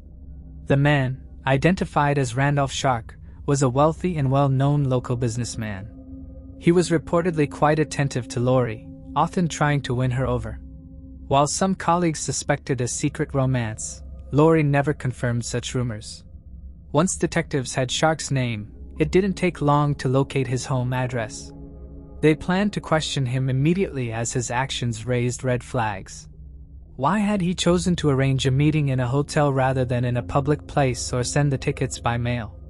Investigators wondered if the hotel meeting had been a trap, and the tickets merely a pretext to lure Lorie into a dangerous situation. Randolph Sharp lived in an opulent 3-story home in the city's most exclusive neighborhood. When police arrived at his door, he seemed surprised but composed. However, when officers explained the purpose of their visit, his demeanor shifted to unease. Shark stepped outside, firmly closing the door behind him and refusing to let the officers enter his home.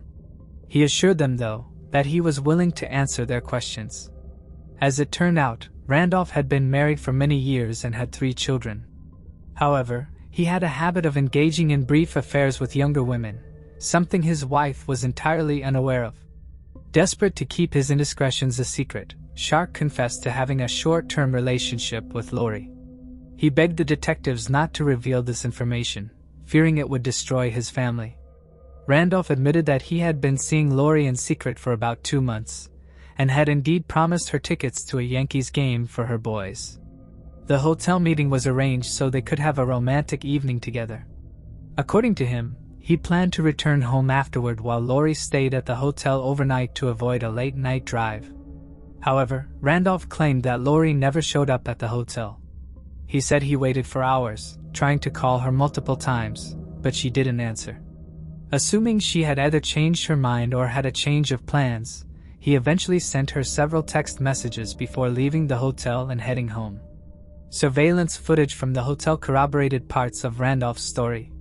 Cameras captured him entering his room and leaving a few hours later. But Lorie was never seen on the premises. During his time there, he made 5 phone calls and sent over a dozen text messages to her, none of which received a response. The evidence suggested that Lorie never made it to the hotel to meet Randolph. Moreover, her car wasn't captured on any of the traffic cameras on routes leading to Albany. This raised the possibility that she never left Chittenango in the first place. Given this new information, Randolph was released, as his alibi now seemed credible. Nevertheless, detectives weren't ready to remove him entirely from their list of suspects. The third suspect. A week had passed since Lorie's disappearance, and investigators were no closer to solving the case. Her loved ones clung to hope that she might still return safely. Though deep down, they feared the worst as more time passed. Jennifer mentioned that Lorie had been actively searching for love online, and suggested that detectives examine her messages on dating websites. She recalled that about a month before her disappearance, Lorie had met a man through one of these platforms.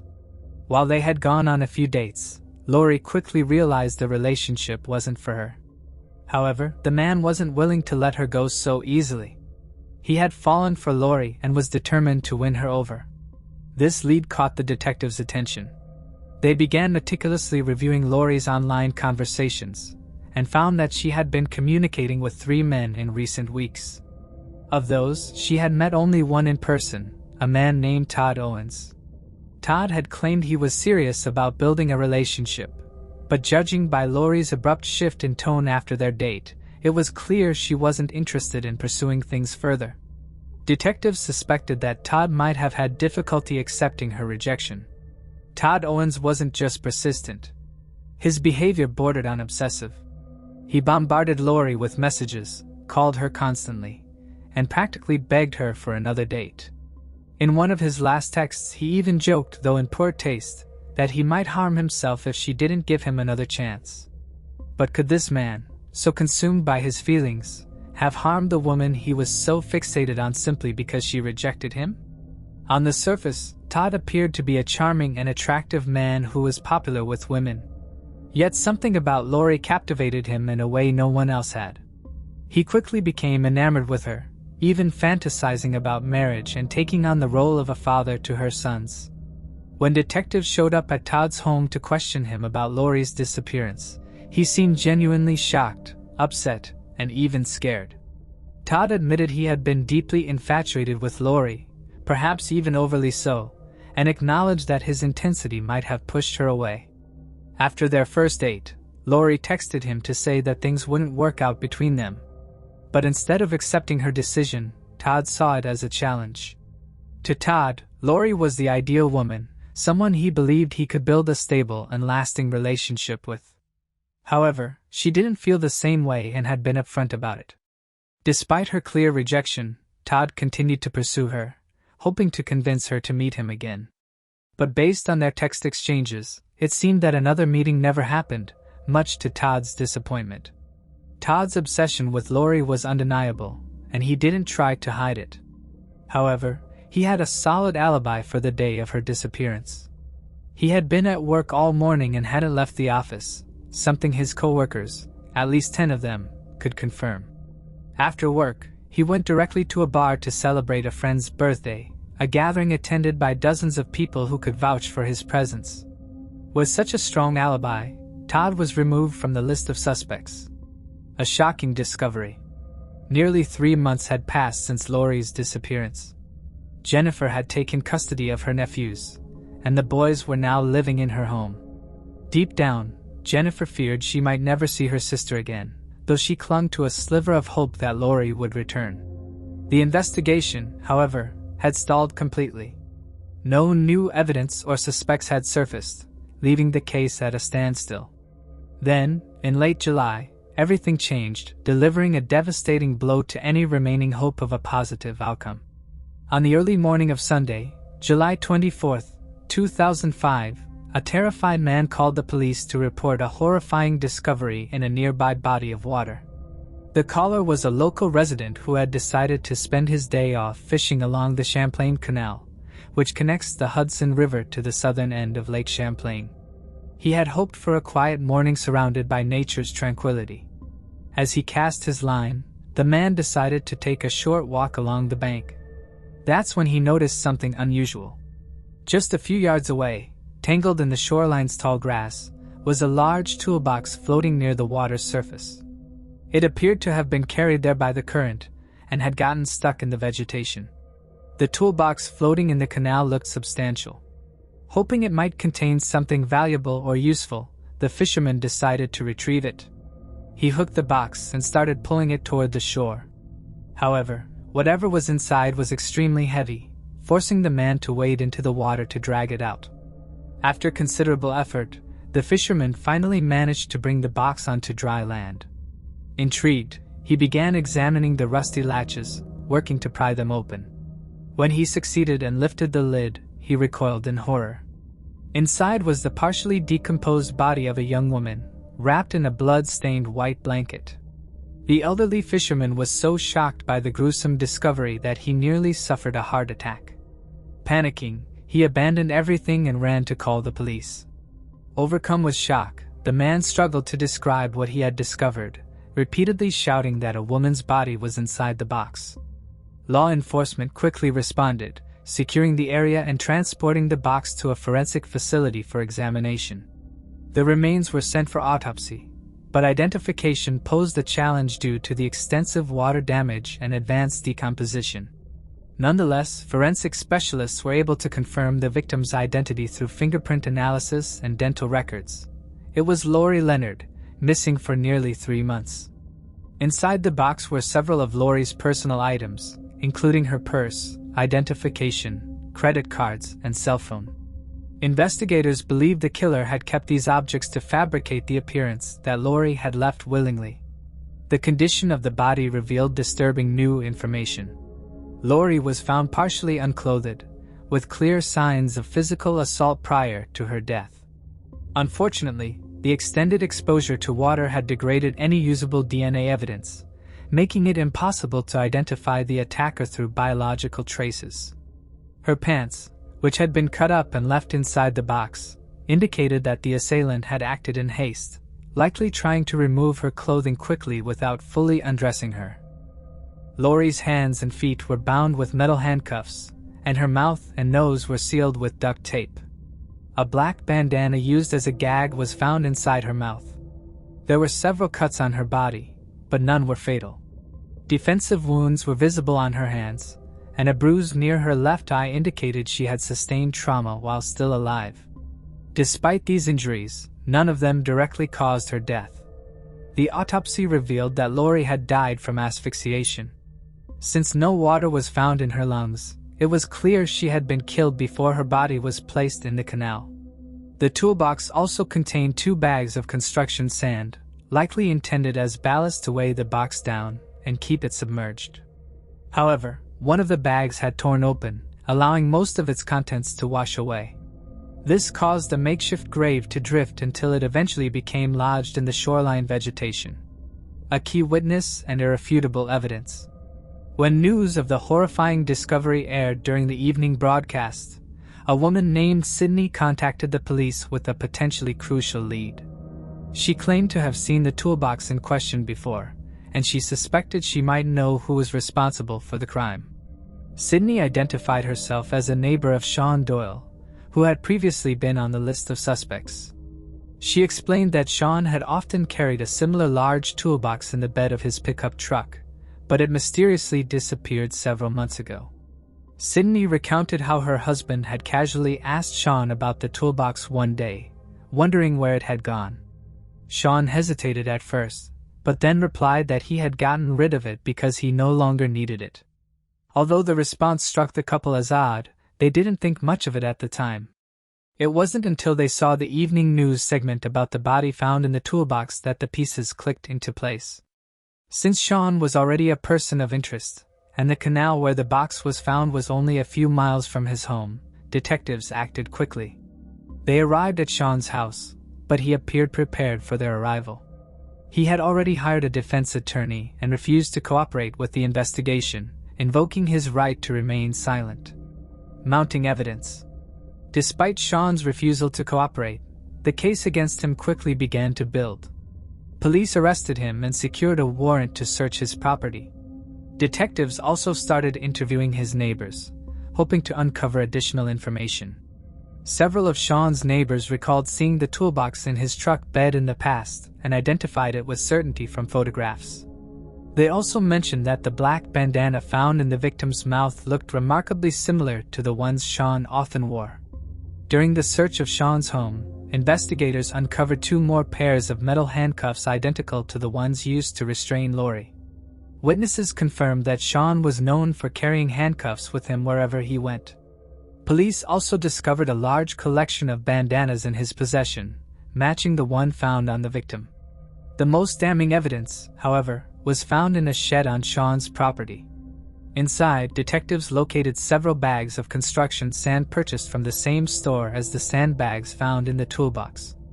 This discovery strongly tied Sean to the crime scene and further corroborated the witness accounts. The trial and verdict. Despite the overwhelming amount of evidence against Sean Doyle, much of it was circumstantial. Investigators were unable to recover any DNA linking him to the crime scene, and Doyle consistently denied any involvement.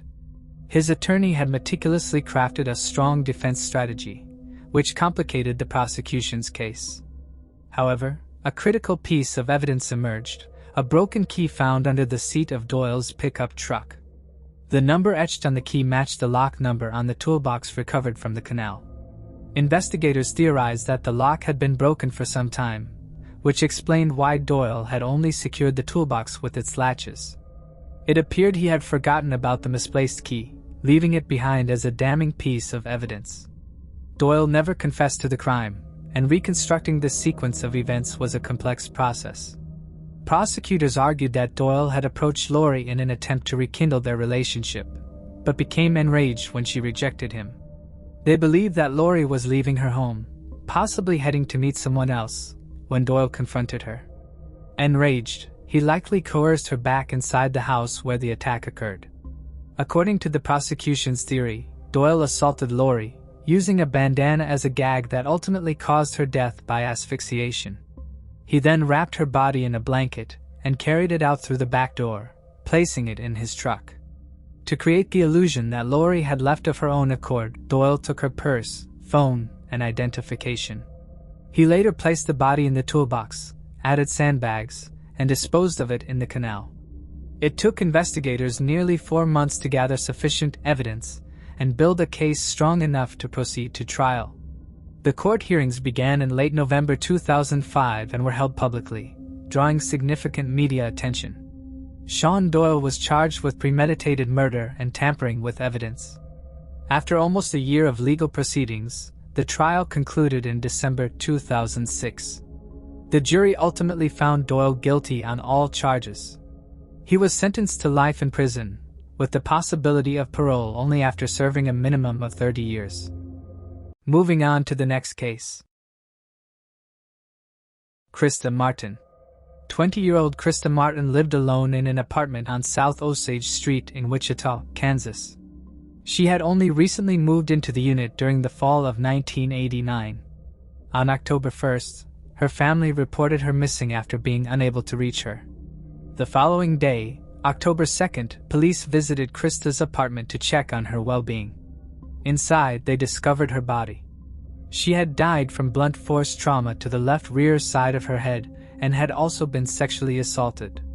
Although investigators were unable to locate the weapon used in the attack, they did collect DNA evidence from the scene. Notably, there were no signs of forced entry into the apartment. At the time of Christa Martin's murder, DNA testing in the Cody's database were not yet in use. However, investigators took care to preserve the DNA evidence for future analysis. During their investigation, police noted that a domestic disturbance had been reported in the area near Christa's apartment about a week before her death, though it remained unclear whether that incident was related to her case. Between 1990 and 1992, detectives submitted evidence to the FBI crime lab in hopes of identifying a suspect, but the effort did not yield any breakthroughs, and the case remained unsolved. In February 2009, the DNA evidence was resubmitted to the Sedgwick County Regional Forensic Science Center. This time, it produced a potential suspect profile, but no matches were found in the Cody's database. Before I continue, I want to remind you that only a small percentage of people who watch my videos are actually subscribed. So if you enjoy my content, consider subscribing. It's free and you can always change your mind later. Now, let's move on with the video. Then, in 2020, the Wichita Police Department turned once again to the FBI, using advanced forensic technology to re-examine the DNA collected in 1989. They partnered with Othram, a company specializing in advanced DNA analysis, to see if new techniques could help uncover the identity of Christa's killer. The forensic material was sent to Othram's lab located in the Woodlands, Texas, for further testing. Othram's scientists developed a comprehensive DNA profile for the unknown perpetrator. After successfully completing the process, the DNA profile was delivered to the FBI's forensic genetic genealogy team, and the FBI team performed the necessary work to generate new investigative leads. In February 2021, a team consisting of a Wichita police cold case detective and an FBI special agent embarked on a journey to Alabama and Arkansas, collaborating with additional federal agents working in Maryland. Their mission was to conduct extensive interviews and gather additional evidence to break the case. Finally, in April 2023, a possible suspect, Paul Hart, was identified. Frustratingly, it was discovered that Hart lost his life in a car crash in Memphis, Tennessee in March of 1999. In February, the Wichita Police Department detective and FBI special agent traveled to Arkansas where they collected additional DNA samples from direct relatives of Paul Hart for further analysis. Through additional testing, investigators confirmed that Paul Hart was responsible for taking Christa's life. A press conference was held on October 2, 2023 to announce the update in the 34-year-old cold case. In fact, the announcement came exactly 34 years after Christa's body was discovered to the day. Detective Adam Vandermeulen, the lead detective working Christa Martin's case, said the Wichita Police Department never forgot Christa. It is just after the initial investigation. Investigators had nothing else to go off of, and that is when they looked at this case through another lens. For investigators to think in '89, we should probably do a DNA collection kit on her because maybe something will happen. Had they not done that in '89, we would not be looking at this point in time because that technology was not a thing back then, but it is now. I think it is evident that she was remembered on multiple occasions in '89, '09, and February 2020, Vandermeulen said. Sometime in the February, we honed in on a family through genetic genealogy, the Hart family. No ties to Wichita, not from Wichita at all, not really from the Midwest. They are from the great state of Arkansas. So I said, how does this tie into Wichita? These individuals weren't originally from the area, which raised some questions. So, investigators began looking deeper into the family's background. During that process, they uncovered a man who had been living in Wichita in 1989, the same year Christa Martin was murdered. Interestingly, not long after Christa's killing in October of that year, this person abruptly left Wichita and returned to Arkansas. What stood out was how completely this individual had flown under the radar. Christa's family had never heard of him. When investigators asked if the name sounded familiar, the answer was no. They even consulted the original detectives and reviewed the case files, checking through lists of people interviewed and neighbors spoken to. This person's name had never come up. This individual's name never came up in any of the investigations from '89 up until the present. He lived around the corner from Christa Martin's house, and it is 6 houses from Christa Martin's house where her life was taken. Vander Molen added that if it had been someone in Christa's circle of friends, he believed that the information would have been known much sooner. But since it was potentially such a stranger to her, investigators did not know who exactly they were looking for. It gives me goosebumps because it was there. We just did not know about it until a couple of months ago. They were about the same age range and by all accounts that I've been able to track down had no ties to one another. Just a chance encounter? I do not know. It is an answer that we will probably never know. What we did learn was that Christa was a very outgoing individual that frequented local drinking establishments and befriended people she encountered. It was not uncommon for Christa to get rides home from people she had recently met and invited them to her apartment. Vandermolen said that he hopes this case shows the department will work on cases until they cannot any longer. Sedgwick County's District Attorney, Mark Bennett, also spoke at the press conference. He said that when Wichita police presented the facts of the case to him, it was determined that charges would be filed if Paul Hart were alive today. Since the suspect is now deceased, the case is officially considered solved.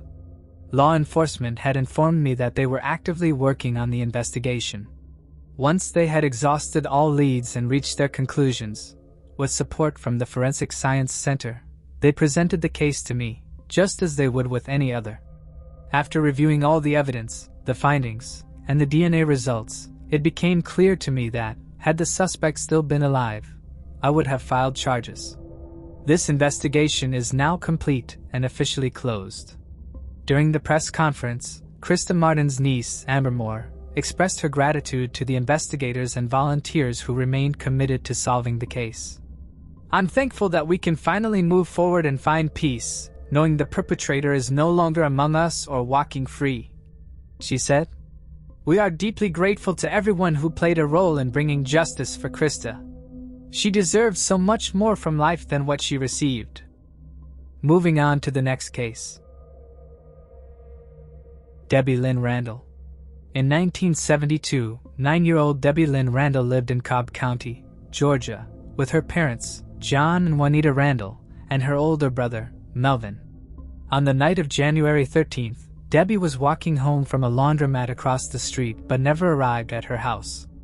A massive search involving around 4,000 people was launched, including Marietta civil defense workers, a local radio group, the Concerned Citizens Committee, and nearby college students who had heard about the disappearance and wanted to help. 16 days later, a college student who had volunteered for the search found Debbie's body near the intersection of Windy Hill and Powers Ferry Road. The autopsy revealed that she had been strangled and sexually assaulted. Key evidence in the case included a hair and a piece of cloth featuring a flowery pattern, both carefully preserved by investigators. 2 local children reported seeing a dark pickup truck backed into a parking lot near Debbie's home, which then sped away, leaving behind only laundry detergent. Despite thoroughly pursuing all leads, authorities were unable to identify a suspect, and the case eventually went cold. In 2001, the FBI performed testing on the hair found at the scene, which significantly narrowed the list of possible suspects. Later, in 2015, the piece of cloth was analyzed in a lab, and DNA testing produced a profile of an unidentified male. Additional DNA testing in February 2019, supported by extra funding, followed by a reanalysis of the cloth in February 2022, brought investigators even closer to resolving the case. These efforts led them to connect with individuals likely related to the suspect, who voluntarily provided DNA samples to assist the investigation. More testing was done, and in February 2023 brought up William B. Rose, who was 24 years old back in 1972 and lived in the same apartment complex where Debbie's family lived. Rose took his own life 2 years after he ended Debbie's life. Investigators made the announcement in September 2023 that Rose is the man responsible. Cobb County District Attorney Flynn Brody said, "It may take us some time, but with the new technologies that are coming out every day, we are going to do everything we can to solve our cold cases to make sure we bring people to justice. The answer we are providing today will not bring her back. We cannot extract justice from the perpetrator, but I know he must answer to a higher power." Ron Alter, a cold case investigator with the district attorney's office, said Rose had previous arrests for alcohol-related incidents and possibly took his own life due to fear of being caught by the police at the time, even though he was not a suspect. "If he drove by, I'm sure he saw her. I believe that was a crime of opportunity. He saw her by herself and abducted her," Alter said. The investigator confirmed investigators used ancestry websites to find familial matches to Rose from distant relatives and narrowed their suspect list from there. Debbie's brother, Melvin Randall, also spoke at the press conference. "I learned over the years that it does you no good to hate or hold grudges." Melvin is the only family member alive who heard the news. Debbie's mom passed away in February 2018, while her father passed away in February 2022. "I would like to say that I wish my mother was here, but I know she knows in heaven now that it is finally over. And we just want to say we thank all of you for what you have done to make this day come to pass," Melvin said. "After a while, I blamed myself for it because I was her big brother, and I battled with it for a while. But then I realized that there was nothing I could have done, and it just happened, and it was not my fault. I'm just grateful for the community. It's a relief that it wasn't someone we knew, and I'm just glad it's finally over.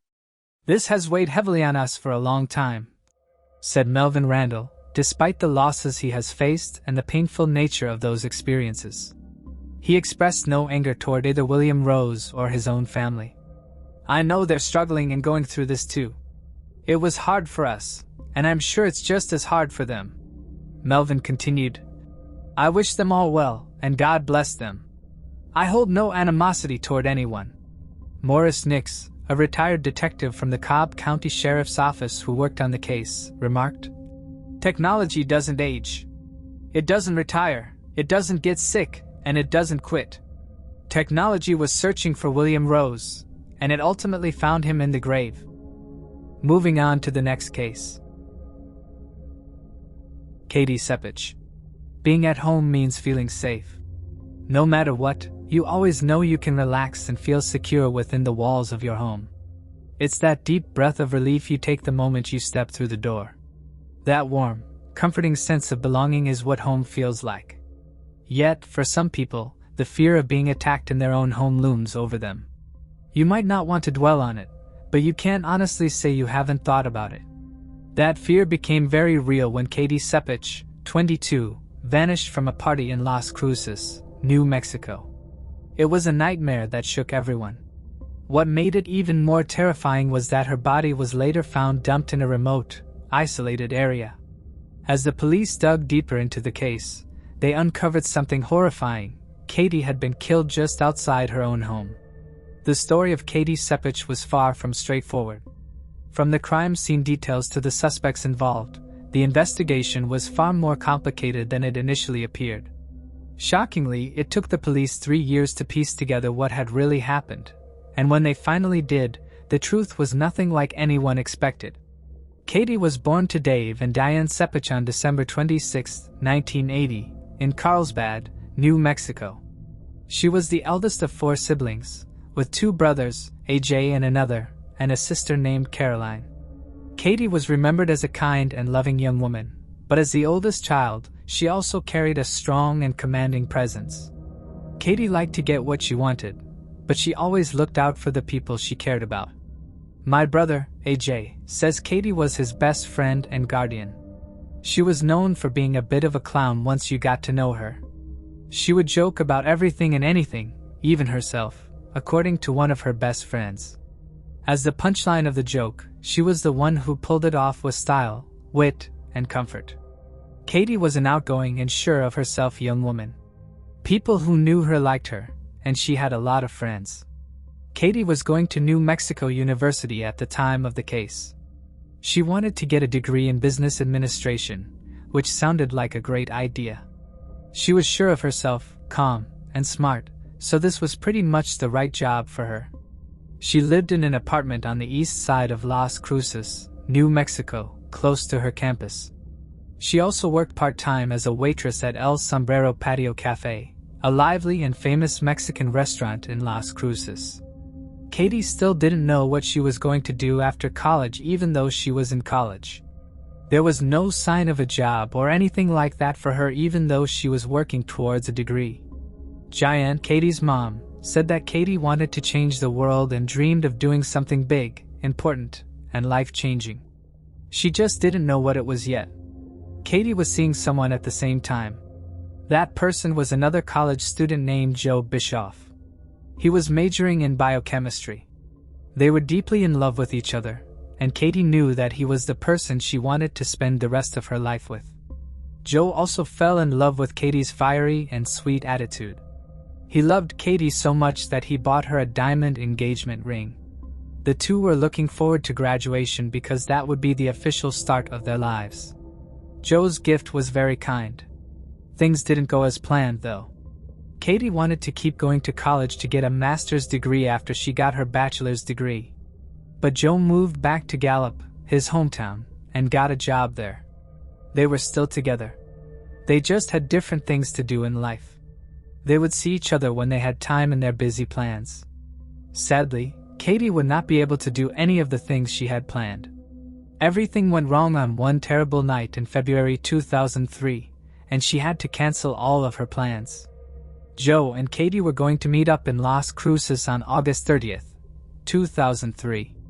Katie, her roommate Tracy, and Joe were asked to a college party in a neighborhood about a mile from Katie's house. The plan was to have a great time and then spend the night at Katie's house because it was Labor Day weekend. When Tracy woke up the next morning, Katie was gone, which made her feel bad. You could see Joe there, and Katie's things were also there, like her purse, cell phone, and house keys. Katie wasn't in the house when Tracy and Joe looked for her. They called Katie's friends and even went to Tracy's house to look for her. As people began to worry about her, Tracy quickly contacted Katie's parents and asked them if Katie had been to see them. Katie went missing on August 31st even though her parents didn't know where she was either.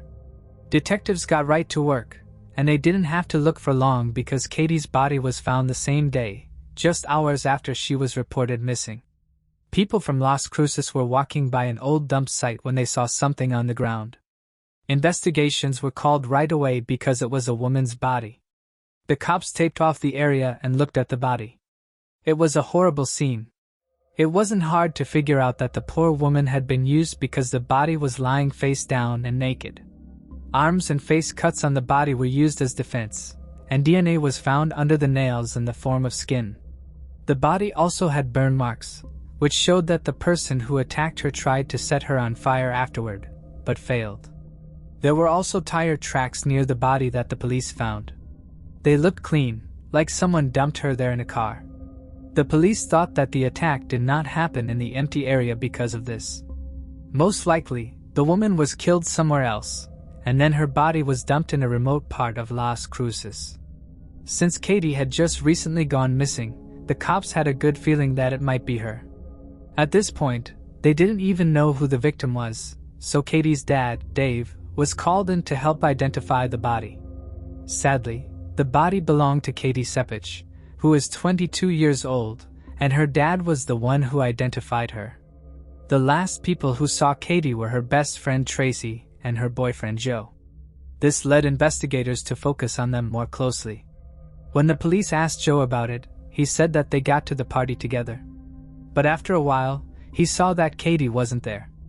At first, he didn't think much of it because he thought Katie might have left early.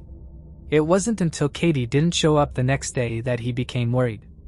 At the same time, a group of police officers were put in charge of going to Katie's house and looking for anything strange. But when they got to Katie's house, they did find something strange. For starters, a pair of women's shoes was found on the ground next to the bedroom window.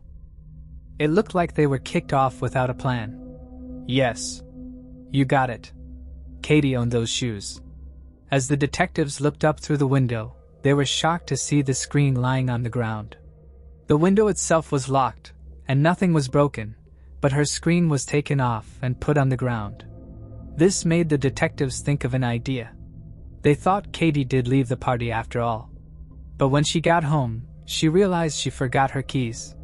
She finally chose to break into her own house by climbing up to her bedroom window. The other people thought Katie was tired and didn't want to walk back to the house where the party was held to get her things. The cops thought that Katie had been attacked at this time. Still, there was one more question. Who did it? Did Katie know that person? Was the attack just happen? Why did Katie leave the party? There were way too many holes. The police then talked to Katie's friends again and found out why she left the party. She was mad at her boyfriend, Joe, because she saw him kissing another girl at the same party.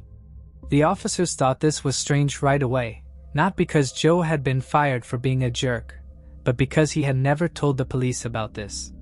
He had some things to explain now.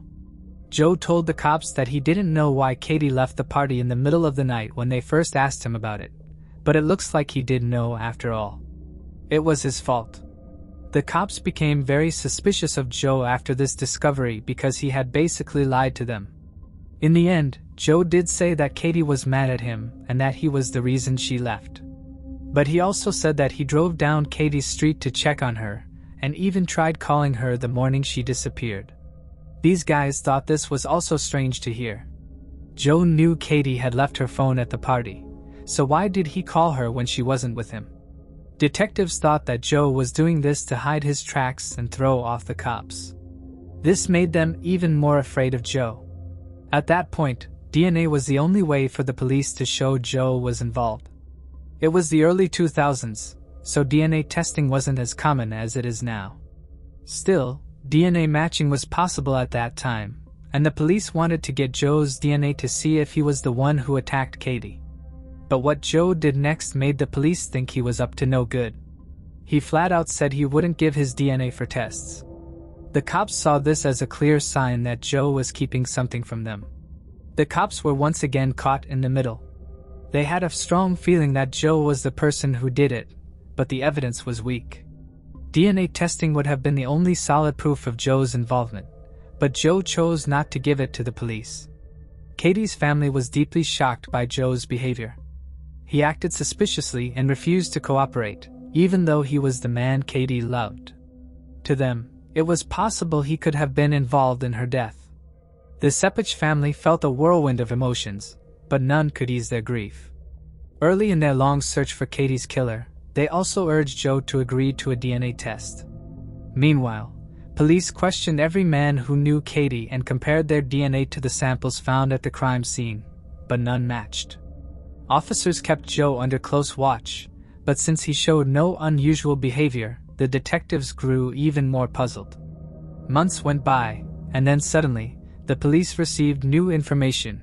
Katie and Joe had been intimate on the night of the party, August 30th. To find out more, they tested the bedding in Katie's room and found male DNA on it. When it was sent to be matched, the results were not positive. The DNA from the man on the bed, which was almost likely Joe's, did not match the DNA from Katie's body. That's why the police thought Joe might not have been the criminal after all, but they needed to be sure. And to do that, they needed DNA from the man himself. That's when the police called Joe. They wanted to let him know that his DNA didn't match the killer's because they wanted to be sure and officially rule him out as a possibility. Lucky for them, Joe finally agreed to give his DNA. When it was checked, it didn't match the killer's DNA. So Joe didn't kill Katie even though his deeds and stories were all over the place. Joe told the police that he didn't want to give his DNA because he knew that he and Katie had been sexual hours before. So he thought that they would find his DNA on her and think that he killed her. Even though Katie's family was very upset to hear this, you can't really blame the guy. That was a very honest assessment, and he may have gotten away with it. But because Joe didn't want to help, the investigation into Katie's murder hadn't moved forward in 3 long months even though it's scary to be blamed for a crime.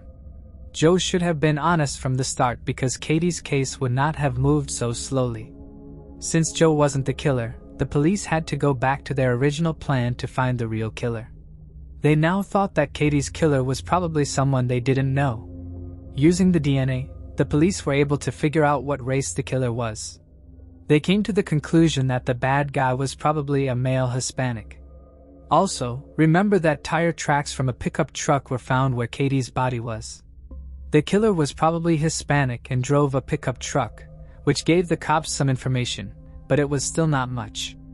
Investigators followed every lead and checked all the known criminals in the area. Katie's family even offered a $100,000 prize for information leading to her capture, but, unfortunately, nothing was found. At one point, Katie's mom, Jian, gave up on ever getting justice for her daughter, but she stuck to her will because she didn't want Katie's case to end. The Sepik family did everything they could to keep the case in the public eye, but 3 long years had gone by in an instant. But Katie's parents had some hope because in December 2006, a DNA match came up. The killer's DNA was sent to the Cody's database, but there was no match at that time. After 3 years, however, Codas called the Las Cruces cops and shared some exciting news with them for the first time in a very long time. Who was this person whose DNA matched Katie's killers? It was a man named Gabriel Ovila who was 27 years old. Thank goodness. This man was already in jail in February 2006 for aggravated burglary and assault. It was because of this sentence that his DNA was sent to Cody's. This act was done by Gabriel only 3 months after Katie was attacked. He broke into a house with a knife and planned to rob it, and maybe even hurt the woman who lived there. He didn't know that the woman also had a roommate, which was lucky because when the roommate heard Gabriel breaking in, he ran away in fear. Eventually, the cops caught him, but they let him go on bond. As soon as Gabriel got out, he ran away. He stayed out of trouble for about 14 months before he was caught again and found guilty of the crime he tried to commit in November 2003. He was given a 9-year prison term for the charges. This was the man whose DNA matched Katie's killer. Since Gabriel was still being held, the cops wanted to learn more about him to help build their case against him. However, the detectives learned that Gabriel was married before, though the marriage ended in divorce. The police wanted to talk to Gabriel's ex-wife to find out more about him and find out where he was on the night of August 30th. When the cops found the woman, they were shocked to learn that Gabriel did own a pickup truck in February 2003 around the time of Katie's attack. What really set Gabriel's ex-wife off though was something she found in the truck's cup holder. It was a ring with diamonds. Katie wore it all the time. Joe gave it to her as a gift. When Katie's body was found, there was no ring on her finger.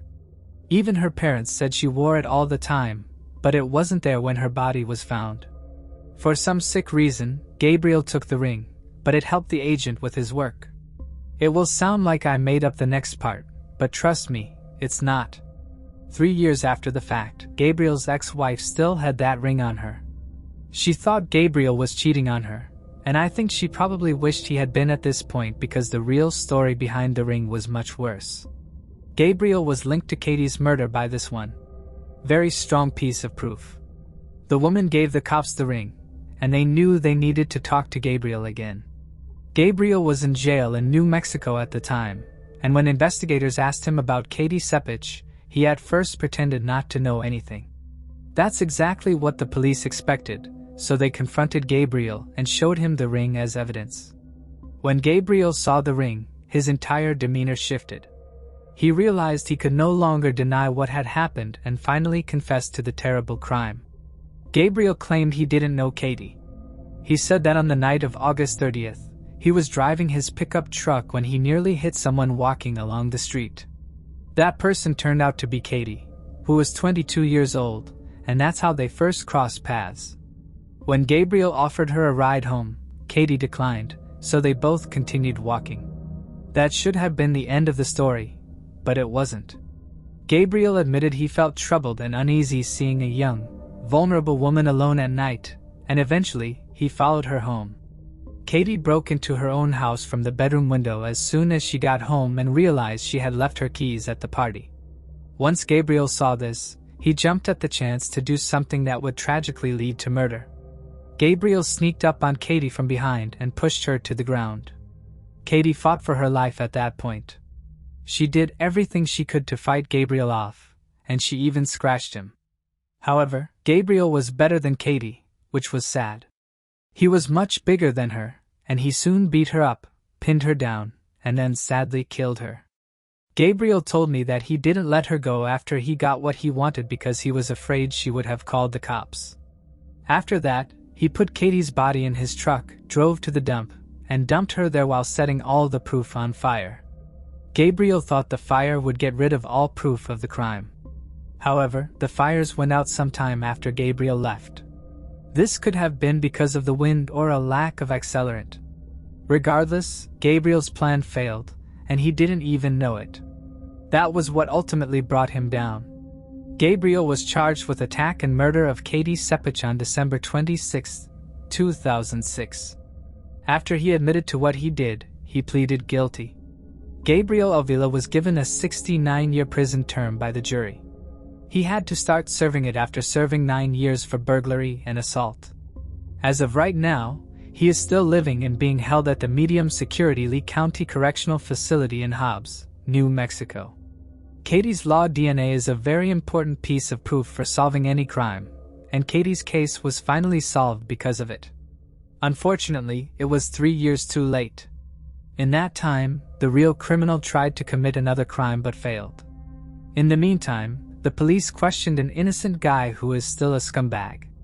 Katie's family was happy with the sentence, but they still thought that something should be done to make sure that criminals don't get away with crimes just because their DNA isn't in the database. The Sepich family asked for a new law to be made after Gabriel was sentenced. It is called the Katie Sepich Enhanced DNA Collection Act of February 2010, or just Katie's Law. Katie's parents pushed for this rule so that DNA and other modern technologies could be used quickly to catch criminals. The law called for collecting DNA from people who are caught, charged, or indicted for violent crimes like murder, assault, stalking, kidnapping, or abduction. It was also required by law to use DNA samples to make profiles of criminals so that they could be caught and convicted quickly.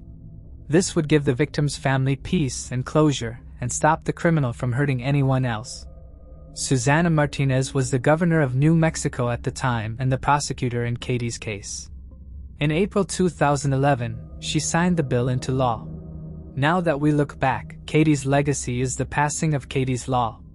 Her family is at peace knowing that Katie is still honored. Katie didn't mean this when she said she wanted to do something big or change the world, and neither did her family. Tragically, a chance encounter with a stranger forever altered Katie's life. Her family deeply feels her absence, with her parents, brothers, and friends holding on to memories of her radiant smile and eyes full of hope and light. While nothing can erase the pain of her loss, it's hoped that Gabriel's sentencing has brought some measure of comfort to the Sepich family. Katie's death remains a haunting reminder of the fragility of life. It's terrifying to realize how quickly a stranger's anger can erupt into something so horrific. Gabriel and Katie were complete strangers. Yet Gabriel, who was not just a stranger but a cruel and monstrous individual, violated and took the life of a young woman who had done nothing to deserve such violence. In that moment, Gabriel chose to end Katie's life before it had truly even begun. Moving on to the next case. Lisa Holm.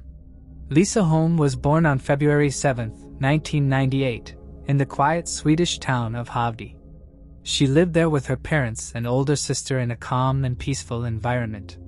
Known for her kindness, optimism, and determination, Lisa had clear goals from a young age. Even before graduating high school, she dreamed of studying architecture in Australia. She also traveled extensively with her family, visiting many different countries.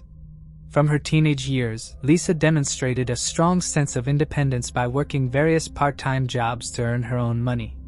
In the summer of 2015, at age 17, she landed her first serious job at a cafe located about 40 minutes from home.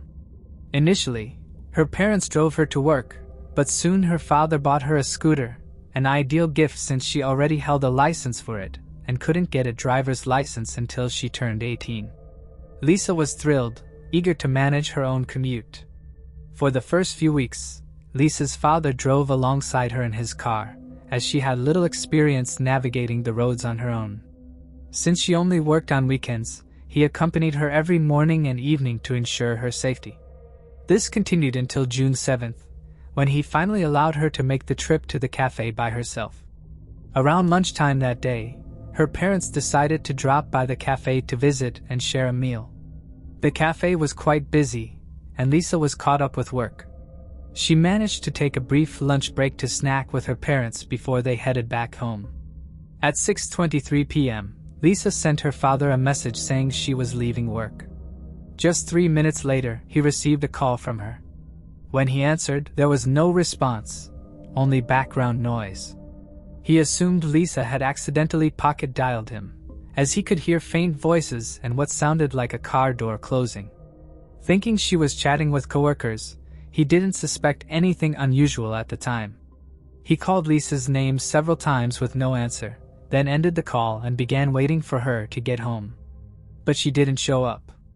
An hour passed and Lisa's parents started to worry. She should have arrived by now, so her father immediately thought something might have happened to her on the way. It was her first time riding alone on the scooter, and he was deeply concerned about her safety. He tried calling her several times, but Lisa's phone was off.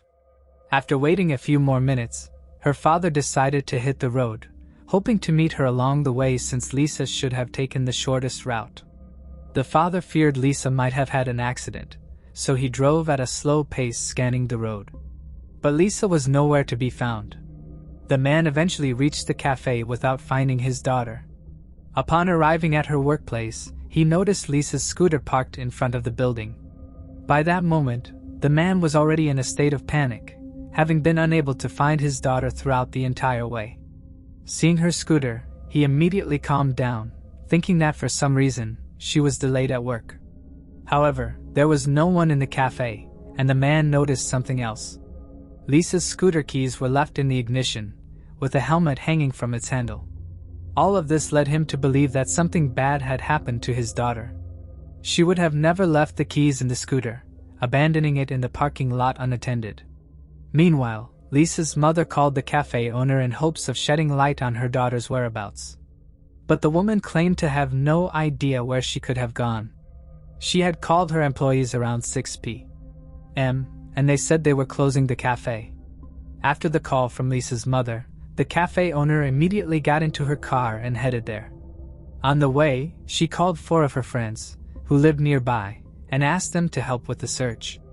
When the cafe owner arrived at the scene, they, along with Lisa's father, began searching both the establishment itself and the surrounding area. Their last hope was that Lisa, for some reason, might have decided to take a bus instead of the scooter. They checked the schedule, and her mother, along with Lisa's older sister, drove to the bus stop in their town. Unfortunately, this version was not confirmed. Lisa was not on the bus, so her relatives immediately contacted the police.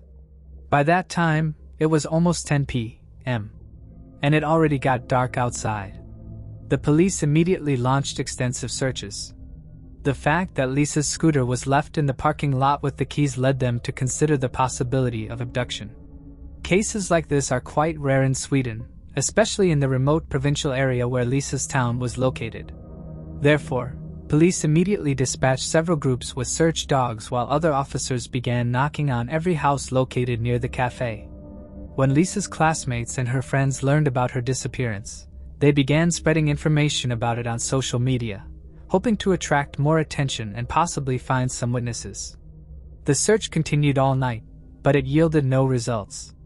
On Monday morning, the police department announced Lisa's disappearance to the public, urging anyone who has some useful information to come forward. Around the same time, a man who came to work at a barn right across the cafe discovered a motorcycle glove on the floor and reported it to the police. Detectives had already inspected this barn on the evening of Lisa's disappearance, but they hadn't noticed the glove there. They showed it to Lisa's parents, who confirmed that the glove indeed belonged to their daughter. This further supported the abduction theory, and the police deployed additional resources for the search. By that time, news of Lisa's disappearance had spread throughout the country, and hundreds of volunteers joined the search. On Tuesday, police received several more alarming clues. Volunteers searched the area along the dirt road located a few hundred yards from the cafe. There, they found a phone case, a receipt, a ticket, and a broken smartphone screen. Investigators immediately determined that all these items belonged to Lisa and focused the search in that area. Soon, they found other parts of the broken smartphone, Lisa's ID, and several more receipts. All these items were scattered along the same dirt road. After the discovery of those pieces of evidence, the police became almost certain that Lisa had become a victim of abduction. They threw all available resources into the search, and with each passing day, more and more people joined in. This case became the main news topic in Sweden, and hundreds of volunteers flocked from all over the country to participate in the search.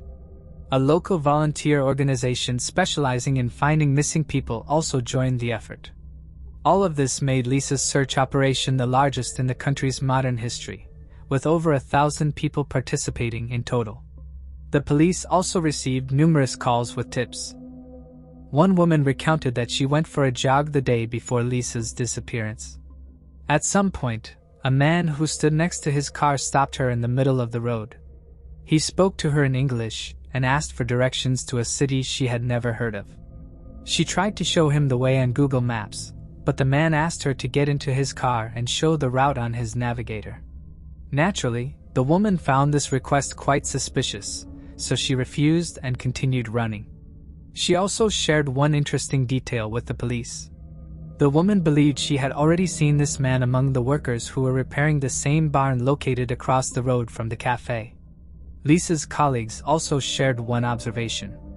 On the day of her disappearance, one of the witnesses noticed two men standing across the road from the cafe looking towards the establishment. She didn't think of it much at the time, but after Lisa's disappearance, she decided to share this fact with the police. The following morning, Wednesday, Lisa's father and a few friends returned to the dirt road near where some of her belongings had been discovered. As they moved farther along the path, they stumbled upon more distressing items: Lisa's driver's license and her house keys. The findings suggested a chilling scenario. Lisa may have been taken down this road, with her abductor discarding her possessions from a vehicle during the kidnapping. Police and volunteers focused their search efforts in this specific area, though no additional evidence turned up. Later that evening, one of Lisa's father's friends was heading home after assisting in the search. As he passed by the cafe, he noticed that the police tape had been removed from the barn where Lisa's glove had previously been found. Acting on instinct, he decided to take another look around. With darkness setting in, he retrieved a flashlight from his car and carefully searched the area. After several minutes, something reflective on the ground caught his eye. Upon closer inspection, he found a woman's earring, and then spotted a matching one nearby. The man reported this to the police, who showed the earrings to Lisa's parents. They confirmed that these pieces of jewelry belonged to their daughter. The police once again sealed off the barn and searched it more thoroughly. The lead detector later explained that on the first day of Lisa's search, their main focus was on finding the girl herself, so the barn was inspected not so thoroughly. They might have missed such small items as earrings, but now they brought in numerous forensic experts along with search dogs. This time, they noticed a rather unusual piece of evidence. Behind one of the walls, the police found human feces. At first glance, it may seem unrelated to the case, but the forensic experts put forward a quite interesting theory. They explained that when criminals commit serious and horrible crimes, their body produces an extreme amount of adrenaline, which sometimes leads to the uncontrollable need to relieve themselves. For example, it's common for killers to wet themselves before or during the murder. Considering that Lisa's glove and earrings were found in the barn, the police theorized that if she was indeed abducted, the perpetrator might have dragged her into this building. Therefore, detectives didn't rule out the possibility that this person, under the influence of adrenaline, couldn't hold it and relieve themselves, so these feces were sent to DNA analysis. On Friday, the search area was expanded and volunteers reached a farm located about 2 miles from the cafe. It was a complex of several large buildings where many people worked, and the search team decided to inspect them all. However, shortly after they arrived, two men came to the farm. They didn't speak Swedish and communicated only in English. One of them said that the police had already been at this farm, but the search team leader didn't rush to believe it. He thought that he would have known about it if that were the case, so he decided to continue the search. The two men walked around the farm for a while, watching the volunteers, and eventually drove away.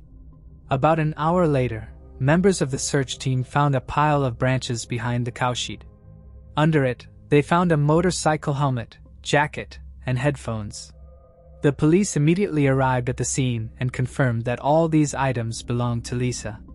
They sent forensic experts to the farm for a more thorough search. Detectives also heard the story about the two strange men who tried to dissuade the volunteers from inspecting the farm. The police also recalled the story of a woman who encountered a suspicious man speaking English while jogging. In fact, they already had an idea who it might be. From the first days of the search, they had visited all the houses near the cafe. And in one of them lived two brothers from Lithuania along with the wife of one of them. All three didn't speak Swedish and communicated in English. They were the only people within several miles who didn't speak the local language. The police also had other indirect reasons to suspect them. The brothers worked in the barn, across the road from the cafe and at the farm where Lisa's helmet was found. They were familiar with these locations, and the dirt road where Lisa's belongings were found led to their house. Considering that there were no other suspects, the police decided to question all three of them. Meanwhile, forensic experts arrived at the farm. Together with the volunteers, they continued to inspect this area, and soon, their attention was drawn to an old trailer. It was surrounded by tall grass and looked as if it hadn't been used in many years. But next to its door, the grass was flattened, as if something had been lying there recently. Some of the grass was also trapped under the door, indicating that it had been recently opened. As soon as the forensic experts opened the door, they were immediately met with a strong smell of decay. Inside the trailer, there were many lockers for clothing. Apparently, it was once used as a changing room for workers. All the lockers except one were locked, leading the experts to suspect that Lisa's body might be in one of them.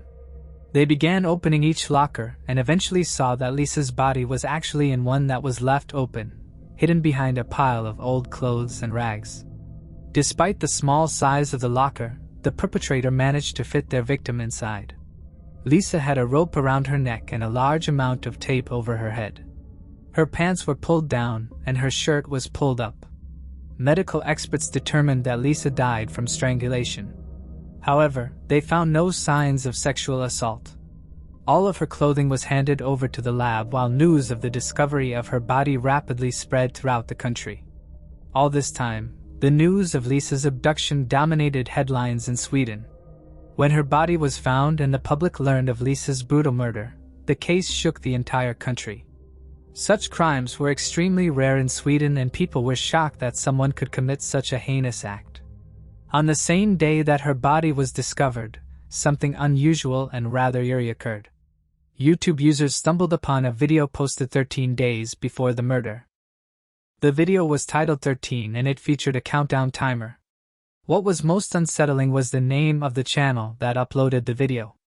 It was called Lisa Home. News of this video quickly spread throughout the media, leaving many people stunned by the series of coincidences. Some people began to speculate that someone had predicted the murder, but in reality, it turned out to be much simpler. It appeared that someone had just changed the channel name and video title after Lisa's body was found. Either this person wanted to spark another conspiracy theory or was just playing a cruel prank. Meanwhile, the police were doing everything in their power to find the killer as quickly as possible. At the time of Lisa's discovery, investigators had already brought in two brothers and a woman, and they all denied any involvement in the murder. They claimed that at the time of the abduction, they were at home, providing alibis for each other. According to their accounts, the older brother, Ramirez, was asleep in his room while his wife was preparing dinner, and the younger brother was on the computer. Ramirez also added that around 8 p.m., he woke up and went to the gas station where he bought pizza and cigarettes. The police were pretty skeptical of their alibis as all three could have simply been covering for each other.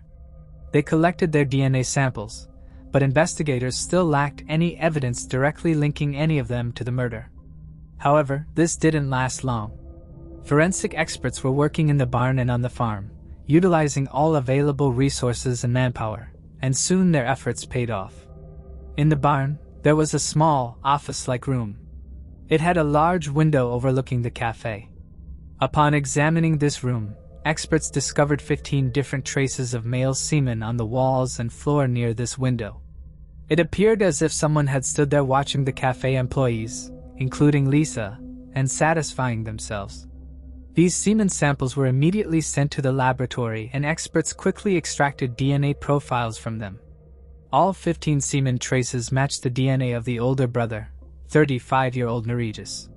The same applied to the feces found in the barn. They also belonged to him. In the next room, which had previously been used for storing cow's milk, forensic experts noticed a pipe about 2 feet above the floor covered in a thick layer of dust except for a small strip. The size of this strip perfectly matched the rope used to strangle Lisa. Traces of blood were also found on this pipe, and the DNA analysis confirmed it belonged to Ramirez. On the floor beneath the pipe, they discovered a piece of the same rope. Experts examined it and identified 2 DNA profiles, Lisa's and Ramirez's. This was a significant breakthrough for the police. It finally linked the man to the rope used to kill the victim. Furthermore, a hair belonging to Lisa was found on the floor of this room. Another crucial piece of evidence, Naragi's, were also found on it. Based on this evidence, police concluded that Lisa was likely killed at that very location. They reconstructed an approximate timeline of events. Naragi's had been watching the cafe for some time and approached Lisa when she was alone in the parking lot. According to a jogger's testimony, he may have asked Lisa for directions to a nearby city or used another pretext. Then, Naragi's might have invited her into his car to enter the route into his GPS. Given Lisa's kind nature and willingness to help others, she probably agreed. Once inside the vehicle, the attacker gagged her and drove her to the barn. There, he strangled her by tying a rope around her neck and hanging her from a pipe. Medical experts suggested that the scene aroused him so intensely that he lost control of his bowels from the adrenaline surge. After Lisa died, he placed her body in the car and drove to the farm, discarding her belongings out of the window along the way. There, he hid the body in the trailer locker, covering it with old clothes scattered around. All of this, from the moment of the abduction, took the perpetrator less than an hour. Despite all the evidence, Ramirez continued to insist on his innocence. His wife and younger brother had to be released because there was nothing against them. Once free, they almost immediately left Sweden and returned to their homeland, Lithuania. The preparation for the trial was intense.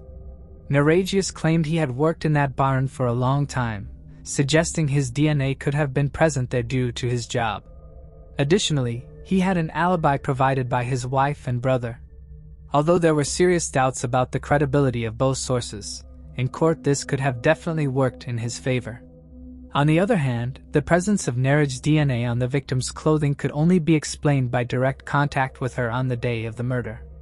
The police also found a witness who saw his car near the cafe shortly before and after Lisa's abduction.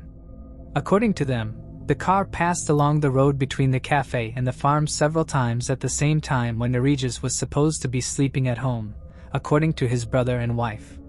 For several months after the discovery of her body, experts continued to examine all the available evidence using the most advanced equipment. Eventually, they uncovered traces of Ramirez's DNA on almost all of Lisa's clothing, including the inside of her underwear. Considering that the whole country was still following the case, investigators continued to search for any other useful clues that could impact the legal process and further prove Nerdist's involvement. They even went to Lithuania to speak with his wife and brother once again. The woman continued to insist that he did not leave the house between 6 and 8 p.m. But when it was the younger brother's turn, detectives suddenly got what they wanted. After telling him about all the evidence against his brother, and detailing what he did with the 17-year-old girl, the man decided to tell them everything. He claimed that Ramirez actually was not at home that evening and only returned around 7:30 p.m. He was covered in dirt, and immediately threw all his clothes into the washing machine.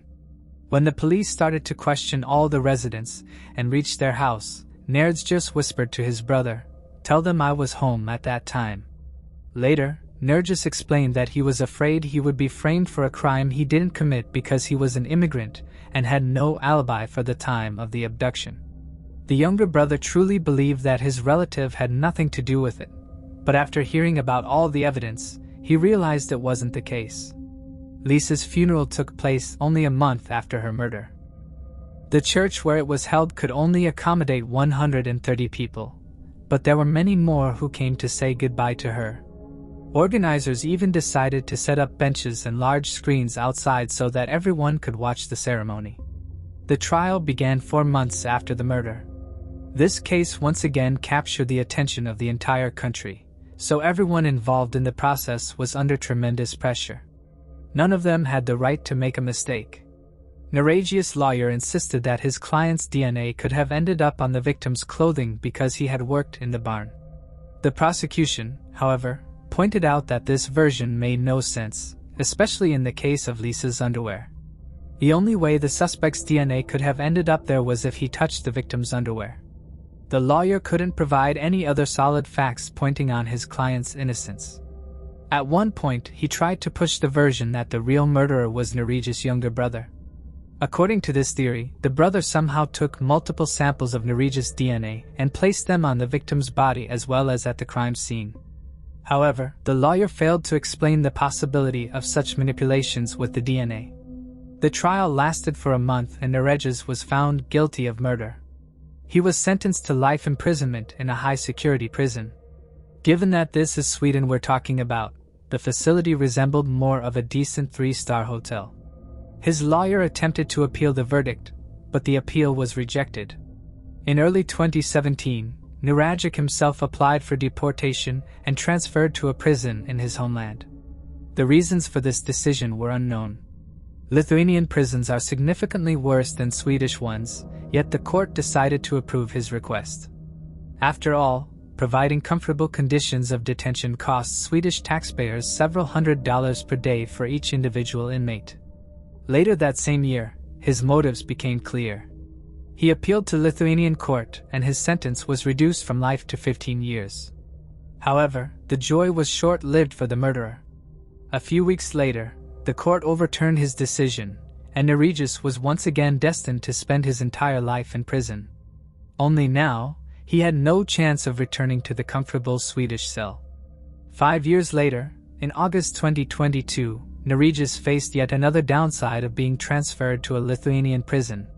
While inmates were being moved to another block, one of them attacked Naragi's with a shank. He suffered serious injuries and died on the way to the hospital.